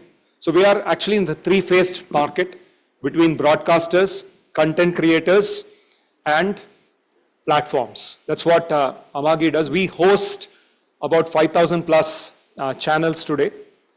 And luckily for us, we're not a very headcount intensive organization. And even if we grow, we won't be very headcount intensive. That's a good thing. I like beauty in small things. I've always consciously stayed away from very large organizations. I've joined organizations that are sub 1,000 and been a part of the growth, although I have my colleagues who have always worked in large organizations and I respect them, but it's just that it's me. Good or bad of what you do, when you see it, it's very, very gratifying. So though we are only 850 people, we are very complex. I started about telling that we are about 30 nationalities. We work across time zones, and large model is bulk of all the product that we built is built in India. But we also have a beautiful center of excellence emerging in Eastern Europe, both in Poland and Croatia. Media tech is a very, very niche area. So you do have a lot of developers in the Eastern Europe region, and we have two beautiful centers that are emerging there, which each of them have two fully owned products. So that's the dispersion. So what is really the problem statement? So what I really want to highlight here is a unique problem statement that all of us will have in our business. How do you deduce this? How do you approach a solution, and how do you go about experimenting something beyond the confines of the normal? So, and the subject is a very dear subject, right? Culture. And I do believe for all of us, culture is there, but culture is also sometimes very esoteric. We don't kind of relate to it, and how do you really quantify it? How do you bring it down? So when we started, just to give you a context, Amagi stands for freedom in Sumerian. In Sumerian, if you go back to the history, in those times, how debts used to be settled is when somebody had a debt, their family member will be working for the person. And once the debt is settled, they say that go back to your mother. In Sumerian, Amagi actually means go back to your mother. So it means that your debt is settled. It means freedom. So the first thing, even when I explored the opportunity with Amagi, what intrigued me was most of the organizations are in belief systems of empowerment. But here is an organization that believed that our tenets has to be on tenets of freedom. So for example, we don't have a declared HQ. Though we do acquisitions, we don't go about, we say our first principles are autonomy. Information has to pass up and down. So if we travel, all of us travel the same way. So we practice it. However, we have our own challenges, right? If you see this CTC, what does CTC stand for? Cost to company. This is a different CTC, by the way. This is crossing the chasm. And that was the whole problem with us. People understood this culture when we were about 50 people. People understood our culture when we were about 100, but it started straining at that point of time. Most of the growth that Amagi had, really 10x of the growth, happened during the COVID period. We rapidly grew. And we were very clear that if you have to build an institution, which is the foundational principle of what we're trying to do, this is a 30, 40-year institution, that's the belief systems that we are carrying, though we are a startup, that how do you really translate our unique DNA into a scalable fashion? So sometimes scale is not about doing things at scale. Sometimes the biggest challenge with scale is how do you scale what works?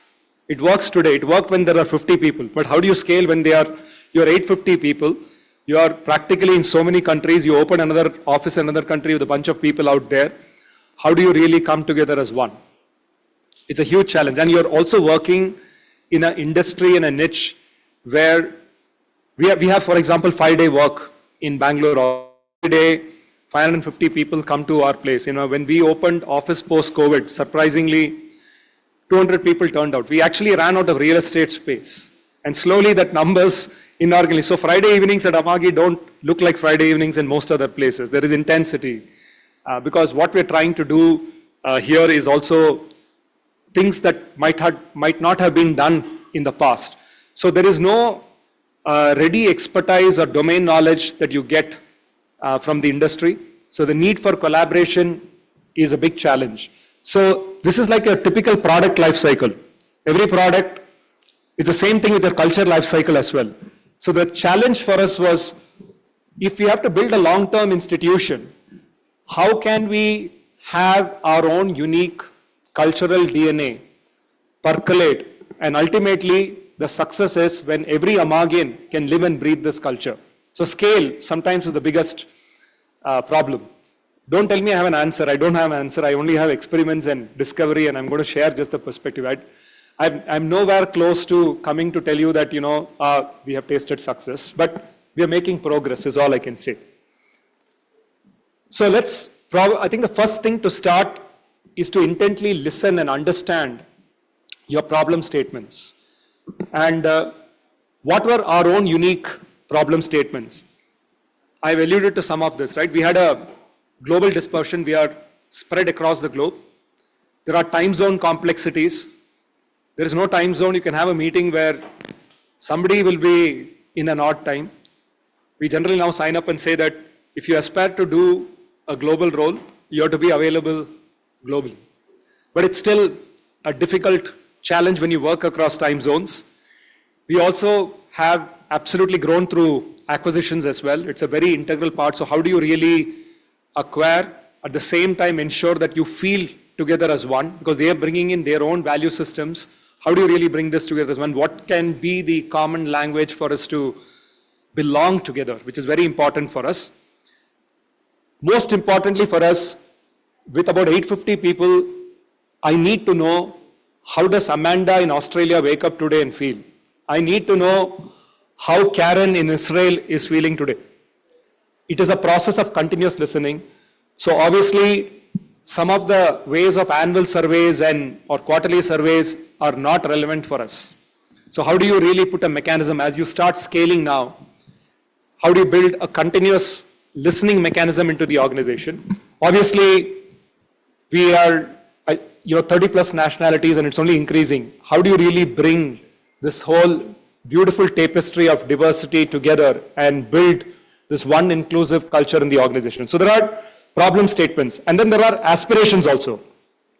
In October 2022, we said that we want to be the happiest workplace in the world.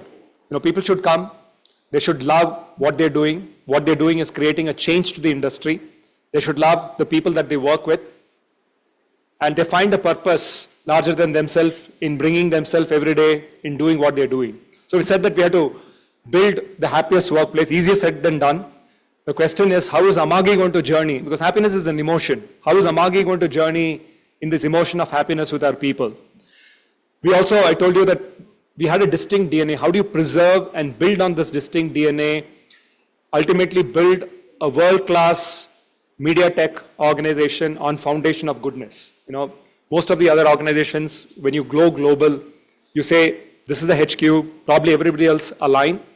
Our way of approaching this is very different. We don't have, like I said, a declared HQ. Our thinking is very different. There's humility just out there. There is vulnerability celebrated here. So how do you really, carve out your own distinct DNA? Of course, high performance. I think cultural disintermediation is it is not top driven alone for us. It's very important that all bottlenecks to culture can be removed. It is seamless. People can have different interpretation of what we call as the Amagi way in different places. Poland can, for example, the culture is so different out there. There is an overarching theme of the Amagi way, but the interpretation of how it is practiced or interpreted can have its own beautiful flavors in different regions, in different places. So how do you really bring this cultural disintermediation? And our whole model is also a very servant leadership model. We say that nobody's knighted out here. I'm sure all our organizations are probably rooted in that. But we have our own Bible. We say as a leader, you have to be the last person speaking in a meeting. You have to listen. It's about integrative thinking that you celebrate as a leader. So how do you conjoin and bring a khichdi of sometimes opposing emotions and views, and then have a happy outcome when you leave that meeting? Big development area for me in listening and talking. You can see kind of person that I am. You would have noticed my team usually gives me, so it's still a developmental area, but ultimately, if you look at this, our problem statements and our aspirations, when you have to carve a solution, sometimes you don't want to look at this linearly. You want to carve a solution that can help actually address many of these things while doing one thing. So that's a better, smart way of how you want to approach. So what did we really do? So what we really did was we went back to our roots.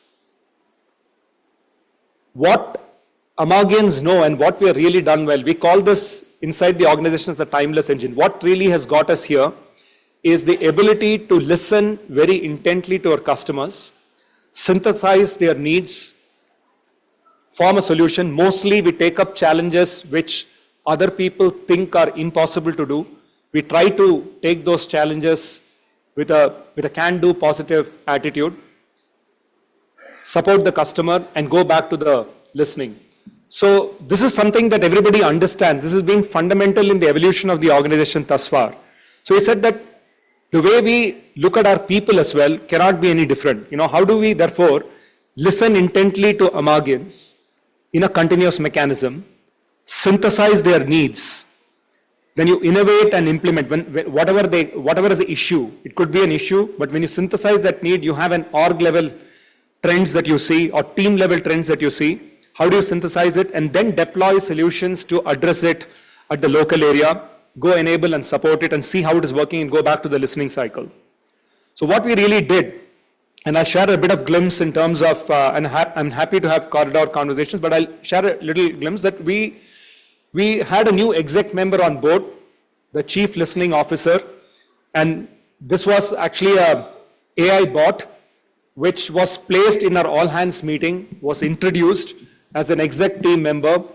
So today across the organization, just to give you a little bit of what has gone into the design, there are two elements to it. One is, see, we can sign up for technology. Technology can move mountains, but it's very important to see how you plan and deploy it. So there are two parts to this. One is the right-brained part, and the other is your practice, your creative side, your right brain and your left brain. Both are important, and you break that down to why what and how. So for example, and I'll tell you typically that the AI bot today, as we all know, and the little demo that we had, it has amazing ability where human-machine interactions happen today. It can be really conversational in nature.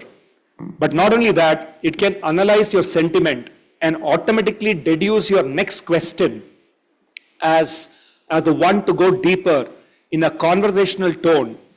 And at the background, it does analytics to see your mood, how happy you are, but also deducing, parameters of which are some of the areas of concern.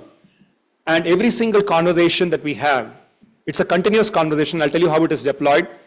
Comes back, Bhaskar is the CEO, and me. So we have uncluttered. So we took a decision that it will not be anonymous.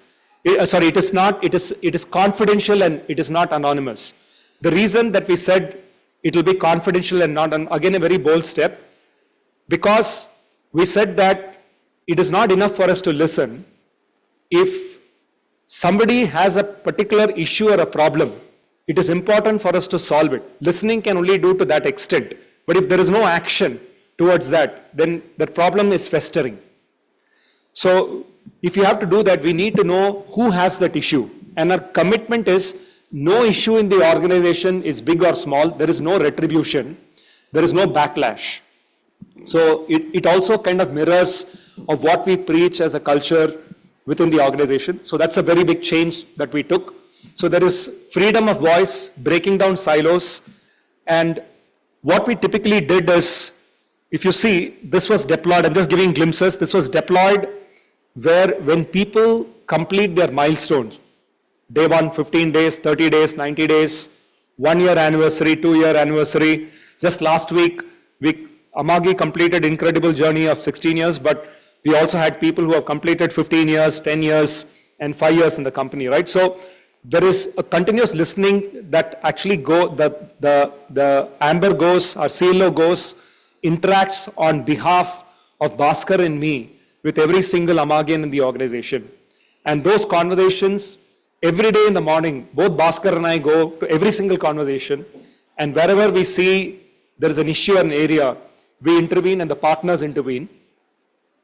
This is just to give you a little bit of glimpse of how it is integrated into our system. We use Slack and email, both are platforms that we use extensively internally to communicate. So these are actually integrated into the platform.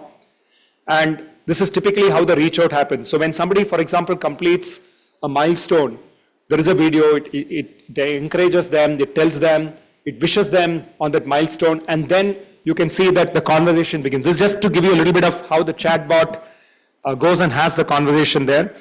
Behind the scene, we have mapped that to about 7 driver elements, and every quarter, what we also do is we do a reach out from Amber on a quarter. It's a 30-second interaction, not more than that, on a theme that we want to deduce. So for example, one of the areas that we did was beyond all hands, we're quite transparent in sharing all our goals and numbers. So we share that in all hands. But one of the feedback that came back to us, for example, is, hey, we don't know, there is not enough clarity in terms of, what are all the things that we are building and how my objectives are actually linking to what we are taken up as an organization. So what we really did was we did multiple workshops. We call it as the AFA goals, Amagi focus areas. We completed about 22 workshops. And after completing in the quarter, we just went and then we in that particular reach out from Amber, we asked questions that, do you have clarity? Do you know how your work, or what are the bottlenecks that are coming in your way? Do you have the resources? What we get from here, the perspectives are immense. We launched it in January and we had 510 conversations as of October end that was completed in the organization. What do you get? You get what we call as PTM, people to meet. So we have the AI bot is able to throw up who are people at risk for you. There's a risk index score that we have actually arrived at, and we'll throw up as amber or green. Green is a promoter, red is usually a risk index. So everybody on a risk index, there is a metric that we are running. It is people to meet, it's called as. So every single person you need to meet. This actually is very powerful even in productivity. Think about us. We have a global organization. If I ask my partner, even if they're handling about 300 people, there is no partner who can have 300 conversations in a quarter with people. And these conversations and mood are anyway changing. But today with the tool, they're able to direct and understand where to have the conversation, what is the pattern, and then go and have that conversation with that individual, right? So we have people to meet. We're able to deduce people at risk. We had 12 cases, actually 40 cases of people to meet, which means they were in the risk. So these are preempting much before a person crosses the bridge and submits their resignation. When issues surface, when you're able to address that issue at the nip and you're able to nip it at the bud, then you have the best outcome. It is quite late sometimes when somebody has crossed the bridge and submitted their resignation. We get to know at the organization level what is working well, what is not working well. We can break that down to region, country, teams. We know at a manager level what is happening. We also know who are our promoters, because when you want to build the happiest workplace, it's not enough to just look at what is not working and all the sad things and all the critical things. It's very important to also know that happiness is an energy. You got to know who are your lighthouses in the organization. How can they mentor and guide somebody else to navigate in the organization, because we're still in a startup. We don't have all the processes and systems that are set up. And you can also deduce and see from here who are your silent folks, the quiet folks who are not having conversation. Sometimes it's not the people who are vocal that matters. The more people at risk are people who are quiet. You've heard about that quiet resignation and all that, right? You're able to reduce that and then see, okay, you classify talent as your high potential, your critical talent, your solid state. Then you also know there are issues. There are people who have developmental areas and they are not necessarily going to be in a happy state. But if they are high potential and critical people and they're quiet, it should bother you. And you should not delay for more than even 24 hours in not having that interaction with that individual. Plus, you will have an insight about what is not working with them ahead of that conversation. So you can actually go into that conversation meaningfully. And we have an SLA. Every single people to meet, you have to close within 15 days. What does closure mean? It doesn't mean a happy answer for that person. Step one is to listen. Sometimes you have to coach the individual. Sometimes there's an issue between the individual and the manager, for example, and then you do an intervention. You make a commitment, but you have to go to the system and then you have to close that. It's like a emotional ticketing system that we have set up, but to ensure that every voice is heard and resolved, and there's a resolution that comes from us, and that's a metric that we track. I'm just sharing with you the dashboard in an as-is way that we have. So for example, you can see if you say you want to be the happiest workplace in the world, you have to have a system that measures then happiness. So that's called as our mood score. Then of course we track our ENPS. It's a scale of 10 and we take 9 and 10 as the promoter score. Up to 6 is a detractor score. The other is passive. And we have engagement. That engagement is a tried matrix of 3 things. 7 drivers are there, but largely they are between your work, your management chain, and the people that you work with, and the environment that you work with, and the culture that you work with. So those are the scores that we have, and you can see here typically that we have about 48 PTM cases since January that we discovered, 40 cases that were solved. 15 days is our time. We are averaging about 21 days, a little more than 15 days.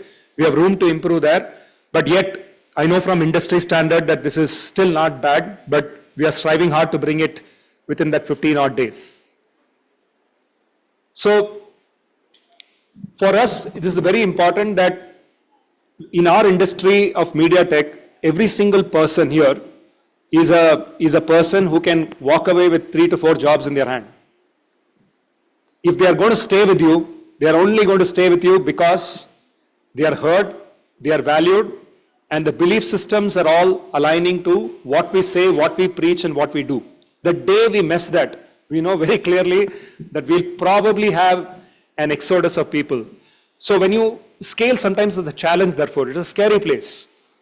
So with this, we are able to also, we have seen that vulnerability, for example, in fact, one of our Amagi way is be vulnerable, be you. That's one of our values.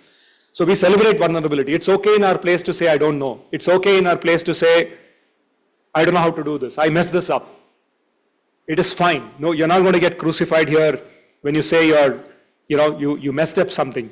It is very important to I feel that vulnerability builds authenticity and it helps to build culture. So this is a very powerful force in terms of bringing people together in how you're able to preserve and build on your culture, but with actionable intentions, where we are giving freedom of speech to everybody, where there is no retribution, where we go and address every single issue and every single metric is published. The broader metric. Of course, confidentiality and all those sensitivities are maintained. But at the same time, and managers, and I'm seeing a world, we started the first year, and hopefully by year 3, I think it'll mature where every manager can have this dashboard and every team member in our organization can have the freedom to tell whatever they want, unafraid of their manager. The matter that matters most is what is the issue, how can we solve it? It doesn't matter who's bearing that issue or who's the cause of the issue, including the manager, right? We're slightly far away from that world. It requires maturity even for us, but this is a year 1 journey that we've had. But when you do that, it is able to bring about the best in our people. That's our belief system. And when you take that as a collective cohort, when it becomes a force multiplier, people coming together, for us, the strength is in the diversity. Why did we start Poland and Croatia? We'll announce another acquisition next week. It is very important because our next idea of what we want to do is going to come not just from one single pool of how we have looked at the problem. It is going to come from new places, new perspectives.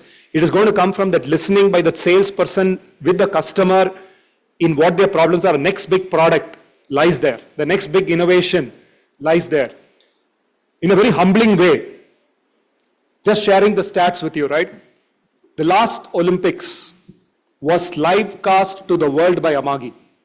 17 hours, 17 days of the largest event in the largest stage with completely on cloud, because these were all traditionally done using hardware, completely on the cloud with low latency, with a 10-channel Dolby Atmos, and we didn't have a glitch those 17 days, we were crossing our fingers. But that's the power of what, culture can do to bring, and this was not done, this is done by a huge cohort of global teams working together with a single mission, with a single purpose, right? It's also humbling that if you look at just this last year, most of the coveted places in the tech and product, we were recognized. The biggest, I think, is the Emmy Awards. I'm sure many of you know the Emmy Awards. The Emmy Awards is considered like the Oscars for tech. And this is the second consecutive year that Amagians won the Emmy Award for their work in innovation. So that's a little story, but we also have that whole perspective on Panchatantra, right? And what I want to leave some thoughts with you. I think the first thing is deep listening is very, very important. Culture, I think, is built with very, very deep understanding of what is the issue, what are the contexts. Every place, every team has their own fabric. It's very, very important, first of all, before we start anything, to build a very, very deep understanding. You remember the problem statements and aspiration. When you start writing down and deducing it, and you start listening very intently, what to solve for, your answer first comes from that listening. So very important. For me, for example, this is a big feedback area. From my long many years, I'm a very excitable person. I get feedback from home mostly. Your wife, your daughter, they all give you feedback on your listening ability. I'm very conscious about it. Right? I can only tell you I've only improved. I'm a better version of myself. And as long as I'm humbled, but I'm still a long way to go from my own listening ability. But I have other people in my team who are better listeners, and I bank on them. And usually, I'm at fault, but together as a team, we cover up for some of the gaps I have as an individual, as a person. Right? But listening is a very important area. And when used in learning, in context, your ability to use listening and to make real impact in your business problems or in more complex areas like culture building that has to sustain a long-term future, it has a huge role to play in learning. The second definitely is, listening alone, like I said, is not enough. How do you really bring that into actionable? And when you do both and you do that with empathy, listening is a very beautiful thing, because the first thing it does when you listen authentically is it builds empathy, which is the foundation to build trust, right? So just the act of listening to any human being is a foundation to building trust. So we are able to build then trust and relationships in the organization. So similarly here, when we do learning interventions, I think how you take the feedback loop matters. When we say, for example, I gave the session, give me the feedback right there. Or you want to listen to what could the session do differently? What perspectives I could have shared? Then you need to intend. You're not trying to listen for an intended outcome that you want.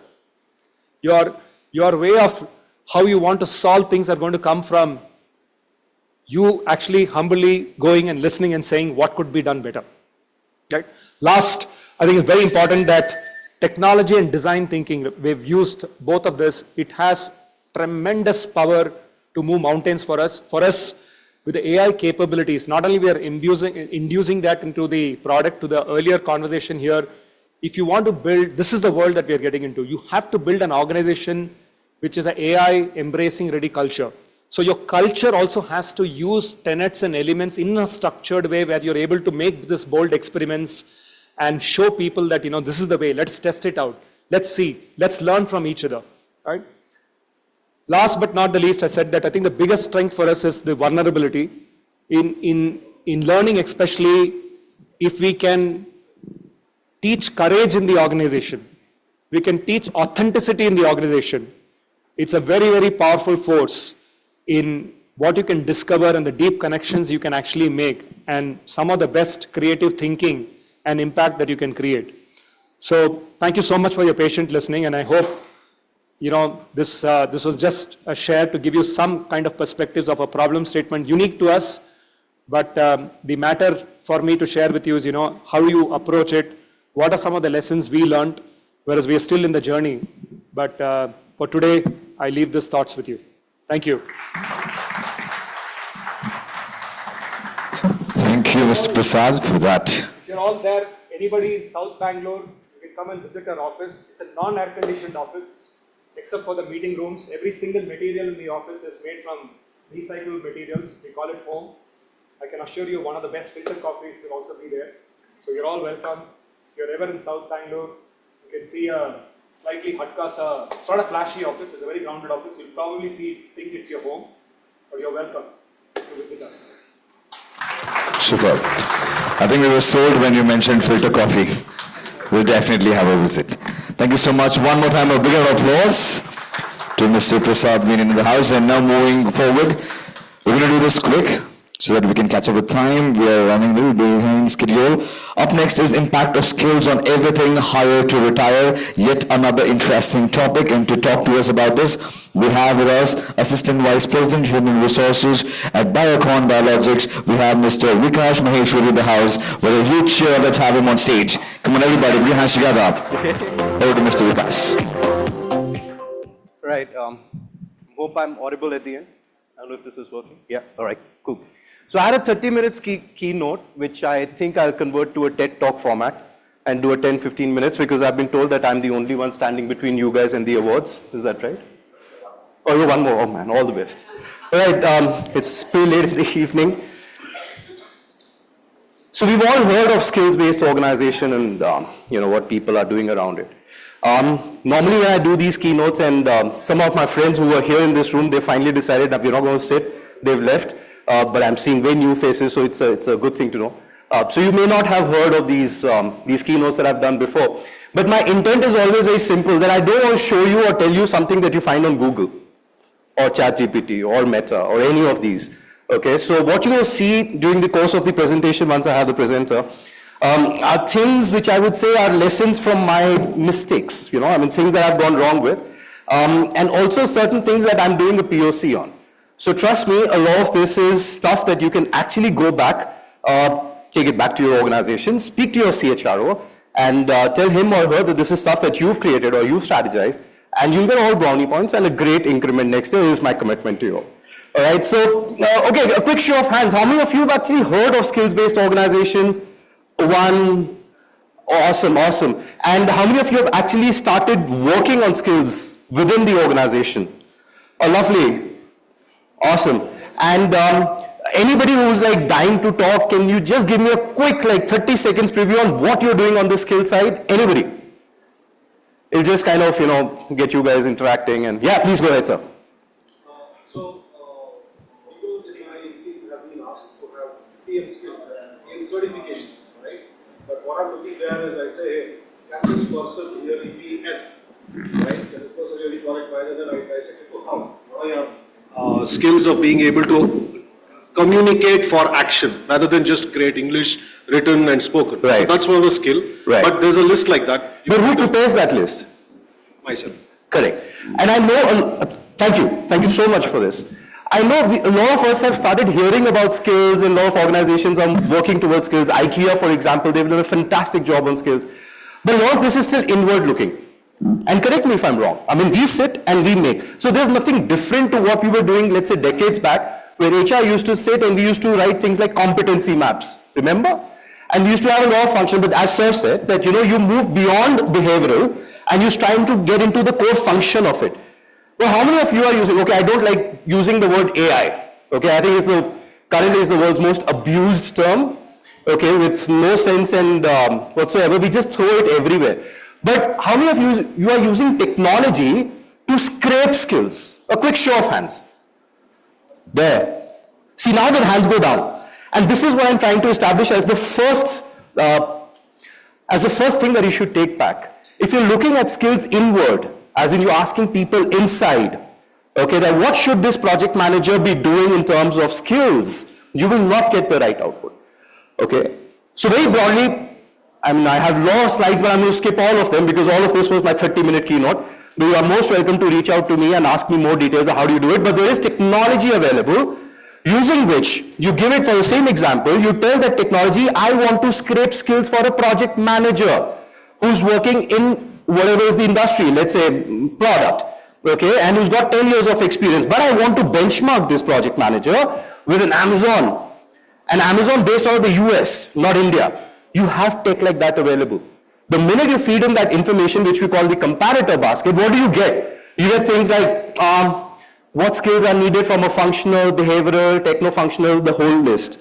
What proficiency level do you need the skill at? PL 1, 2, 3, 4. But I think this PL business, we in L&D have kind of forgotten how to do it. We're all the same fraternity, I'm blaming myself as much. We just go and label it PL 1, 2, 3, 4. Not enough. You have to have English around it. You have to describe what does a skill mean and therefore what does a PL1 skill mean, PL2 mean, PL3 mean and PL4 mean. You can visualize this like a tree. So if you were to learn accounting and you buy a book on accounting, okay, then there are chapters inside it. Maybe chapter 1 to 10 is your PL1, chapter 11 to 20 is your PL2. So describe all of that. So you get that at the click of a button. Then you also get that which is the world's most consumed learning program or per skill, per proficiency level, sitting on what platform, paid and unpaid, both. So if your organization has lots of money, go ahead and subscribe. If you don't, start using the open source programs. And then you also get a dollar value per skill. And I don't know how many of you have heard of this use case. The Law of Organization and Mercer, I believe, is doing a lot of work on this. They're saying that is a job about skills? If the answer is yes, then the pay should be as per skills, pay per skill, right? So your compensation structures are getting revised. So there's a lot of work happening here. If you've done this, then obviously the next things to do is assess and do all of that. Now I know a lot of you are aware of the use cases of skills for learning, all right? It's straightforward. I got the skill map, I assessed all the people, I started passing judgments, good, bad, ugly, and I started throwing them into training programs. This is a straightforward use case. But I think there's something more, okay? And I think if you do skills properly, it has an impact on everything hire to retire. That one chart there actually shows you the list of questions that you can answer if you have the right skill data. I'll give you one example, which I have not created an illustration of. Performance management is our favorite time of the year, right? I mean, we love doing it, all of us as HR. So what do? We basically have, ratings and all of that, so I call it the judge and jury approach. There is a judge, there is a jury, and we start passing out verdicts, right? And we say that good, bad, ugly. Isn't that what we do? Right? And then we start thinking promotions. And how promotions decided? Pretty much we look at tenure. How many years has this person spent in the company? Then we look at the 9-box ratings. And then we start saying, is this a flight risk?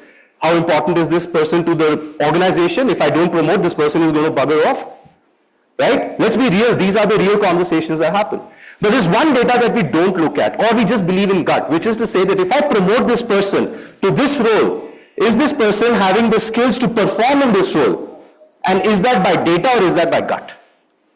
All right, so skills-based organization gives you data to show you that yes, this person can actually be performing in this role and performing well. All right, so those are the kind of answers that we answer if you do a skills-based organization properly. As I said, I'm timing myself, so I'm going to be very quick on this.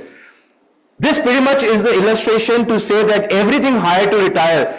I don't know how many of you have thought about this, but even things like ESG, right? I mean, I'm sure a lot of organizations are chasing the UN SDG goals, you're working towards ESG, etc. Skills has a very strong use case for ESG. Skills has a very strong use case for strategy, organization strategy. It also has a very strong use case for performance. Okay, and I'm going to show you a few, and then start from the basics, very basic. It impacts your JD. A lot of people who leave organizations or who are not happy after they join a company, they would have told you, guys, you told me something in the job description or something else when the recruitment happened. But when I came, I realized this is something else that I'm doing. People have that challenge, okay, because they think that you were not very clear or you're not able to articulate very well. Would it not be great if you could possibly put on a job description not just the roles and responsibilities, but also the skills that you expect the person to carry and the KPIs that you expect the person to deliver on, all right? So what you see there is pretty much a simple illustration to say that you've got skills, you've got jobs and responsibilities which are mapped to the skills. So these skills are not standalone. Every role or responsibility has a map to a skill. Because if you actually think about it, if you have to perform a certain role, a task, you need a certain skill. So is that mapping done in your organization? If yes, you can put it there. And then of course, things like what KPIs are expected to be delivered on. But this is one of my favorite. We are moving, and the industry is moving, people at least who have adopted skills, they are moving towards mapping KPI and skills. KPIs as in your goals, okay, or OKRs, whatever, MBO, OKR, BSc, whatever you're using. But there is a method to map those KPIs to skills. If you're able to do that, all right, imagine the power that you unleash in the organization. Okay, just think about it. The minute you have a KPI to skill map, all right, a KPI for me is not working well. In other words, I'm not able to perform well on a particular KPI. Now, we always believe performance is a skill and a will issue, right? Assuming there is will. Because if there's no will, then nothing else matters. Assuming that the will is intact, okay, then possibly it's a skill issue. Maybe the person needs some learning, coaching, development. But you can go micro. Rather than putting a person through a 3-day manager development or LDP or EDP or whatever of those, you can go micro and say that only this part of that particular curriculum is needed because that is the kind of mapping that you've done to the skill. But that's not all. If you are a leader in the organization, and let's suppose you are planning to go IPO in the next 2 years, let's say, I'm sure you have plans in the next 4 or 5 years you want to go IPO. And you lay out that to go IPO, these are the 10 tasks that I need to do, all right? And these are my measure of success, which are, let's say, KPIs. And now you know that for each of these tasks, these are the skills that you need. Now, all you have to do is find out those skill champions in the organization, that who are those people who are actually high on that skill, bring them together, create a cohort, and put them into a project called IPO readiness. Now, keep thinking, this goes deeper for everything strategy in your organization. All right? What you see there is an illustration of how KPIs can be mapped to skills, and it's a very simple one for a global head of supply chain. If this is the kind of KPIs that you've got, then those are the kind of skills that you need. So for me, if I have to say that this particular thing for me, customer on time in full, is not behaving well, all I have to do is go and find the champions on these skills. That who are these people? Bring them together. Suddenly, your team structures become very different. I don't know if you've heard this of this book called no job operating system. Okay? The world is moving towards that. The world is saying that let's stop hiring people like HRBP or CLOs, sorry, not, okay. I mean, people have started saying let's not hire titles, let's hire skills and then bring them together to deliver on a project, okay? Very old school Spotify methodology of tribes, chapters, squads. It's just becoming smarter and smarter. A lot of organizations have benefited because, and one of them is mine, because last year we were in a massive project of integration. We had acquired a company and the whole organization was going crazy because a 4-year integration plan was compressed to 9 in 9 months, okay, across 28 geographies. I got crazy. I had no time to hire teams. So I started looking out for gig workers and I just focused on the skills that I needed. And I found some amazing people, put them together, put them into a squad, and we were able to deliver for everything that was assigned to me. So that's the start point. Now see this. This is one of the best things that I think you guys can do, and this is where you actually unlock value for the business. I said skills informs strategy a lot, all right? Assume that one of your strategical goals is, let's say, digital HR transformation. A lot of people talk about it, right? Now, if digital HR transformation is your goal, then who are the critical roles who will be driving that, all right? So you see CHRO, blah, blah, blah. Now, if you go ahead and look at CHRO's KPI mapped to digital HR transformation, then those are the 5-6 KPIs. And then those are the skills. Now, to drive digital HR transformation for a CHRO has to look at skill champions for those skills. That's what he needs to do. And the minute he puts them together, the propensity, the probability to achieve that particular KPI goes high. Right? The reverse is also true. The reverse to say that when you start scraping skills, remember I said right up front that you start scraping skills rather than looking inward.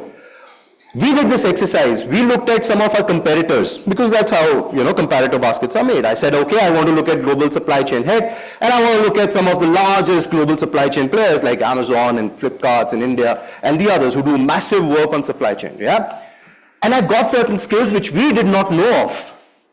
To give you a case in point, we were in 2 digits of skills. Most of them were HR written in our job descriptions, right? The minute we got into this scraping business, we got 1,100. So today our skill inventory is 1,100 skills. Some of those we don't know. Okay, the business knows, but it's in their RAM. They never put that out onto the JD. The business, yeah, this is needed. Oh, we don't have this in the JD, we should mention it. It's opening. And then we got certain skills which informed us that some of our competitors for certain functions which we thought did not need robotics had moved to robotics. So we saw, I will not take names, but I'm come from a pharma setup. So there's a big player in pharma and we realized they're using a lot of robotics in some of the functions that we thought didn't need robotics. The minute that input came, we went to the strategy team and said, what are you doing about this? Because your competitors for this particular role have moved to robotics.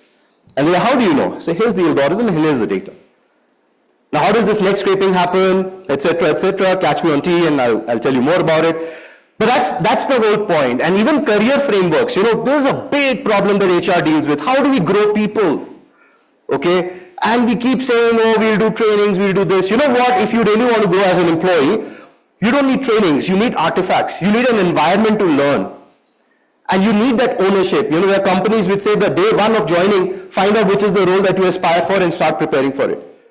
Now, the minute you get into a skills-based journey and start showing everybody what are the skills needed, imagine if you had a tool or whatever tech, you had for your role as an HRBP, these are the 10 skills needed. You assess yourself, you get a score per skill.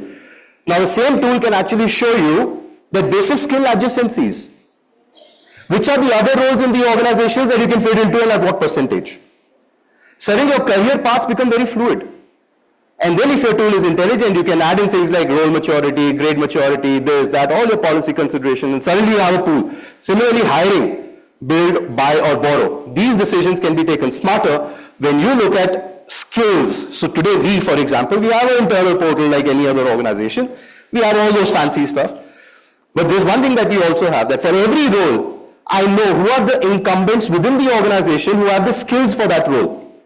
And you'd be surprised that some of the names that are coming up, a lot of us are getting worried that we never thought of them. Even gigs. Okay, I know, I'm wrapping up, it's another 2 minutes only.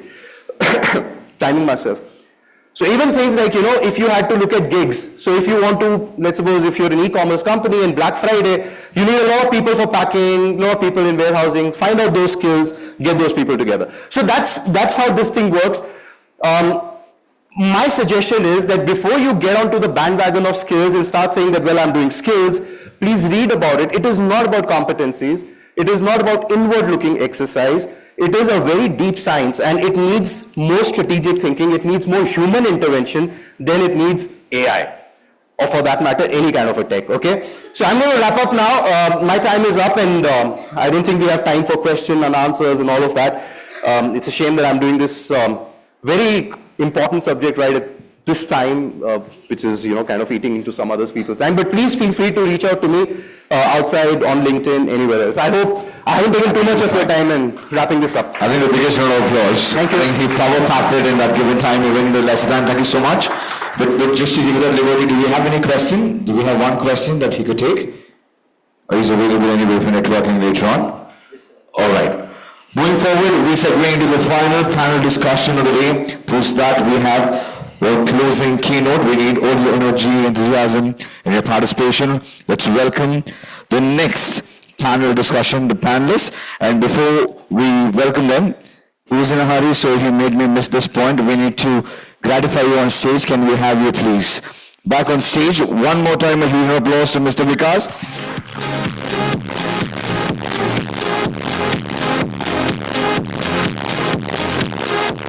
Thank you so much. Photo is just for our surety that it was given to you, sir. All right, the next discussion, it's panel discussion number 5, L&D Talks, Empowering Change, Diversity and Excellence. And to moderate this, we have Mr. Vinay Trivedi, Global Head HR, Admin and Travel from Therapy. Could we have a big cheer for him? Come on, everybody, put your hands together, clap it out loud. We're getting into the final bit. And then we have Director, Corporate Services, HR, CGI Partner. Could we have Suvro Rai Chaudhary to please join us right here? And Head, Learning and Organization Development, Bangalore International Airport Limited. We have Ms. Bindu Sanyasi in the house, joining the league. And also VP Human Capital L&D, TM and OD from RCCM. We have Ms. Alkare. And also joining Head Human Resources India from Amintam. We have Sangamitra Boreddy. And completing the league right here at the final panel discussion is the Global Head Talent Acquisition from AFN. We have Mr. Navin Patel in the house. While we set the stage for them, let's have a big round of applause one more time. It's the discussion hub number 5, L&D Talks. Once again to moderator Mr. Vinay Trivedi and all the other panelists in the house.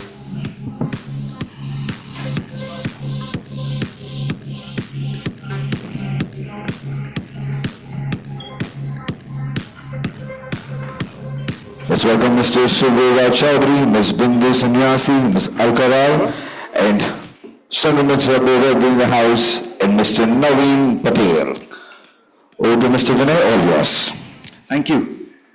So I think we have about 30 minutes for this panel discussion. But let me tell you, ladies and gentlemen, if you're not out of this venue at 5, there is no point getting out on MG Road at 6 or 6:30 or 7. You have to be here till 9 to get home on time. But we'll still try and finish this discussion, as early as we can. It's an interesting topic. It's talking about empowering change, diversity, and excellence. How many of you go to at least 5, 6, 7 conferences in a year, or maybe more? Okay, 1, 2, 3, right? How many of you think that these conferences have become very boring?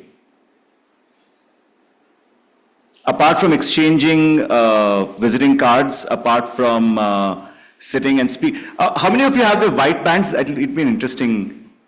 Can you just raise your hands? All of you have white bands? Excellent. Speakers listening to speakers. That's the most interesting thing that I've seen. The reason why I'm bringing this up is we talk a lot about embracing change, but very rarely are we bold enough to take steps to effect change. And today I'll request all my panel members to not wear the hat of the organization they represent, because then that restricts them into telling what they are supposed to say because they're representing an organization. So with your permission, and let's not represent any organization. Let's have honest conversation on, if we are talking of learning, and in learning, if we are talking of how do we change, how do we embrace diverse learning abilities, and how do we chase excellence? Let's have honest conversation around that, such that at least people who are sitting in the room have one or two things that they take back and create that into their charters of learning for next year. Yeah. Is that fair to the audience as well? We're not wearing our org hat, so don't look at which organizations we represent. Whatever we say are our personal views, just to make sure that the conversations are honest. Let me start with the first question, and we'll start with all of you. All of you can sort of speak about this. Sharon, sorry, I know you gave me a set of questions, but I'm not asking any of those. We just changed that outside. As learning professionals and HR professionals, right? Can you tell me 2 bold steps you would like to take if you were not representing your organization in the learning journey? And this is for everybody. So all of you can think of 2 bold steps that you would take as leaders if you were not wearing your org hat. Pink Floyd, another break in the wall. Teacher, leave our kids alone. So let the learners know what they should learn, regardless of what the organization wants them to learn.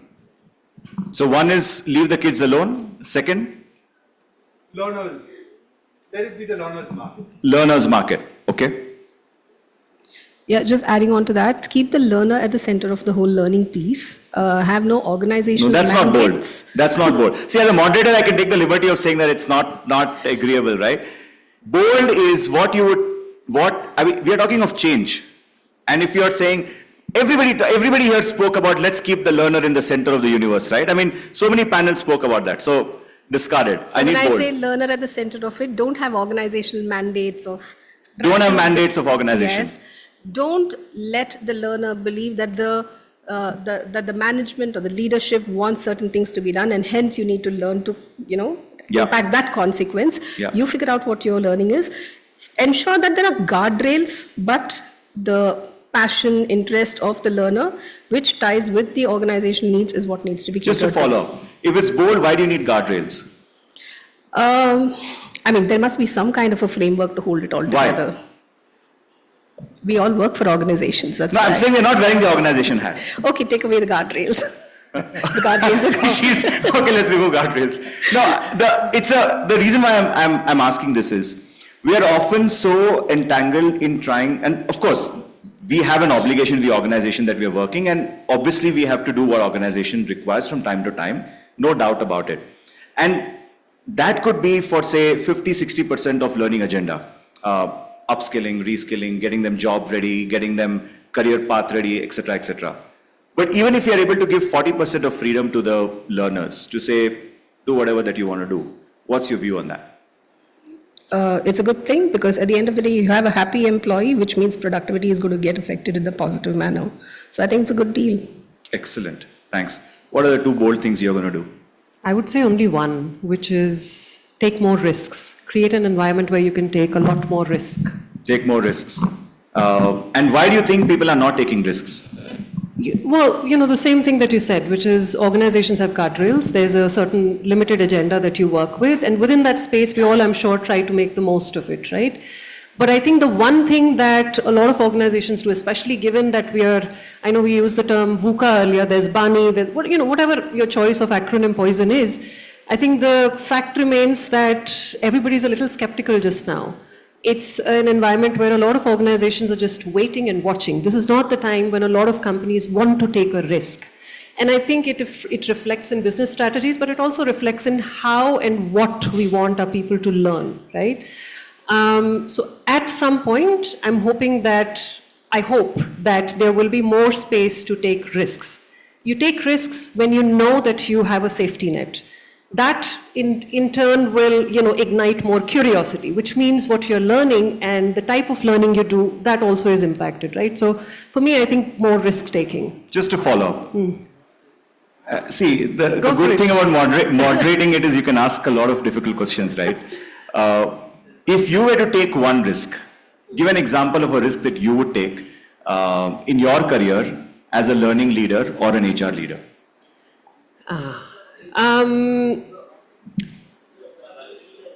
Again, more experiments.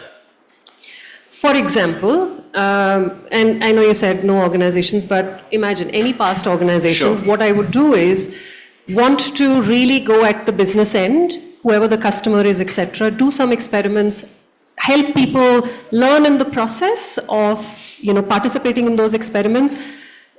When you're doing it at that level, you don't necessarily then have to ask a stakeholder, so what would be, the ROI here? How do I show that this is working, right? I'd probably do that a lot more. And I think she makes a very important point of experiments. How many of you in this room can commit to doing one experiment in the next 1 month? And you don't have to come and tell anybody that you've taken or done that experiment, right? It's for your journey and for each one of us to grow as individuals while we also work with our teams. How many of you here would say we can commit to doing one experiment and we'll be proud of doing that? Excellent. Even the panel can raise their hand. I mean, I'm going to do one experiment. You all also allowed to, chime in. Your views. Sure. So coming to me, I'll just expand what Alka's mentioned about the risk taking. So we do have those inter-job postings, right, across companies. But what I see is none of them applying for the roles because they're not sure what these roles are, where the location is. I mean, everyone wants to be in a corporate office. Everyone wants to be in a very good fancy office, right? But we have so much opportunities out of India around the borders, right? We are in defense contracting industry where we operate in war zones, in hostile environments, like Iraq, earlier were in Afghanistan, now in Ukraine. But none of them want to apply from India because they don't want to take the risk. They have the skill set, they have the talent, so onus is on the HR to kind of make sure their managers drive this into the team and they kind of apply within those roles. Probably, maybe one is they don't want to take the risk or they don't want to take that route. We just mentioned it's just for a year, you can come back with a lot of knowledge on ground when you learn, right? But that's where the risk taking is very less. For me, if you ask as a bold step, for me as an HR leader is to drive that across the industry where I'm operating. Thanks for sharing that. My next question is on change. And I started the discussion saying that, our conference is getting boring. Are we not wanting to change formats? To you, from a change management perspective, right?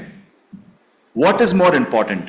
To be the catalyst to effect change without shouting, saying we are changing, we are changing, we are changing, or to over-communicate the change you want to bring about in organizations? Which of these two you think from a learning perspective will be easier to adopt by the learners or by receivers? No, I think definitely communicate the intent to bring about the change rather than say that, this thing, right? So, and create a platform where that change comes in automatically. And, sometimes we don't need to shout about it. I think the pandemic was the biggest shout in the recent times in our lifetime, right? It shot up the otherwise sleepy hybrid learning environment into a $340 billion industry, which was unthinkable. Not that it was not happening, but accelerated development that you can go outside and learn and you need to do that was a change that was not brought by us. And good it wasn't, because we possibly couldn't have driven a change as big as that. Right? Compulsion, coercion, through a lot of pain. But it did drive the change, right? Out of the 340 billion, I think corporate edtech, for example, in hybrid learning is using just about 25 billion, right? So there is change that is happening. We are kind of not driving that. We are saying that it's easy for us to sail along rather than drive change. Nobody wants to drive change. We say that we are very comfortable, but in general, human beings are very, very dissatisfied with surprises and shocks because because it goes against the practice of habit and stuff like that, right? I don't want to go into that level of detail. But to your question, Vinay, and good question, I think we should create the platform for doing that change and enable that rather than anything else. What's your view on to shout change or be the catalyst and effect change without them realizing? So I would agree with him that it is important to communicate the change that is required. What is more important is to create an environment that facilitates the change. So when you talk about aspects like culture and you have the intent and the culture and everything married, that's when the change will happen. So communicating it is very important because that's the largest part of any kind of a change management bit. But more than anything else, it would be creating that conducive environment for change to take place. Creating that environment. Yeah. Excellent. Thanks. What's your view on that? I would say go for whatever works. If you need to shout, if you need to make people a little uncomfortable to get something done, well, by all means, do it. But I would also take a step back and say any good change management approach, ideally, to me, it starts with empathy. It starts with really understanding why is this change, what is going to scare people about this change. Earlier today, we were talking about coaching, right? Coaching and a non-coaching mindset distinctly differs because they're fundamentally about having authentic conversations and conversations where everyone is happy, right? It's a change. Yeah. It makes people uncomfortable, right? So it's important then to have those guardrails to say, this is the guardrail within which you're required to have a conversation, right? It's the same thing with any change that you're bringing in. Like, through empathy, try and understand the other person's perspective on what might make people uncomfortable. Would it make them worry about, job security? Would it make them worry about relevance in the long run? And then ensure that your change plan takes that into account, right? And again, if you need to shout out and if it's a big change and you need people to acknowledge it, well, go ahead and do it. Sure. What's your view on this? Okay, I do add on to the same point, and for me, a step back to create those safe spaces, right? Because, the change happens a lot when we see the M&As happening. And for me in the industry, in the last 5 years, I've seen 5 acquisitions. So it was all combinations, mergers, acquisitions, spin-off businesses. So from 3.5 billion, we've been to now $15 billion company, and we have legacy 5 companies into that. So the change management played very important role where we first wanted to create those safe zones, space where we could bring those ERGs, bring the champions, and we could cascade through them because, so many legacy employees, and till date when we on Teams call, the introduction comes like, I'm from legacy, right? I mean, the change still takes time for them to get absorbed and to get into the one big brand of the company. So my take is give them time, let them come with those changes, let them embrace those changes because not every individual will take the time which we can quantify. So my take is on give them time to settle down with these changes. Excellent. The reason why I brought this point out, and if I may with your permission, share a small story of how change management happens. We work in a multi-generational environment and everybody understands change differently. We no longer are working in an environment where you can affect change by force. You typically would affect better change by inspiration rather than force, right? If you're inspiring your workforce, chances are they will adopt to changes a lot faster than force. In my earlier stint in another startup where I was heading HR, we had to sort of bring in confidence to our people to go and pitch to customers globally. Now, how do you bring in confidence? You could have a series of trainings on confidence building. That's one way of saying that, okay, this is how you'll build your confidence. But as a startup, you're constrained with resources. You will not have budgets to train people, etc. So I did a small experiment. Because we're an Indian startup, we adopted to wearing Indian formals to work once a week. I said, let's wear kurta once a week to work and let's see what happens. Now, the guy is wearing kurta, he's sitting in office and he's talking to a customer. The customer says, oh, you're wearing a bright outfit. Is there an occasion in your office? He proudly says, no, I'm an Indian organization. This is an Indian formal, blah, blah, blah. The minute he's saying that, without realizing, his pitch becomes confident from a worrisome pitch. When somebody compliments you, you're more confident about yourself. It's a very subtle change. He doesn't even know something is affecting them, but they suddenly become very confident in the way they're presenting or representing the organization. as learning leaders, as HR leaders, when you have to effect change, because you're at the forefront of a lot of times CEOs coming and asking you, saying that, hey, how do we manage this change? What do we do with this change, right? If you're able to play the catalyst role, you will see the results which would surprise you. Let's quickly move on because I only have 9 more minutes and I want to have 5 minutes for Q&A so that you can ask tough questions to all 4 of them, not me excluded. What does diversity in learning not mean to you? And this is for everybody. If I'm putting you on a spot, we can start with your neighbor. Oh, I love this, in panelists saying, okay, can you answer this first? See, you want to take a shot at it. What it doesn't mean is one size fits all. One size fits all? It's Excellent. not that, definitely. Excellent point.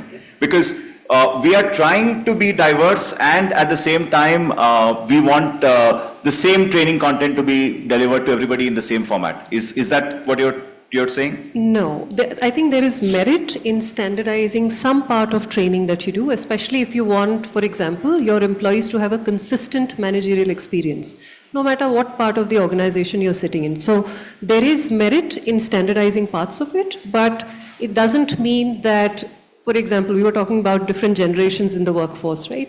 Not everybody wants to learn the same things. Not everybody wants to learn the same way. So making space for that while ensuring that you meet the org mandate of, some compliance, some standardization as well. That's a very important point you make. Not everybody wants to learn the same way. And therefore diversity is very critical, or diverse ways of learning or imparting training is very critical. What's your view on, I'll just pick on that point and we can start, what's your view? A, if you want to answer the first question, she's already answered it, but B, how do organizations have different style of teaching so that your learners who have different requirements or needs of learning can adopt to it? See, there are breathtaking examples. I don't want to get into that, but avant-garde examples and approaches in terms of training. But fundamentally, I think I personally would be very prone to getting into an organizational learning system which does not talk about learning mechanisms, learners, etc., etc. It typically targets itself on a much higher plane. We have 7 forms of intelligence that goes into any kind of learning, and we can converge that into a sustainable learning platform. So an organization that actually looks at that value of converging the 7 forms of intelligence and creating a platform is something that automatically brings in diversity, equity, inclusion in the learning process and sustains it. Could you elaborate all 7 forms for the audiences in case you can? Oh yeah. So fundamentally, I mean, there's most of you would possibly be knowing about the 7 forms of intelligence, right? I mean, you talk about musical intelligence, right? You talk about mathematical/analytical intelligence. You talk about spatial intelligence and stuff like that, right? I mean, how important is music important in leadership? How important is physical energy important in a learning process and stuff like that. So I can go on for that, but you have your time to. Yeah. When we were young, we had different ways of memorizing tables. Some would memorize using songs, some would memorize using different idioms, etc., right? What experiment have you done, or you think we should do as organizations in using those methods to impart great learning experiences? I mean, there are adequate platforms that are available. So whether it's e-learning or whether it's classroom learning or whether it's MOOCs platforms or whether learning on the go, one picks up an article, reads it and things like that. So like we spoke about earlier, different learners learn in different ways. So how I might memorize something may be very different from somebody else who would like to memorize it or learn or remember and things like that. So I think there are enough avenues for figuring out what is the kind of learning that suits you best. So as long as you're able to create as an L&D function or as the organization, if you're able to create that ecosystem and make it available for people to do, allow them to pick what suits them best. Excellent. Do you want to attempt? Sure. I think analogies or putting the context in simple ways works very well. For example, when you think about coaching or when you think about difficult conversations, a simple statement like, you're going to have maybe 20 or 25 conversations with your key stakeholders in a year. How many of those conversations would you want to have an impact, right? And then you talk about, hey, here's the way to make it more impactful, right? Things like that work really well. The second thing that I think works very well, analogies, but in the human form, which is role modeling, right? If you have sponsors, if you have people who are living out certain values that you want to build in the organization, I think that works very well. It's like literally an analogy in the human form. So I think those two things work very well. I think that's again a very important point. We often forget how analogies can play a critical part in shaping how we are becoming impactful individuals, leaders, team members, team leaders, etc. I just have 3 minutes. If I may just add, storytelling is a beautiful form to imprint learning on people. Yeah. So that's Yeah. something that works across all kinds of learners. Yeah. And that's proven its results. Absolutely. Storytelling is a brilliant form of imparting learning. So Vinay, just to add on that, we do incorporate storytelling a lot because we have like medevacs and all. So it's very difficult for us to immediately put any training, right? So we do get the SME on the subject and they do share their stories. How did they evacuate? Because the person who is deployed is from other nation, right? So this really helps them to monitor real time, take action from safety aid to the CPR to everything. And the team learns on the storytelling side as well. Excellent. One last question before we move to audiences for their questions, if they have any for us. We talk about excellence and we want organizations to be excellent at what they do. We want every individual to be excellent at what they do. Obviously, not everybody is excellent at what they do. There are variances in performances, right? Could you talk about either a course, a book, that shaped your mind to chase excellence? Or it could also be a story or an intervention, anything that made you believe as leaders that it's important to chase excellence. And that could be an example for everybody here. If it's a book, they can obviously pick it up and read. If it's a story, then that'll resonate with them. So I think from our understanding of excellence, a lot of times we have it as one of our organizational values. So when you talk to people about excellence and ask them, okay, what is your understanding of excellence? The immediate answer that you get, the best, the perfect solution.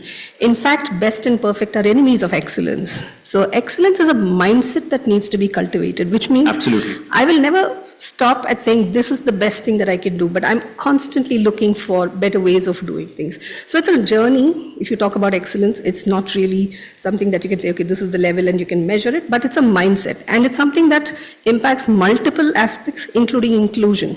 So you have multi-generational workforces. So how do different understandings across these multi-generational workforces come into play? How do you learn to respect? So if you have excellence as a value that guides you, then you're constantly looking for better options. So it doesn't matter where the solution or the answer comes from, but you're looking for it. So that's something that's there. Yeah, that's very well said. Excellence is not end result. Excellence is the way you chase things. Thanks for sharing that. I'm sure it'll help us. Do you want to?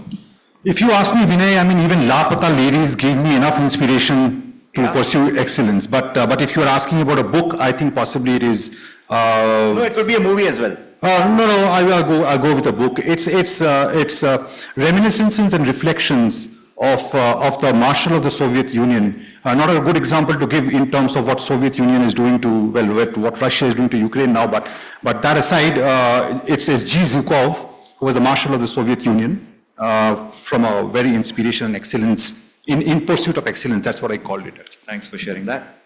Okay, good points already covered. So I'll just say, give you a different perspective. I think excellence comes with great competition. Yeah. A movie that I'd recommend to everyone is a movie called Rush, which is about these old, I think a couple of decades ago, two F1 Formula drivers and the rivalry they had and the kind of respect that came out of it. They just pushed each other to become better. So yeah. I think that's a brilliant recommendation. If you've not watched it, you must watch it. If you've watched it, watch it again. It'll refresh some memories post this conversation. So I'll keep it very short. For me, excellence comes like again when we learn with the industry. So in the last 10 years with manufacturing industries, the excellence for me, operational excellence, learning Toyota way, right? So those are the things which I keep enhancing my knowledge on that. Excellent. Thank you. Time's up. I didn't realize. I thought I had 2 more minutes. But if we have time for questions, one question only? Okay. One difficult question to the panel members. Yeah, she had a question.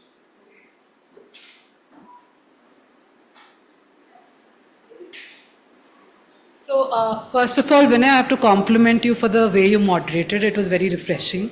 Thank you. Secondly, honestly, it's not a question, but something what Vinay kind of triggered me thinking. If there was one thing I wanted to change in learning and development, I want to do away with classroom teaching. I think it is not as effective. I think we have to go back to our Gurukul form of teaching. When you're actually at the place where you have to learn, you're close to where zero distance from what you actually have to do. So I think this is something that I would really, it got me thinking when I thought that I'll share it here, because classroom teaching, half the people are sleeping during classrooms, right? All of us have done it. I used to be notoriously a backbencher during classrooms, but yeah, I would ask questions just to make my teacher think that I'm awake. But, something that I thought I would share. But anybody, if you have any question for Vinay and this thing, please.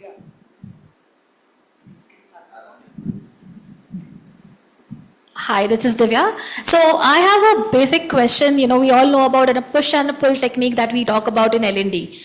However, I feel it's always a push, be it for the learners to learn or for the L&D or the HR to make them learn. So how would you embrace that as a change? How would you empower that we can change that as a thought process? I think you've not answered the why, if that's the problem you're facing. Or people are not clear why we are doing this. If the why is clear and it's clearly communicated, and believe me, the communication part is probably equally important, if not more, then it should be easier to pull. But if, let's say, you've got a closed door sign off and then people are not sure, why am I spending time here? Or their managers are not sure, why am I sending my people to this training? Then it's going to be a push all the time. Most often, if you're fulfilling mandates, then it's push. Excellent. I think our time's up. Thank you very much, ladies and gentlemen, for patiently listening to all the brilliant speakers. Thank you for playing sport. It was, putting you on the spot panel discussion, but I loved it. Thank you once again. Thank you. Definitely not easy holding that final panel discussion. Thank you so much for all those insights. A bigger shout out to the moderator and for all the panelists right here. And quickly, I would like to call Ms. Bilkis to please join us back on stage as we take this opportunity to show our gratitude for your time and presence. A small gift to be given away and a huge round of applause that adds on.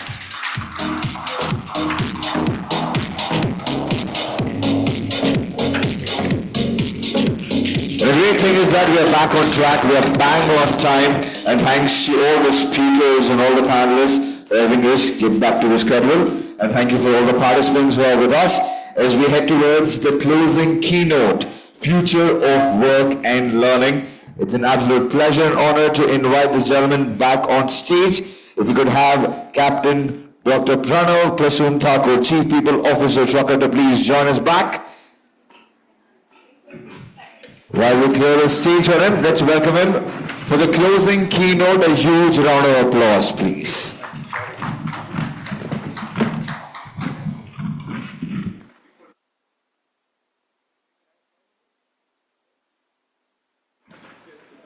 It works? Hello? Okay.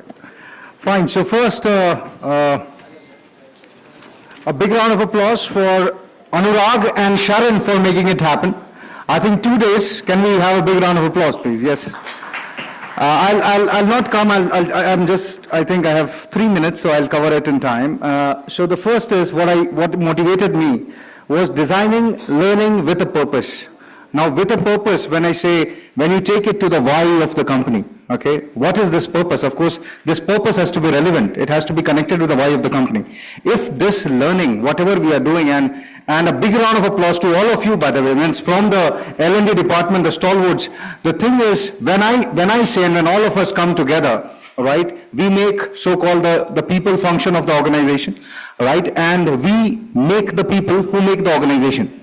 And whenever someone asks me, and by the way, I wear the shirt which says very clearly that I belong from HR, I have good smileys on my shirt, right? So we make the people which make the organization, and the people who are sitting there in this conference hall, I think they are the people, right, who are pushing this so-called why of the organization forward.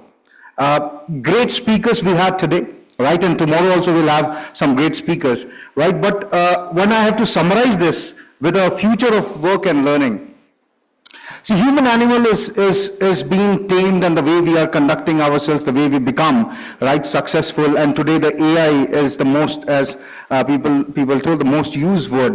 What I feel is human animal will have the curiosity always to push itself to the different level. This is what I strongly feel. Whatever technology comes, technology will be an enabler, but the curiosity of human animal will push us to the next level.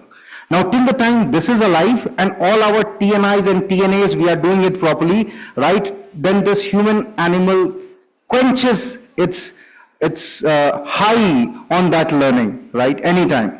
For those of us who are not very satisfied with that push-pull mechanism of learning, which is a big problem, and also someone was also telling that learning hours is something which has been and will be the success factors, or the Kirkpatrick model where we have the levels of checking that how effective the learning was. Still, I feel that the future of work and the learning which will be justified will be if it is relevant for the workforce then and there or not. And I strongly feel it because tomorrow, as we are moving forward, and something which came in front of all of us, the COVID came in front of all of us, and a lot of things happened. Rather, I did my doctorate at that phase when everything was closed, and I thought that let's add something to the knowledge, and I did my doctorate then. And my doctorate topic was also employee delight in the future of work. How the employee will come. And last 2 years, things have completely changed, right? Things are back to normal. However, tomorrow, if we are pushing the organizations forward, today we say the organizations, till the time you don't have the elements of entrepreneurship in the organization, right, the organization cannot move forward. Even the legacy companies, if you don't break it into pieces to reflect those things in the organizations, you are not quenching the thirst of today's workforce, right? And I strongly feel these set of people who are sitting here, if we connect the purpose with the purpose of the employee, if the purpose of the employee is connected to the purpose of the organization, I think we all can clap for ourselves. We would have done a great job. If not, there will be gaps, right? This entire thing, the way we do this entire learning will change. Of course, micro learning, we have bite-sized learning, but the fact is how relevant it is, right? At the end of the day, remember what I feel, you'll have an employee who works with you for 2 years. In 2 years, you have to give him that the metrics of the skill set. You have to promote him, you have to make him successful, and then also you have to give him something for the future. And to close this, where I read it somewhere, and we all know this, that there is always a fight of VHR with the CFO, right? And the apt thing where it says that when the CFO asks that, okay, if I invest money on the employees, and if they leave, then what happens? And the CPO says that if they stay without the learning, without the investment, then what happens? So big round of applause to everyone, and I think we're well in time. For those awardees, best wishes, and tomorrow is maybe a better day. Thank you. Thanks a lot for having me.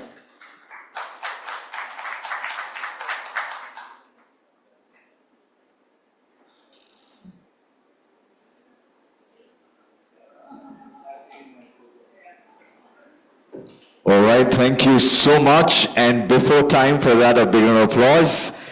And with this, what a day we've had so far. Productive, insightful, networking, collaboration. Could we have a big cheer for all the leaders, all the speakers, all the panelists, all the moderators? And the biggest cheer goes to the lovely participants right here. A huge round of applause to yourself, please, everybody. And with this, in just a bit, we will be getting into the awards 40 under 40, the much awaited and anticipated event of the day. And we will just start in the next 2 minutes. In case if you want to get a breather, you can do so. And we will meet back in less than 5 minutes. Thank you.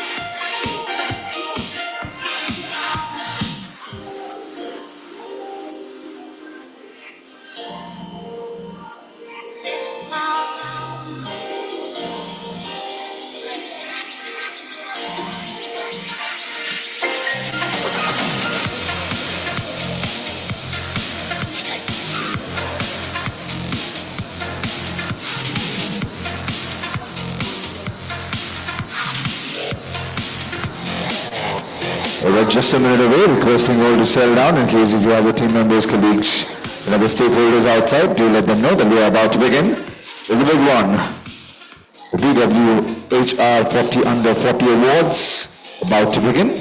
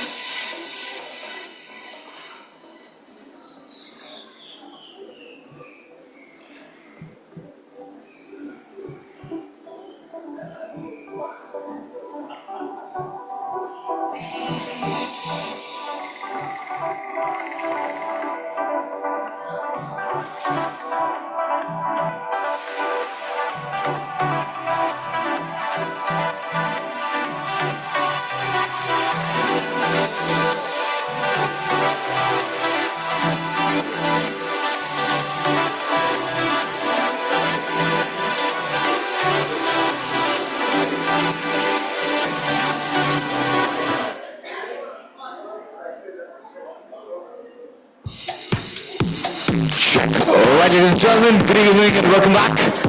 It's almost about time for us to segue into the awards night. How's the energy? Okay, let me ask you this question that's so relevant to us. How's the Josh? Except for 4? We need at least 40. It's 40 under 40. I know we had a very long day, but we'll make the most of what awaits us right here, right now. And we've got all the HR heads and leaders, and we're celebrating HR, the 40 under 40. And I know usually whenever you have the corporate gathering, your offsites, every time you're busy, you don't get to enjoy, correct? Because you're busy in organizing it and making sure everything is in place because you've got the super boss and you have to look cool and nice that everything is fantastic.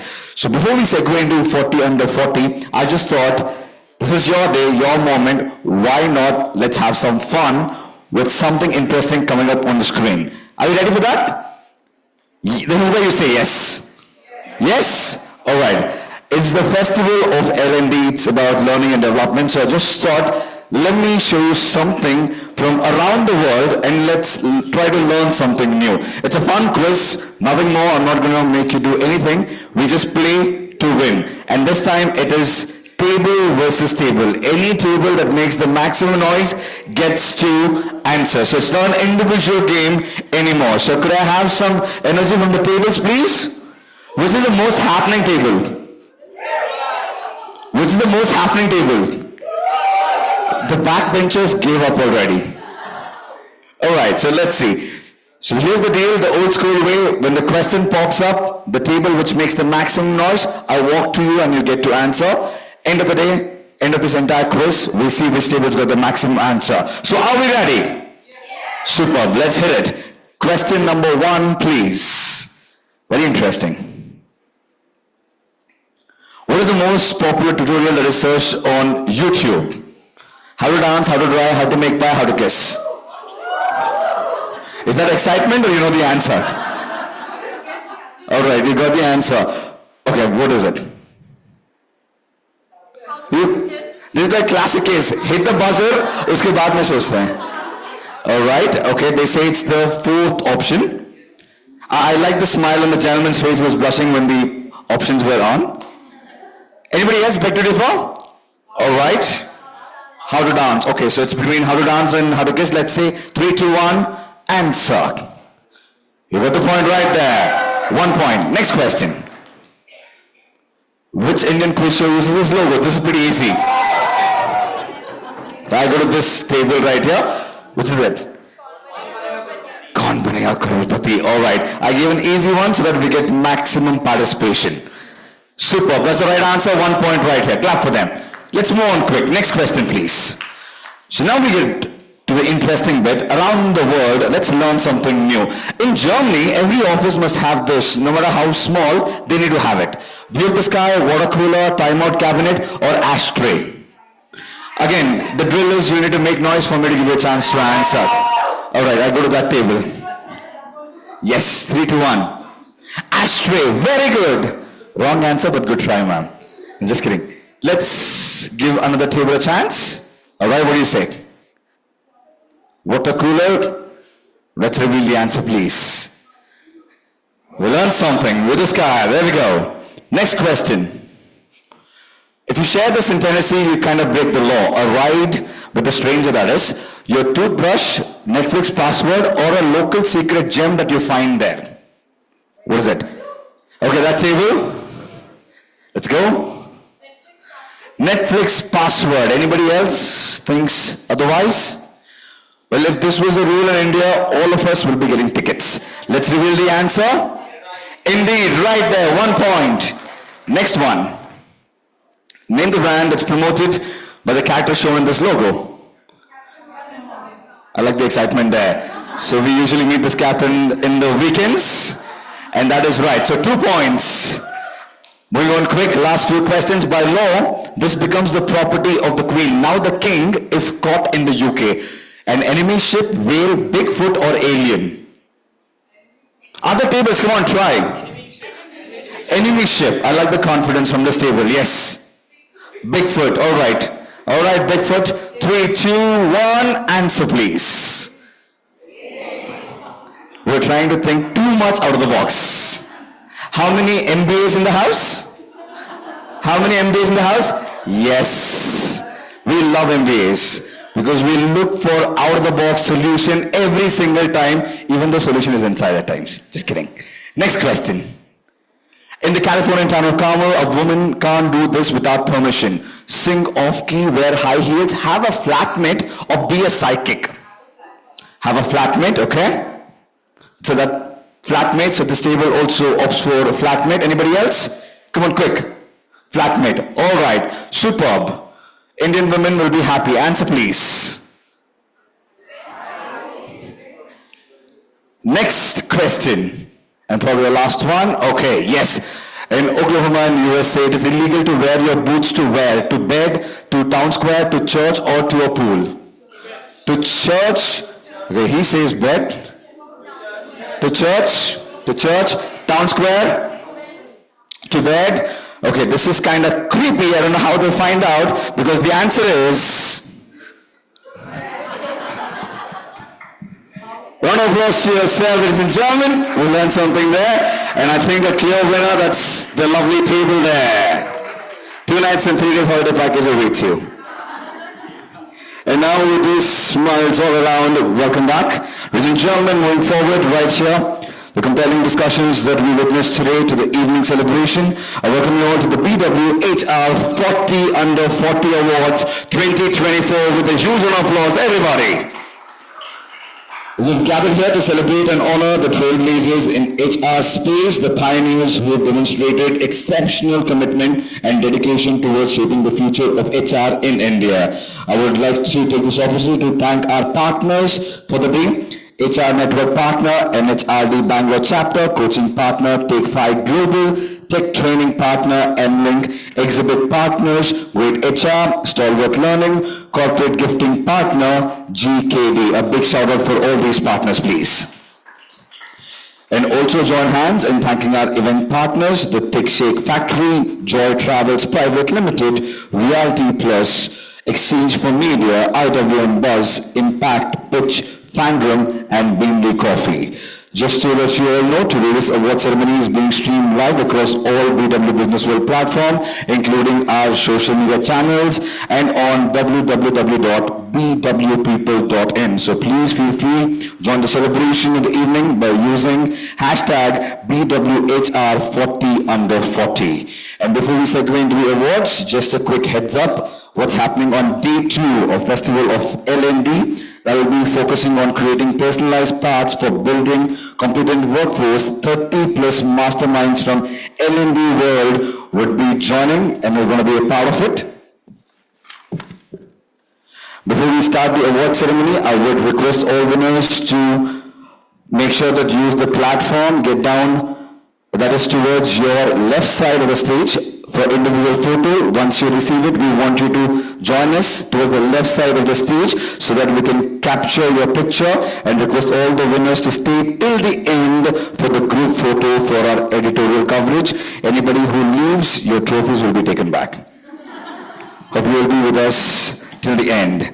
And now we move on to felicitate our winners and to join hands in giving away these awards. I'm going to be inviting few of the leaders that we have right here from BW People, and we want everyone to be a part and parcel of this. But before that, we really need to talk about the jury that was behind this particular award ceremony. A big shout out for Dr. Anurag Batra sir, Chairman and Editor-in-Chief, BW Business World. We had Mr. Paul, Jury Chair, Global Leadership Coach, ex-CEO, Randstad, and External Advisor, Bain & Company. Mr. Vikram Tandon, Advisor to Group Chairman, ex-CHRO. Mr. Prem Singh, President Group HR, President MHRDN.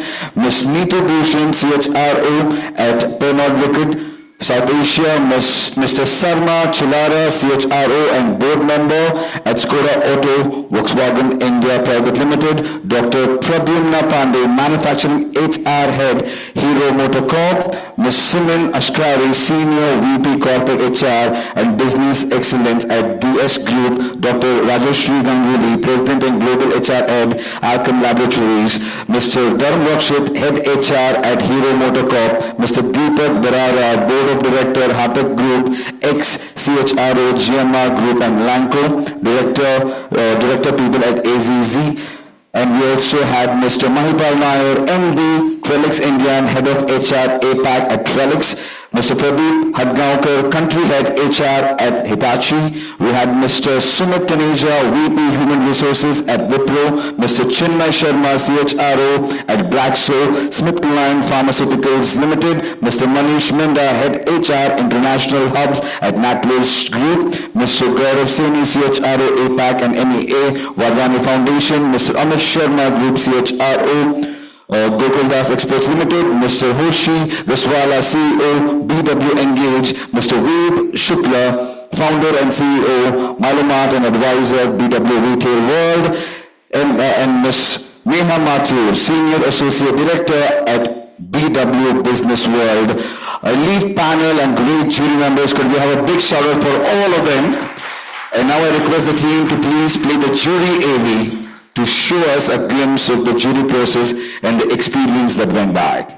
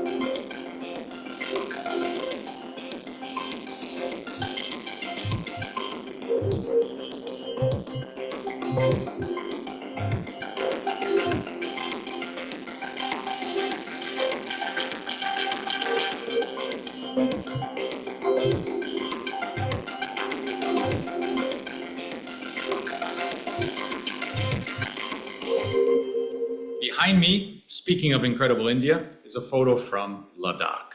My pilgrimage every January is to Ladakh to coach ice hockey, donate equipment to the children, and volunteer in the community. I'm so looking forward to going again in January 2025.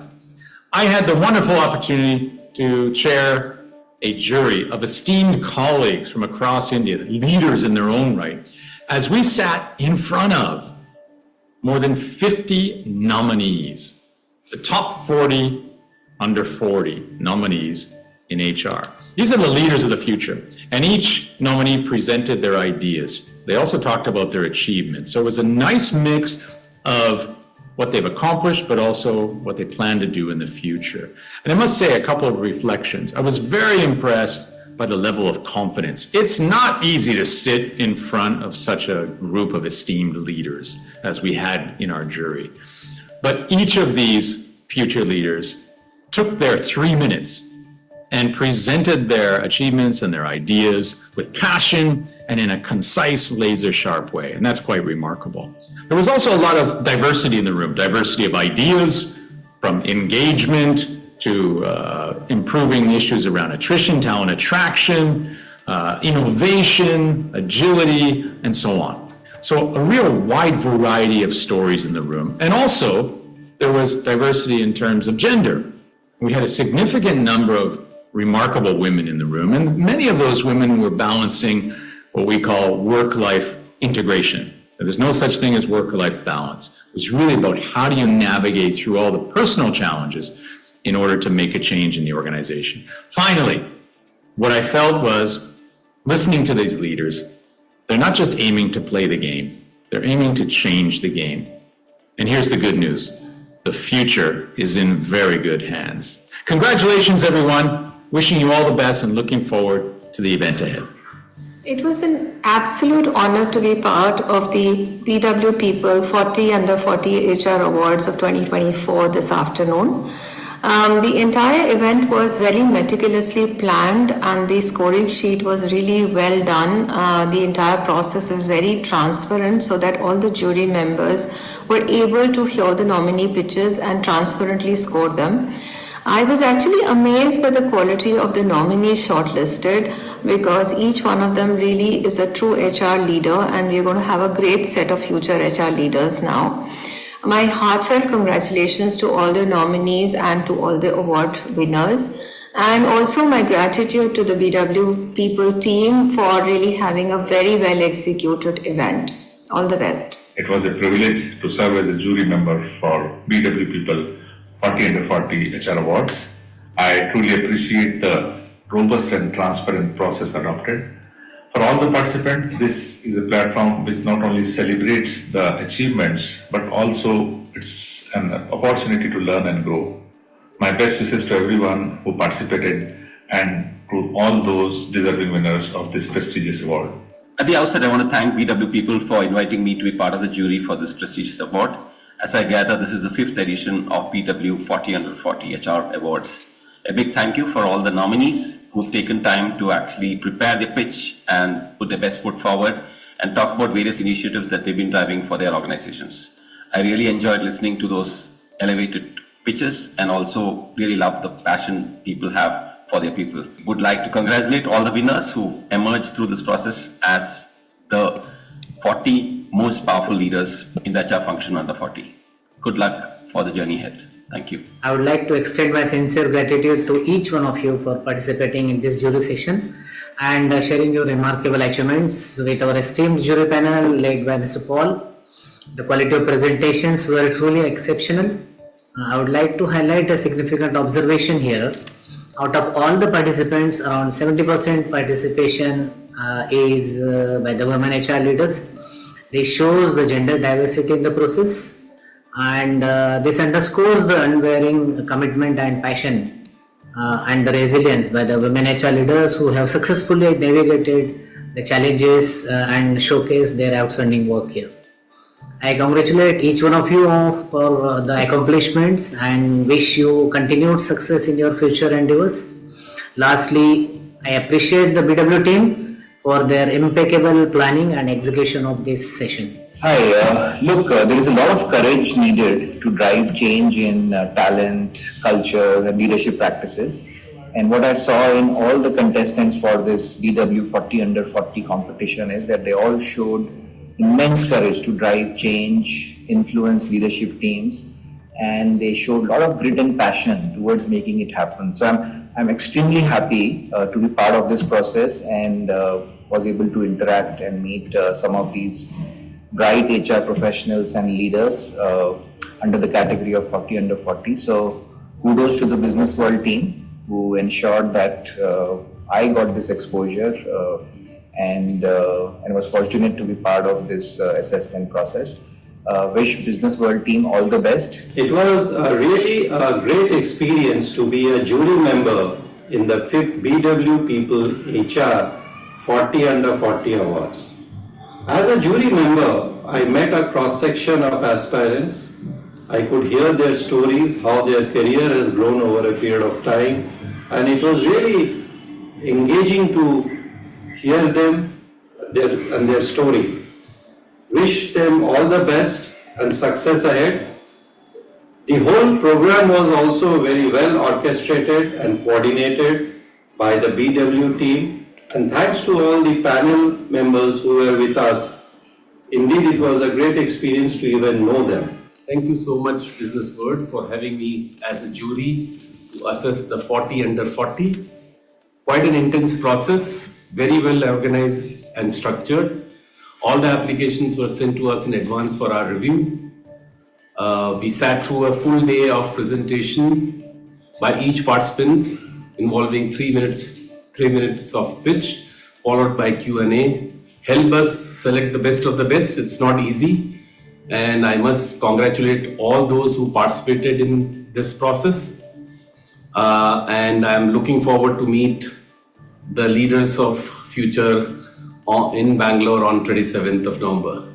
Thank you, Business World, for organizing this. Thank you, Business World, for this opportunity.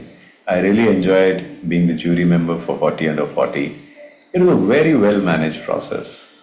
I must say the criteria was well laid, and despite being a large jury and at the same time a lot of participants to judge, I think you made it very easy for us to figure out who's the winner. Thank you, Business World, and to all the participants, all the best, whether you win or not win. I must say, you guys are a bunch of talented folks, and I'm sure you'll do well. Thank you.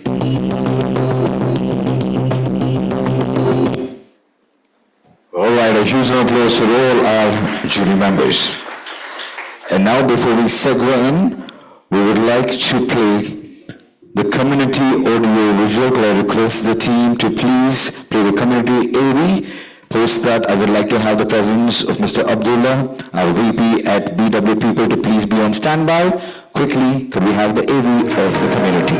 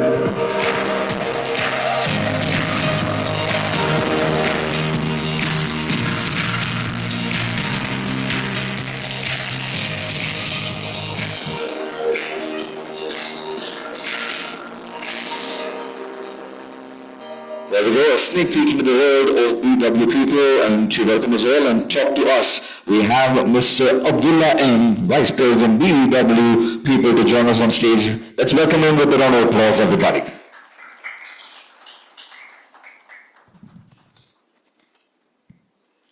Thank you. Am I audible? Okay. Ladies and gentlemen, good evening to all of you, and many, many congratulations to all the participants who got nominated in the BW People 40 Under 40 Awards, and congratulations to all the HR professionals who would be winners this evening. BW People 40 Under 40 Awards have been conceived to recognize the exceptional work that all the star professionals under 40 years of age have done in the HR people management space. The objective of these awards is to encourage the young professionals to be more enthusiastic about their work, be more innovative, competitive, and dive even deeper into the space with utmost integrity. We have had an elaborate and very robust jury meet joined by some of the brightest minds from the industry, and the entire jury process as well as the judging criteria have been meticulous, fair, and absolutely transparent, and the jury has done a phenomenal job in this regard. A big, big thank you to the jury chair as well as all the jury members. This year, we've seen some of the remarkable works, great nominations from a very, very healthy mix of industries and companies from across regions in India. I, on behalf of BW People, congratulate all the winners once again and leave the stage to the host of the evening to begin the award ceremony. Thank you. Thank you so much. Thank you for kick-starting the award ceremony. And not before we have a video from the chairman of BW Business World, Dr. Anurag Batrasa. He wishes to share something. Good evening. Thank you for being at the BW People 40 Under 40. My congratulations to all the nominees who were shortlisted. My congratulations to the winner. The BW People and BW Business World initiatives are about the jury process and the jury chair and the jury members. So let me say thank you to my friend Mr. Paul Dufree. Thank you, Paul, for chairing the jury and selecting a fantastic set of winners tonight. I will only say, Paul, with your experience in leadership and now as an entrepreneur, you know what it takes to succeed, what it takes to be empathetic, and what it takes to create more leaders. So today's cohort of BW People 40 Under 40 represents almost all sectors, geographic, and has an eclectic set of winners. I wish all of you all the very best in your careers, and I would like to end by saying that embrace the 3 C's, which is change, continuity, and compassion. Also embrace the 3 H's, which is hope, humility, and hard work. You already have that. And there are 3 C's that you should do away with. One is comparison, complaining, and criticizing. I think if you do away with it, life is joy. Sleep enough, 8 hours of sleep is good. Look after the planet. As leaders, you have a huge influence on the community that you work with, your heads of HR or leaders in the HR domain. So clearly you can steer the destiny of your organization. You have a voice at the table. So make a difference and continue to do well. God bless you. Thank you. Thank you, and a big shout out to Dr. Anurag Batrasa, a visionary gentleman, and he always talks about the importance of 8 hours of sleep. I don't know how many of us can follow that, but he always makes it a point that we do. One more time, could we have a huge cheer for BW Business World and for Dr. Anurag Batrasa. As we know, it's a tedious process to be the judge and to get the winners for this award. We would like to thank some of the jury members for in person and joining us right here this evening. I would like to take this opportunity to call upon the stage Mr. Paul Dufree, CEO, Take 5 Global Leadership Coach, ex-CEO at Randstad, and a best-selling author who's been the jury chair, who's right here amongst us. Could we have the pleasure of you please joining right here on stage, sir? Also joining him, we have a jury member, Mr. Mahipal Nair, CHRO, APAC and Managing Director, Trellix India, to please join us on stage. While we have those two fantastic gentlemen, I think we can join hands one more time. I request Ms. Bilkis Naqvi and Mr. Abdullah M to join me on stage to felicitate these fine gentlemen for all their efforts, time and for their presence right here today.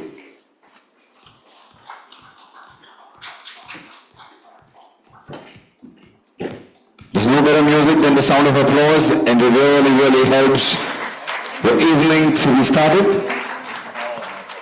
And could we have some music at the back as we honor these gentlemen?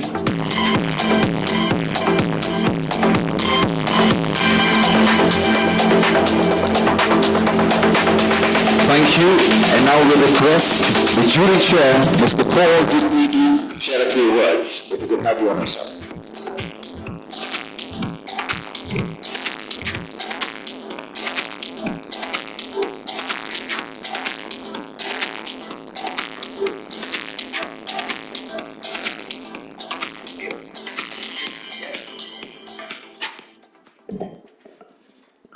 Namaste, Namaskara, Vanakkam, Namaskar, Kimcho, Majama, Jule, to my friend from Ladakh.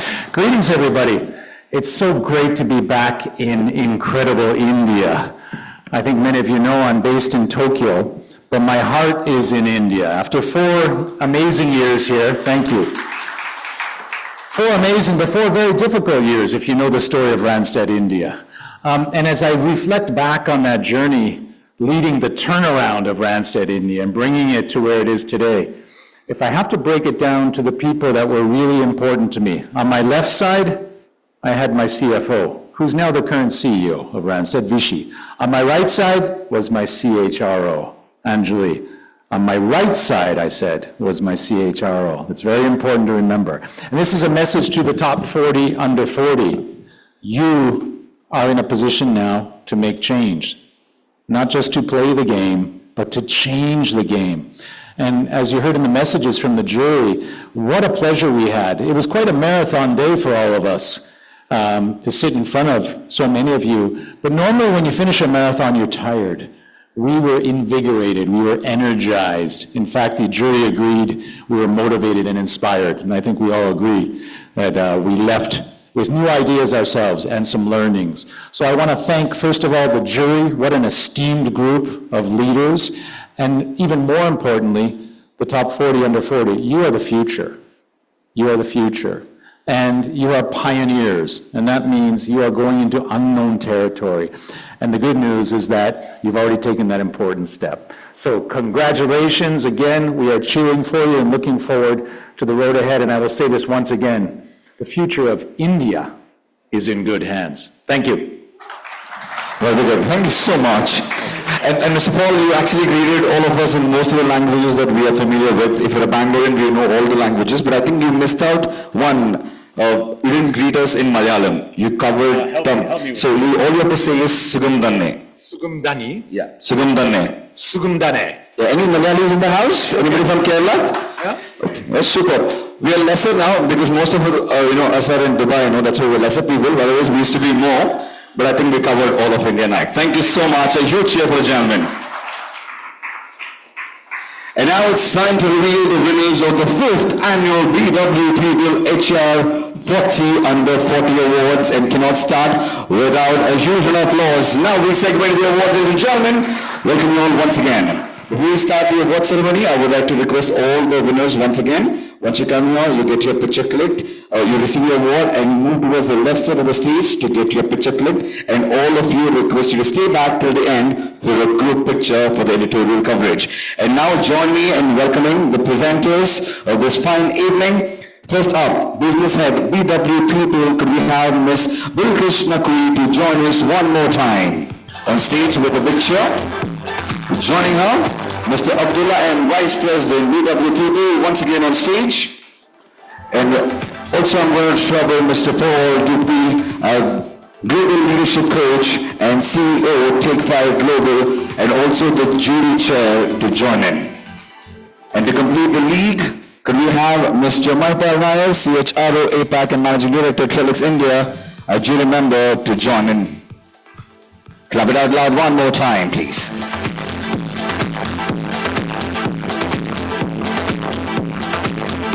And now all eyes on the screen and get it ready. Bring in some energy. Let's applaud and celebrate every winner who joins us on stage. So are we ready? Are we ready? Well, ladies and gentlemen, right here, the first person to join the elite club of BW People Future Masters 2024. All eyes on the screen. Could we have the AV, please?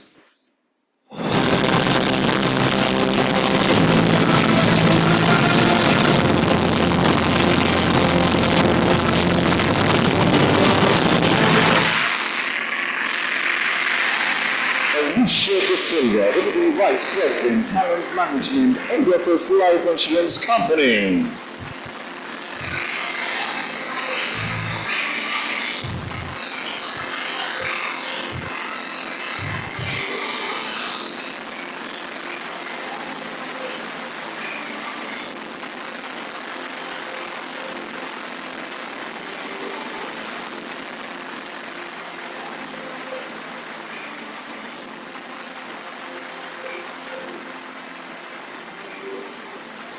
Yes, once the winner, you've received the award, we request you to go to the left side of the stage and get your individual picture clicked. Thank you. And now, the next person to join the elite club of BW People Future Masters 2024 is...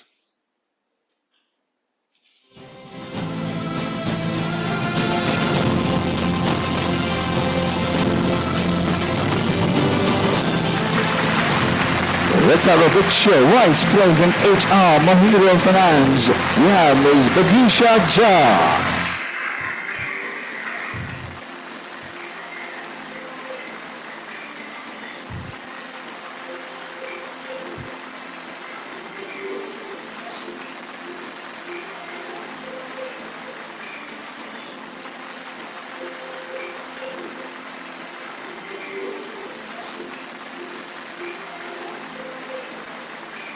Congratulations, and let's also applaud and welcome the next winner to join the elite club of BW People Future Masters 2024. Let's have a look at it.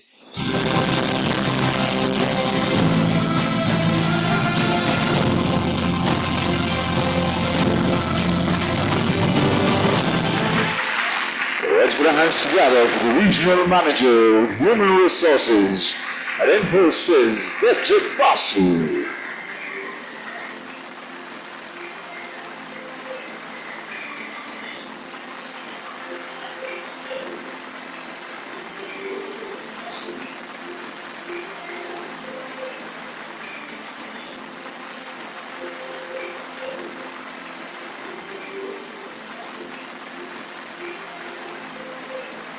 The next leader to join the elite club of the BW People Future Masters 2024. Let's have a look.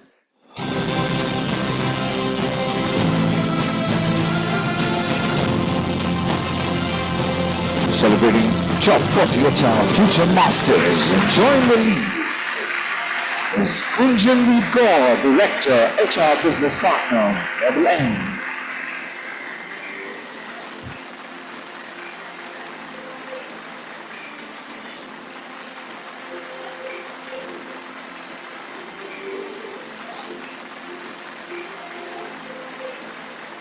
Congratulations. Let's have a look at the winner coming up on stage to join the club of BW People Future Masters 2024.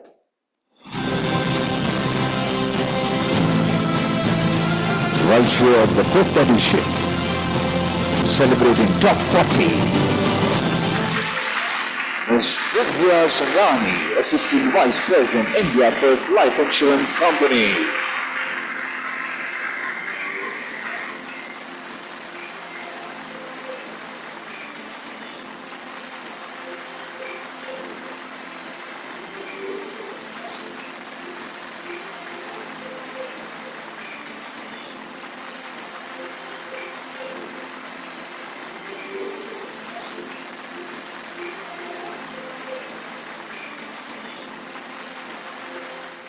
Could we have the winner reveal?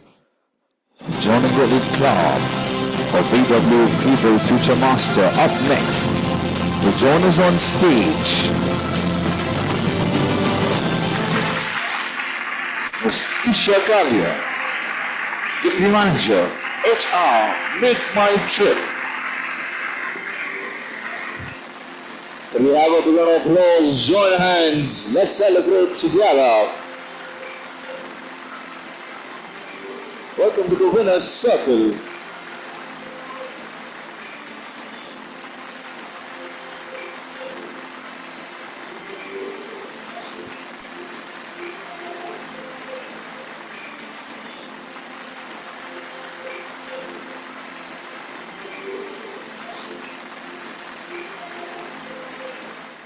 And quickly moving forward, the next person to join the elite club, Future Master.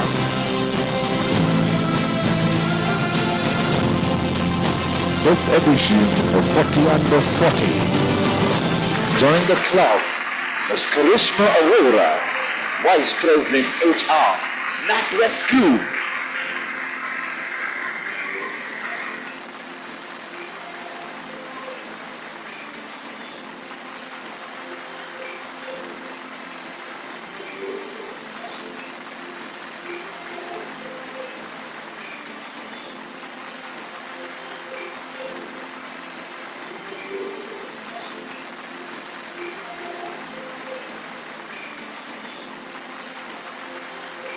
Thank you, congratulations. And moving forward, the next winner to join us, join the elite club of BW People Future Masters 2024. Top 40 Future Masters. Ms. Kaveri Chauhan, HR Leader, Domestic, North India at Kindred.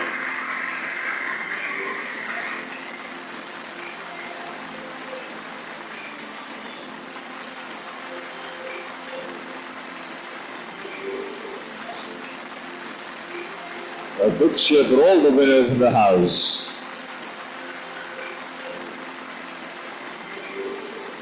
And up next, let's welcome the winner to join the elite club, BW People Future Master 2024. In the top 40 was Kriti Anand, Head Workforce Planning, Performance and Analytics, Future General India Insurance Company.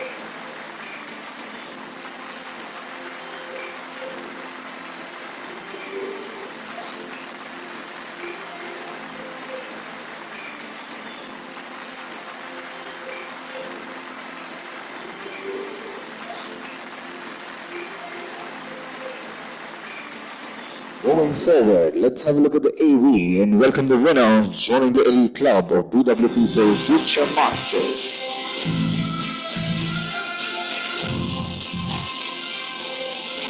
We're right here celebrating the top 40 HR. Ms. Monica Gamija, Associate Director, Human Resources, Make My Trip.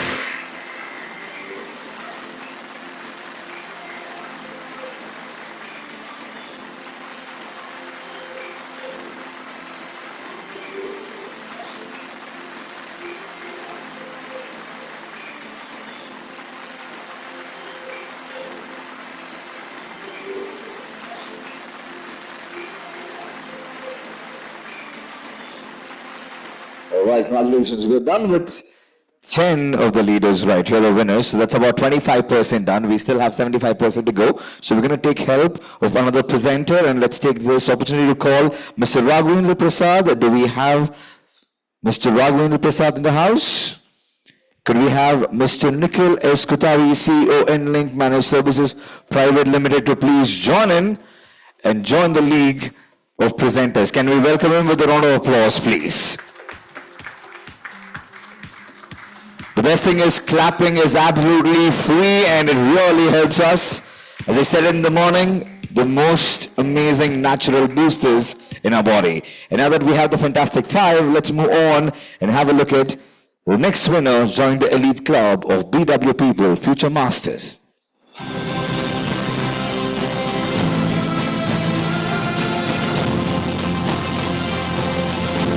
Put your hands together. Let's welcome Ms. Gitanjali Kunna, Head HCM and Administration at AIPL. Clap, clap, clap, clap, clap, clap, clap it out loud.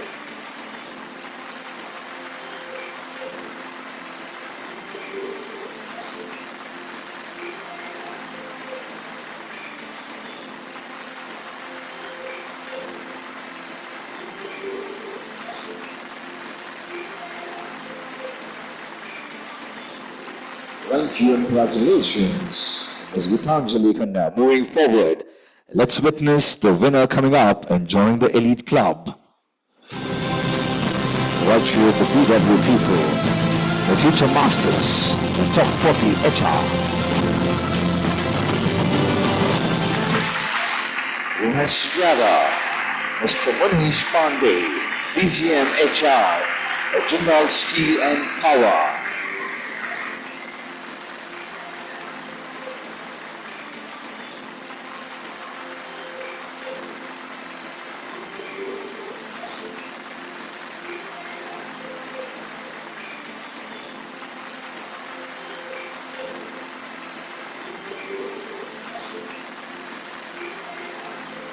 Quickly have a look at the next winner joining us on stage. You're also going to be a part of the elite club of BW People Future Master 2024 is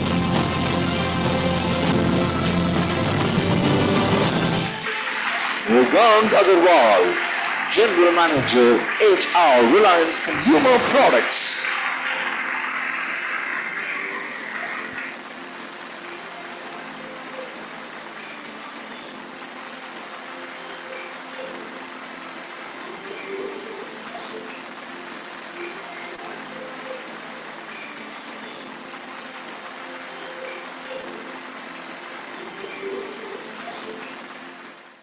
Next leader to join us and be a part of the elite club of BW People Future Master. Let's have a look. AV, please.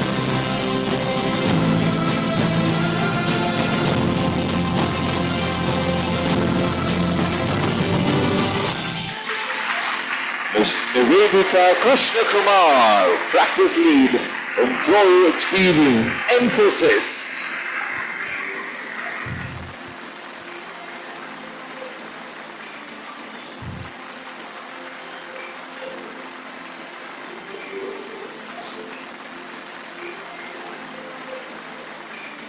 Very nice.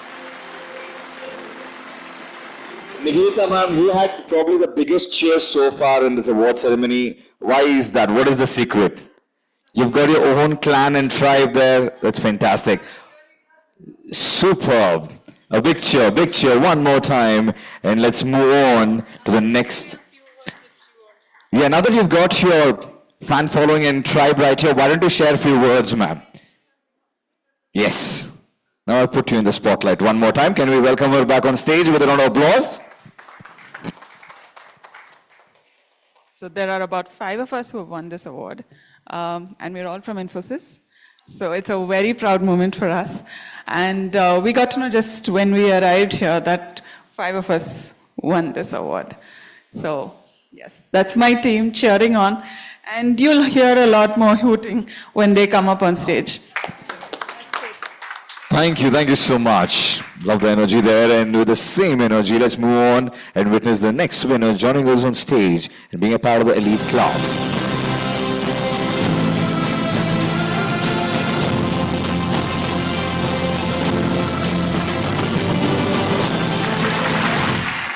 Let's welcome Ms. Padmavati Subramanian, Senior Manager, HR, Infosys.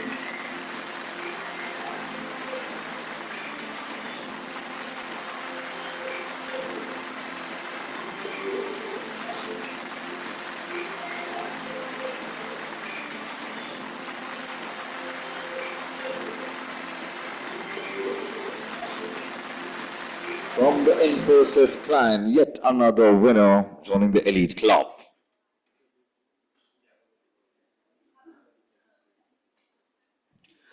Congratulations, and now we move on. Let's have a look at the winner coming up on our screen, joining the club. The elite club of BW People, Future Master 2024. The next winner is Beverly Chakravarti, Senior Manager, Human Resources at Make My Trip. It is Beverly Chakravarti. A huge applause for Bali. I was anyway going to cross-check. Mr. Bali Chakravarti in the house, Senior Manager, Human Resources, Make My Trip.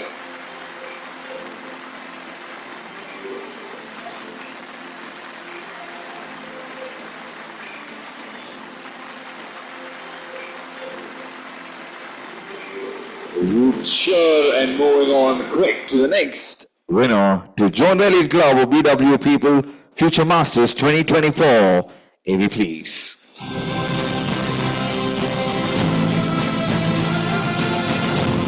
We're right here celebrating the 5th edition, celebrating top 14.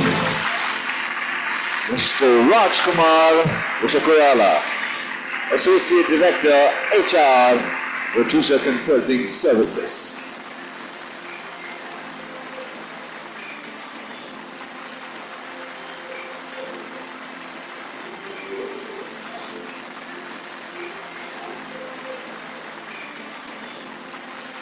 Joining the league of the top 40.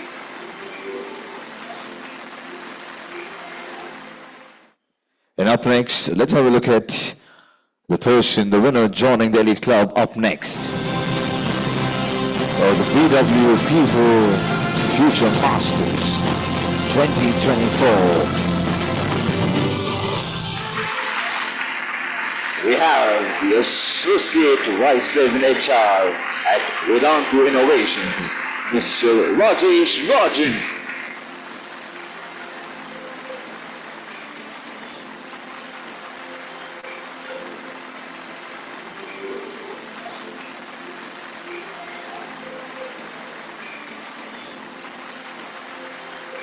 We have a picture, huge applause, let's keep it coming.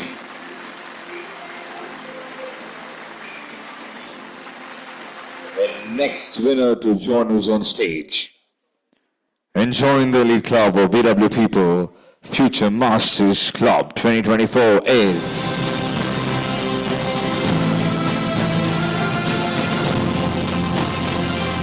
coming up on the screen. We have Ms. Rajita B.R., AVP HR People Operations, Synchrony International Services. Clap, clap, clap, clap.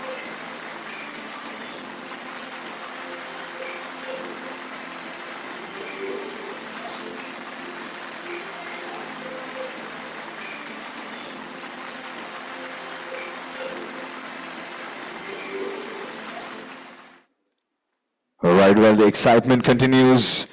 Let's have a look at the next person, the next winner to join the club, the BW People Future Masters 2024 on your screen.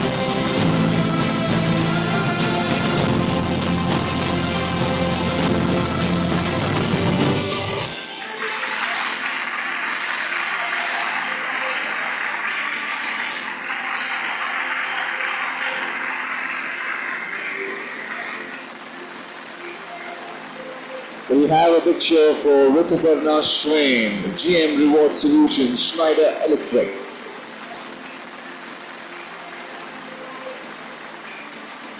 Do we have Ms. Bindu ma'am?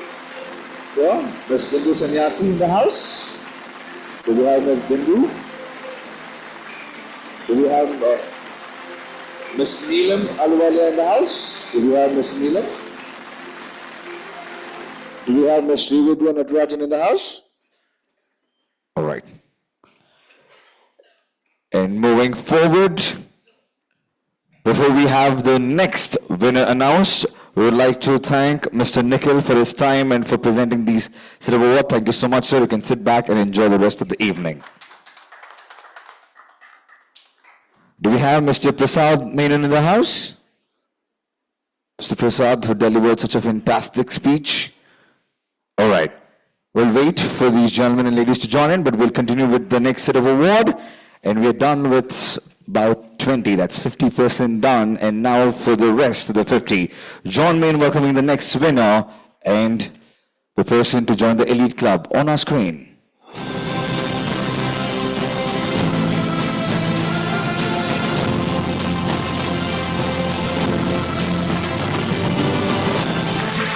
Ruchira Arun Gopore, Lead Performance Systems and Analytics at Zydus Wellness.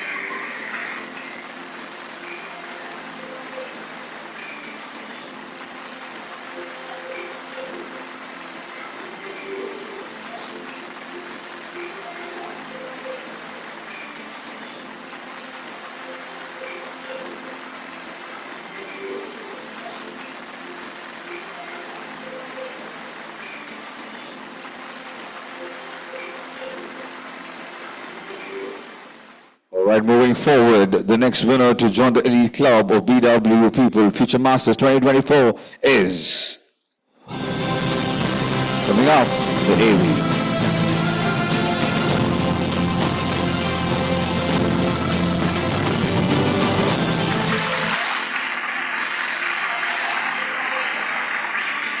Let's welcome Ms. Soumya Taluja, Senior Manager, HR at Make My Trip. Looks like we have the same plan, the same number or more than Infosys, but we're not getting the energy from Make My Trip. We're busy making the videos there, but you can cheer as well.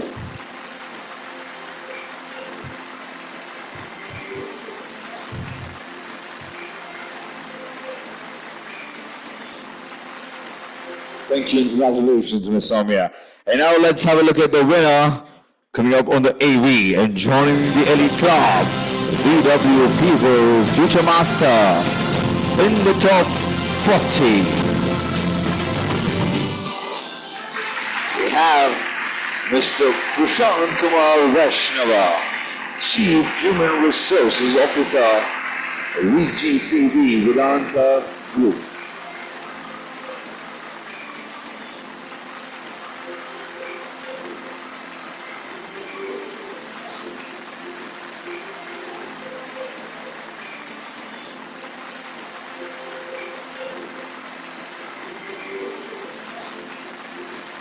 Thank you and congratulations, sir.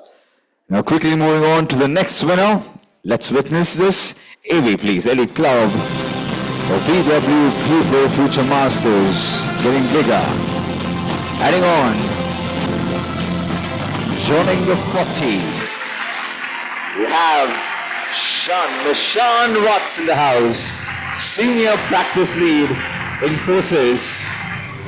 And I think we can add on a few more panelists. One of the most amazing questionnaire asker. A person who puts a point and shares it. Definitely added a lot of value, shared a lot of insights along with the panelists, with her questions.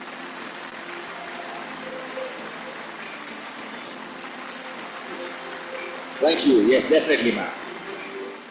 This was my first attempt, but my last chance to win this. Otherwise, I would have been in 50 under 50. But thank you so much. What a lovely evening. Thank you. So I was actually thinking you would say like 30 under 30. You look more that, ma'am. All right, moving on to the next club. Next winner to join the club. Let's have the AV, please.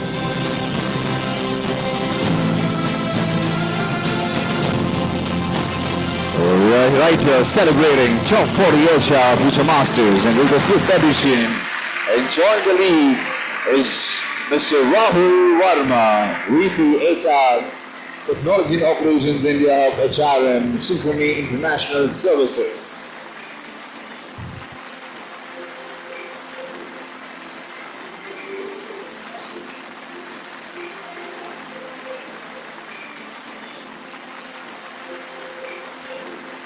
Do we have Mr. Pradeep Hadgaonkar in the house? Do we have Mr. Pradeep? All right. So while we celebrate this along with Mr. Rahul, let's take a look at the next winner to join the elite club of BW People Future Masters 2024.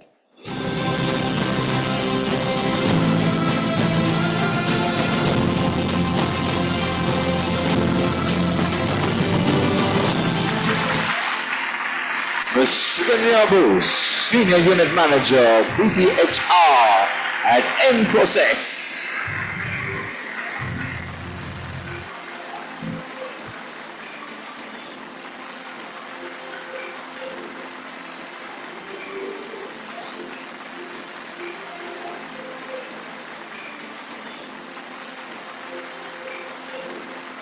Thank you, congratulations, Mr. Gandhi. And moving forward, let's welcome the next winner onto the stage and the one to join the elite club.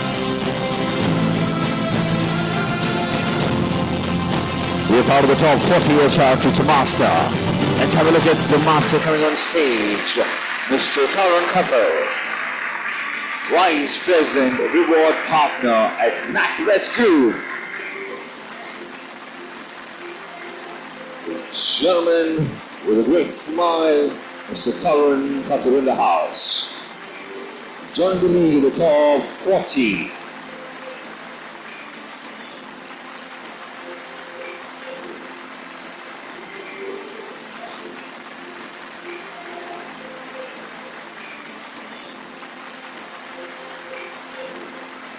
Congratulations, and we request you to stay back sharp. I know you have plans later part of the night, but for now we need a picture. Let's have a look at the AV and the winner coming up on the screen. Joining the elite club of BW People Future Masters.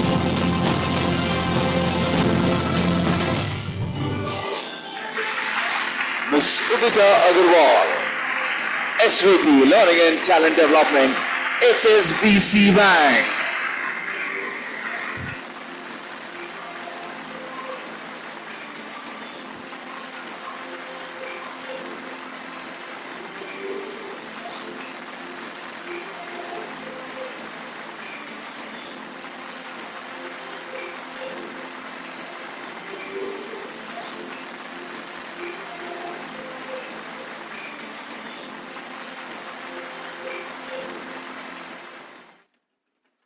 We're quickly moving forward, our AV, and welcome the member joining the elite club of BW People Future Masters 2024.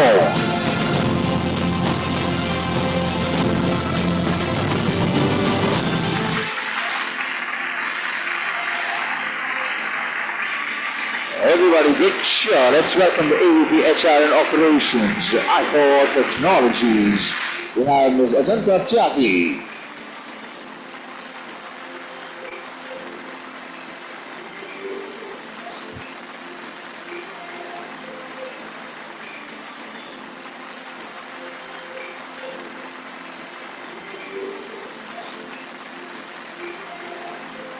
Thank you. Congratulations. Moving on quick.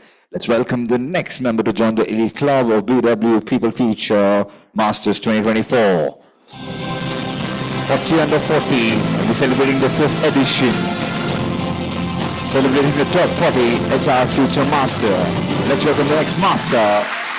We have Mr. Anjan Das, Vice President, Human Resource, Christian Care. A big cheer, let's join hands. We are in the last leg of this award ceremony. With Mr. Anjan Das being with us on stage, that marks 75% of the winners. And we're heading towards the final 10. Final 10 to complete the top 10. So could we have a big cheer for the next set of award winners who are going to join us on stage? Let's have the energy in the house. Come on, everybody, one more time. We're done with the 30 in the top 40 and now heading towards the final set.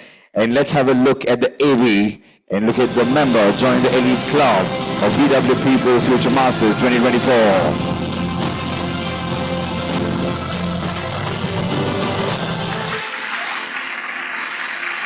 We have Ms. Ashna Yu, Regional HR at Connexus India.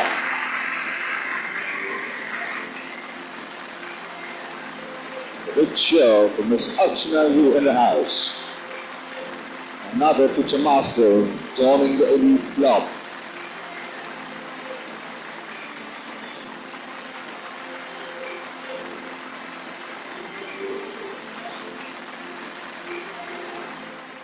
Moving on, let's witness the next winner to join on stage and to be a part of the elite club with BW People Future Master. We have Vijay Bhaskar Shekhar, Head HR, CSIT. Clap, clap, clap, clap, clap, clap, clap.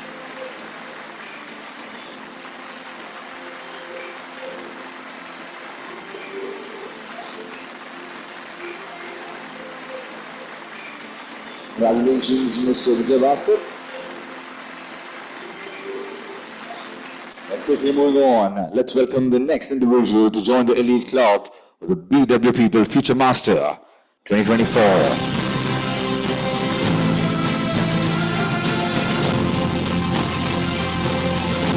We're here celebrating the top 40. And up next to join the league, Ms. Rita Bajaj, People and Culture Associate Director, BW Rise. And let's also rise together and put our hands together one more time. Last few winners to complete the top 40.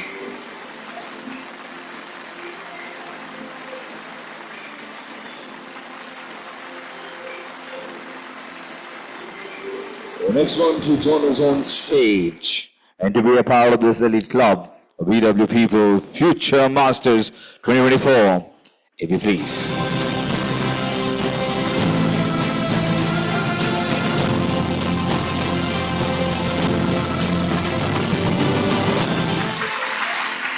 Let's have a big show for Senior Manager CND at Oracle India, Mr. Kumar Vinny. Clap, cheer,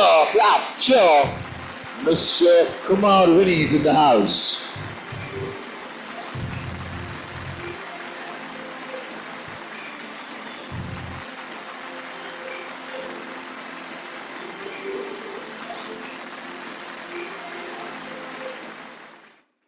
All right, on that note, let's have a look at the next person to join the elite club of BW People Future Masters 2024 and get ready to welcome the winner onto the stage. Again, we're celebrating the 5th edition of 40 under 40 and the top 40 HR. The next master to join, we have Mr. Vishal Khera, HR Director of Uptype Agency.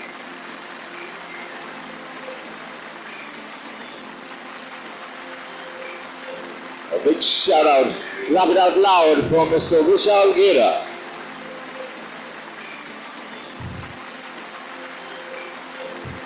Down to the last few winners to join and complete the league of top 40. Up next, a quick look at the winner coming on stage and join the elite club of BW People Future Master 2024.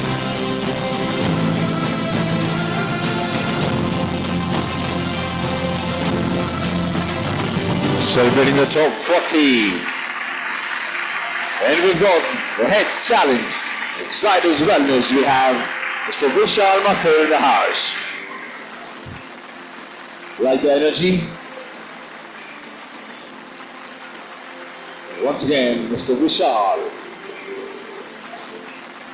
Siders Wellness.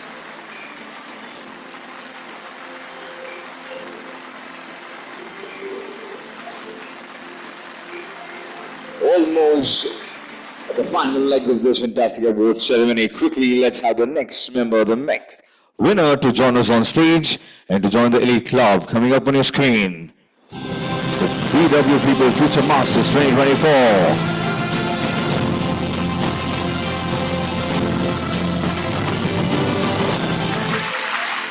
We have Ms.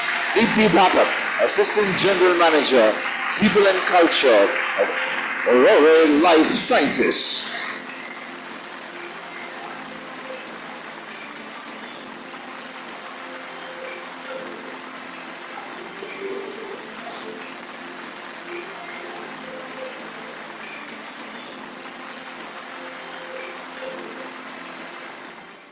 Next up, could we have the AV, and let's join hands to welcome the winner to the Elite Club of BW People Future Master 2024.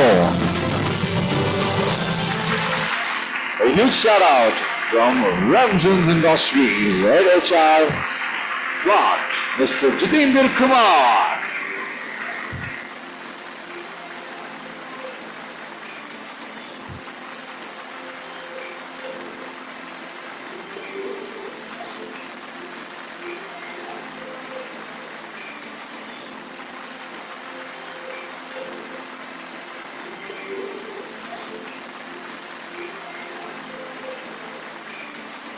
Ladies and gentlemen, with that, it concludes the top 40 under 40, the winners, the champions, and the members of the Elite Club. Could we have a huge round of applause and shout out to one and all present right here for all the award winners tonight.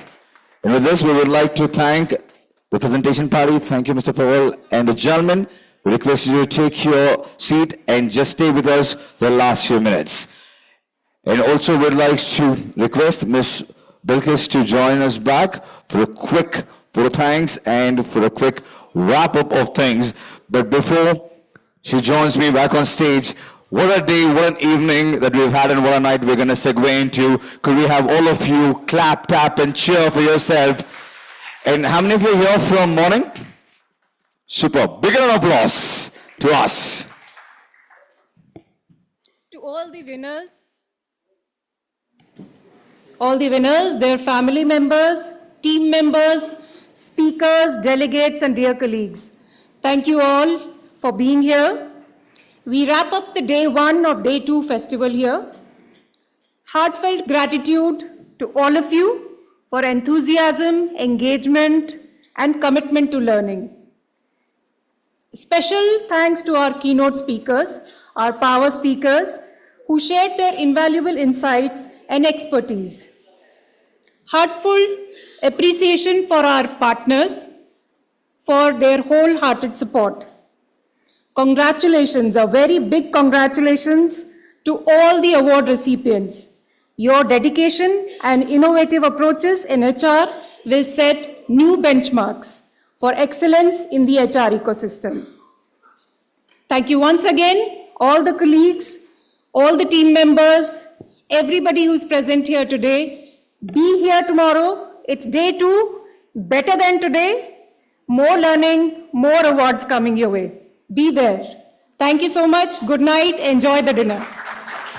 Thank you so much. Before we let you all get into the evening and the night, could I request everybody to put your hands up in the air and give me a thumbs up, just to symbolically end this day. And I want you to say cheers at the count of 3, 2, 1 for all the winners, all the leaders, all the participants right here. Could we have all of you for being a part of the 5th edition of this fantastic awards? A huge cheer. The most powerful people in any ceremony are the camera people. Never take panga with them. All right, once again, let's make this a lovely memory. At the count of 3, 2, 1, we say cheers loud and clear. 3, 2, 1. Cheers. 3, 2, 1. Cheers. Now, could anybody tell me why do we say cheers? Unless you've attended any of my previous session. All right, I'll do this quick. There's actually a technical reason. There's a lot of other reasons, but there's one technical reason why we say cheers. We have 5 sensory organs in our body: skin, eyes, nose, tongue, and ears. When you have a drink, you get to know whether it's warm or cold through skin, or when you touch it. You get to see it through your eyes, you get to smell it through your nose, you get to taste it through your tongue, but there was nothing for years to be a part of it. That's why they coined the word cheers. So the 5 sensory organs becomes a part of the celebration. So every small thing has a reason. There's always a reason to innovate. There's always a reason to collaborate, and there's always a reason to celebrate. On that note, one more time, could we have all the leaders in the house, all the winners, one more time, hands up in the air, and say cheers at the count of 3, 2, 1, say. Cheers. I'm just going to end the night before I call you for a group picture on one of the most important note of the entire day. That is, ladies and gentlemen, this is very serious, all eyes, all ears. All I want to say is, the name is RJ Amar Prabhu, and with all the leaders in the house, my dates are available for your future events. And can we quickly have all of you for a group picture? What a day it has been. Thank you so much for being a part of this. Let's capture this moment. Everybody onto the stage, please. And let's pump some music. The name is RJ Amar, and you can find me on LinkedIn. Love to stay connected. See you all on the other side. Cheers to the night and have a great, great time.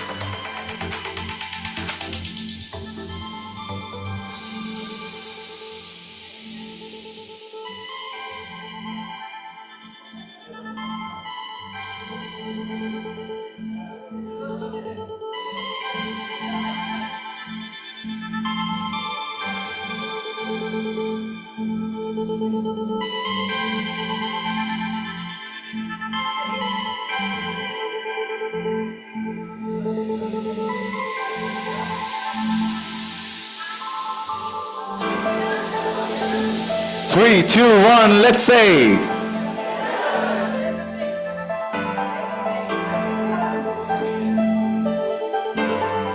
All right, at the count of 3, 2, 1, you say BW. 3, 2, 1. 3, 2, 1. And one last, you can put your hands up in the air. We can do that. Just. Yes, let's not disappoint him. 5, 4, 3, 2, 1, go. Cheers, and thank you so much. Once again, this is BW People Festival of L&D Day 1. See you all at Day 2. Have a great night. And this is RJ Amar signing off. See you all on the other side.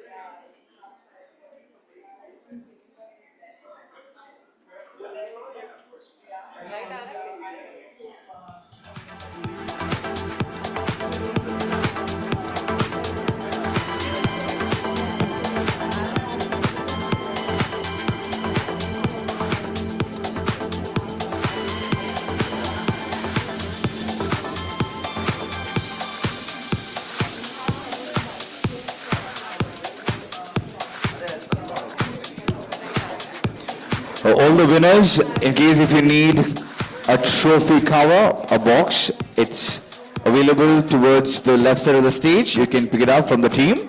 All the award winners, the trophy holders, in case if you need the trophy box, you can collect it from the left side of the stage. Thank you. Good night.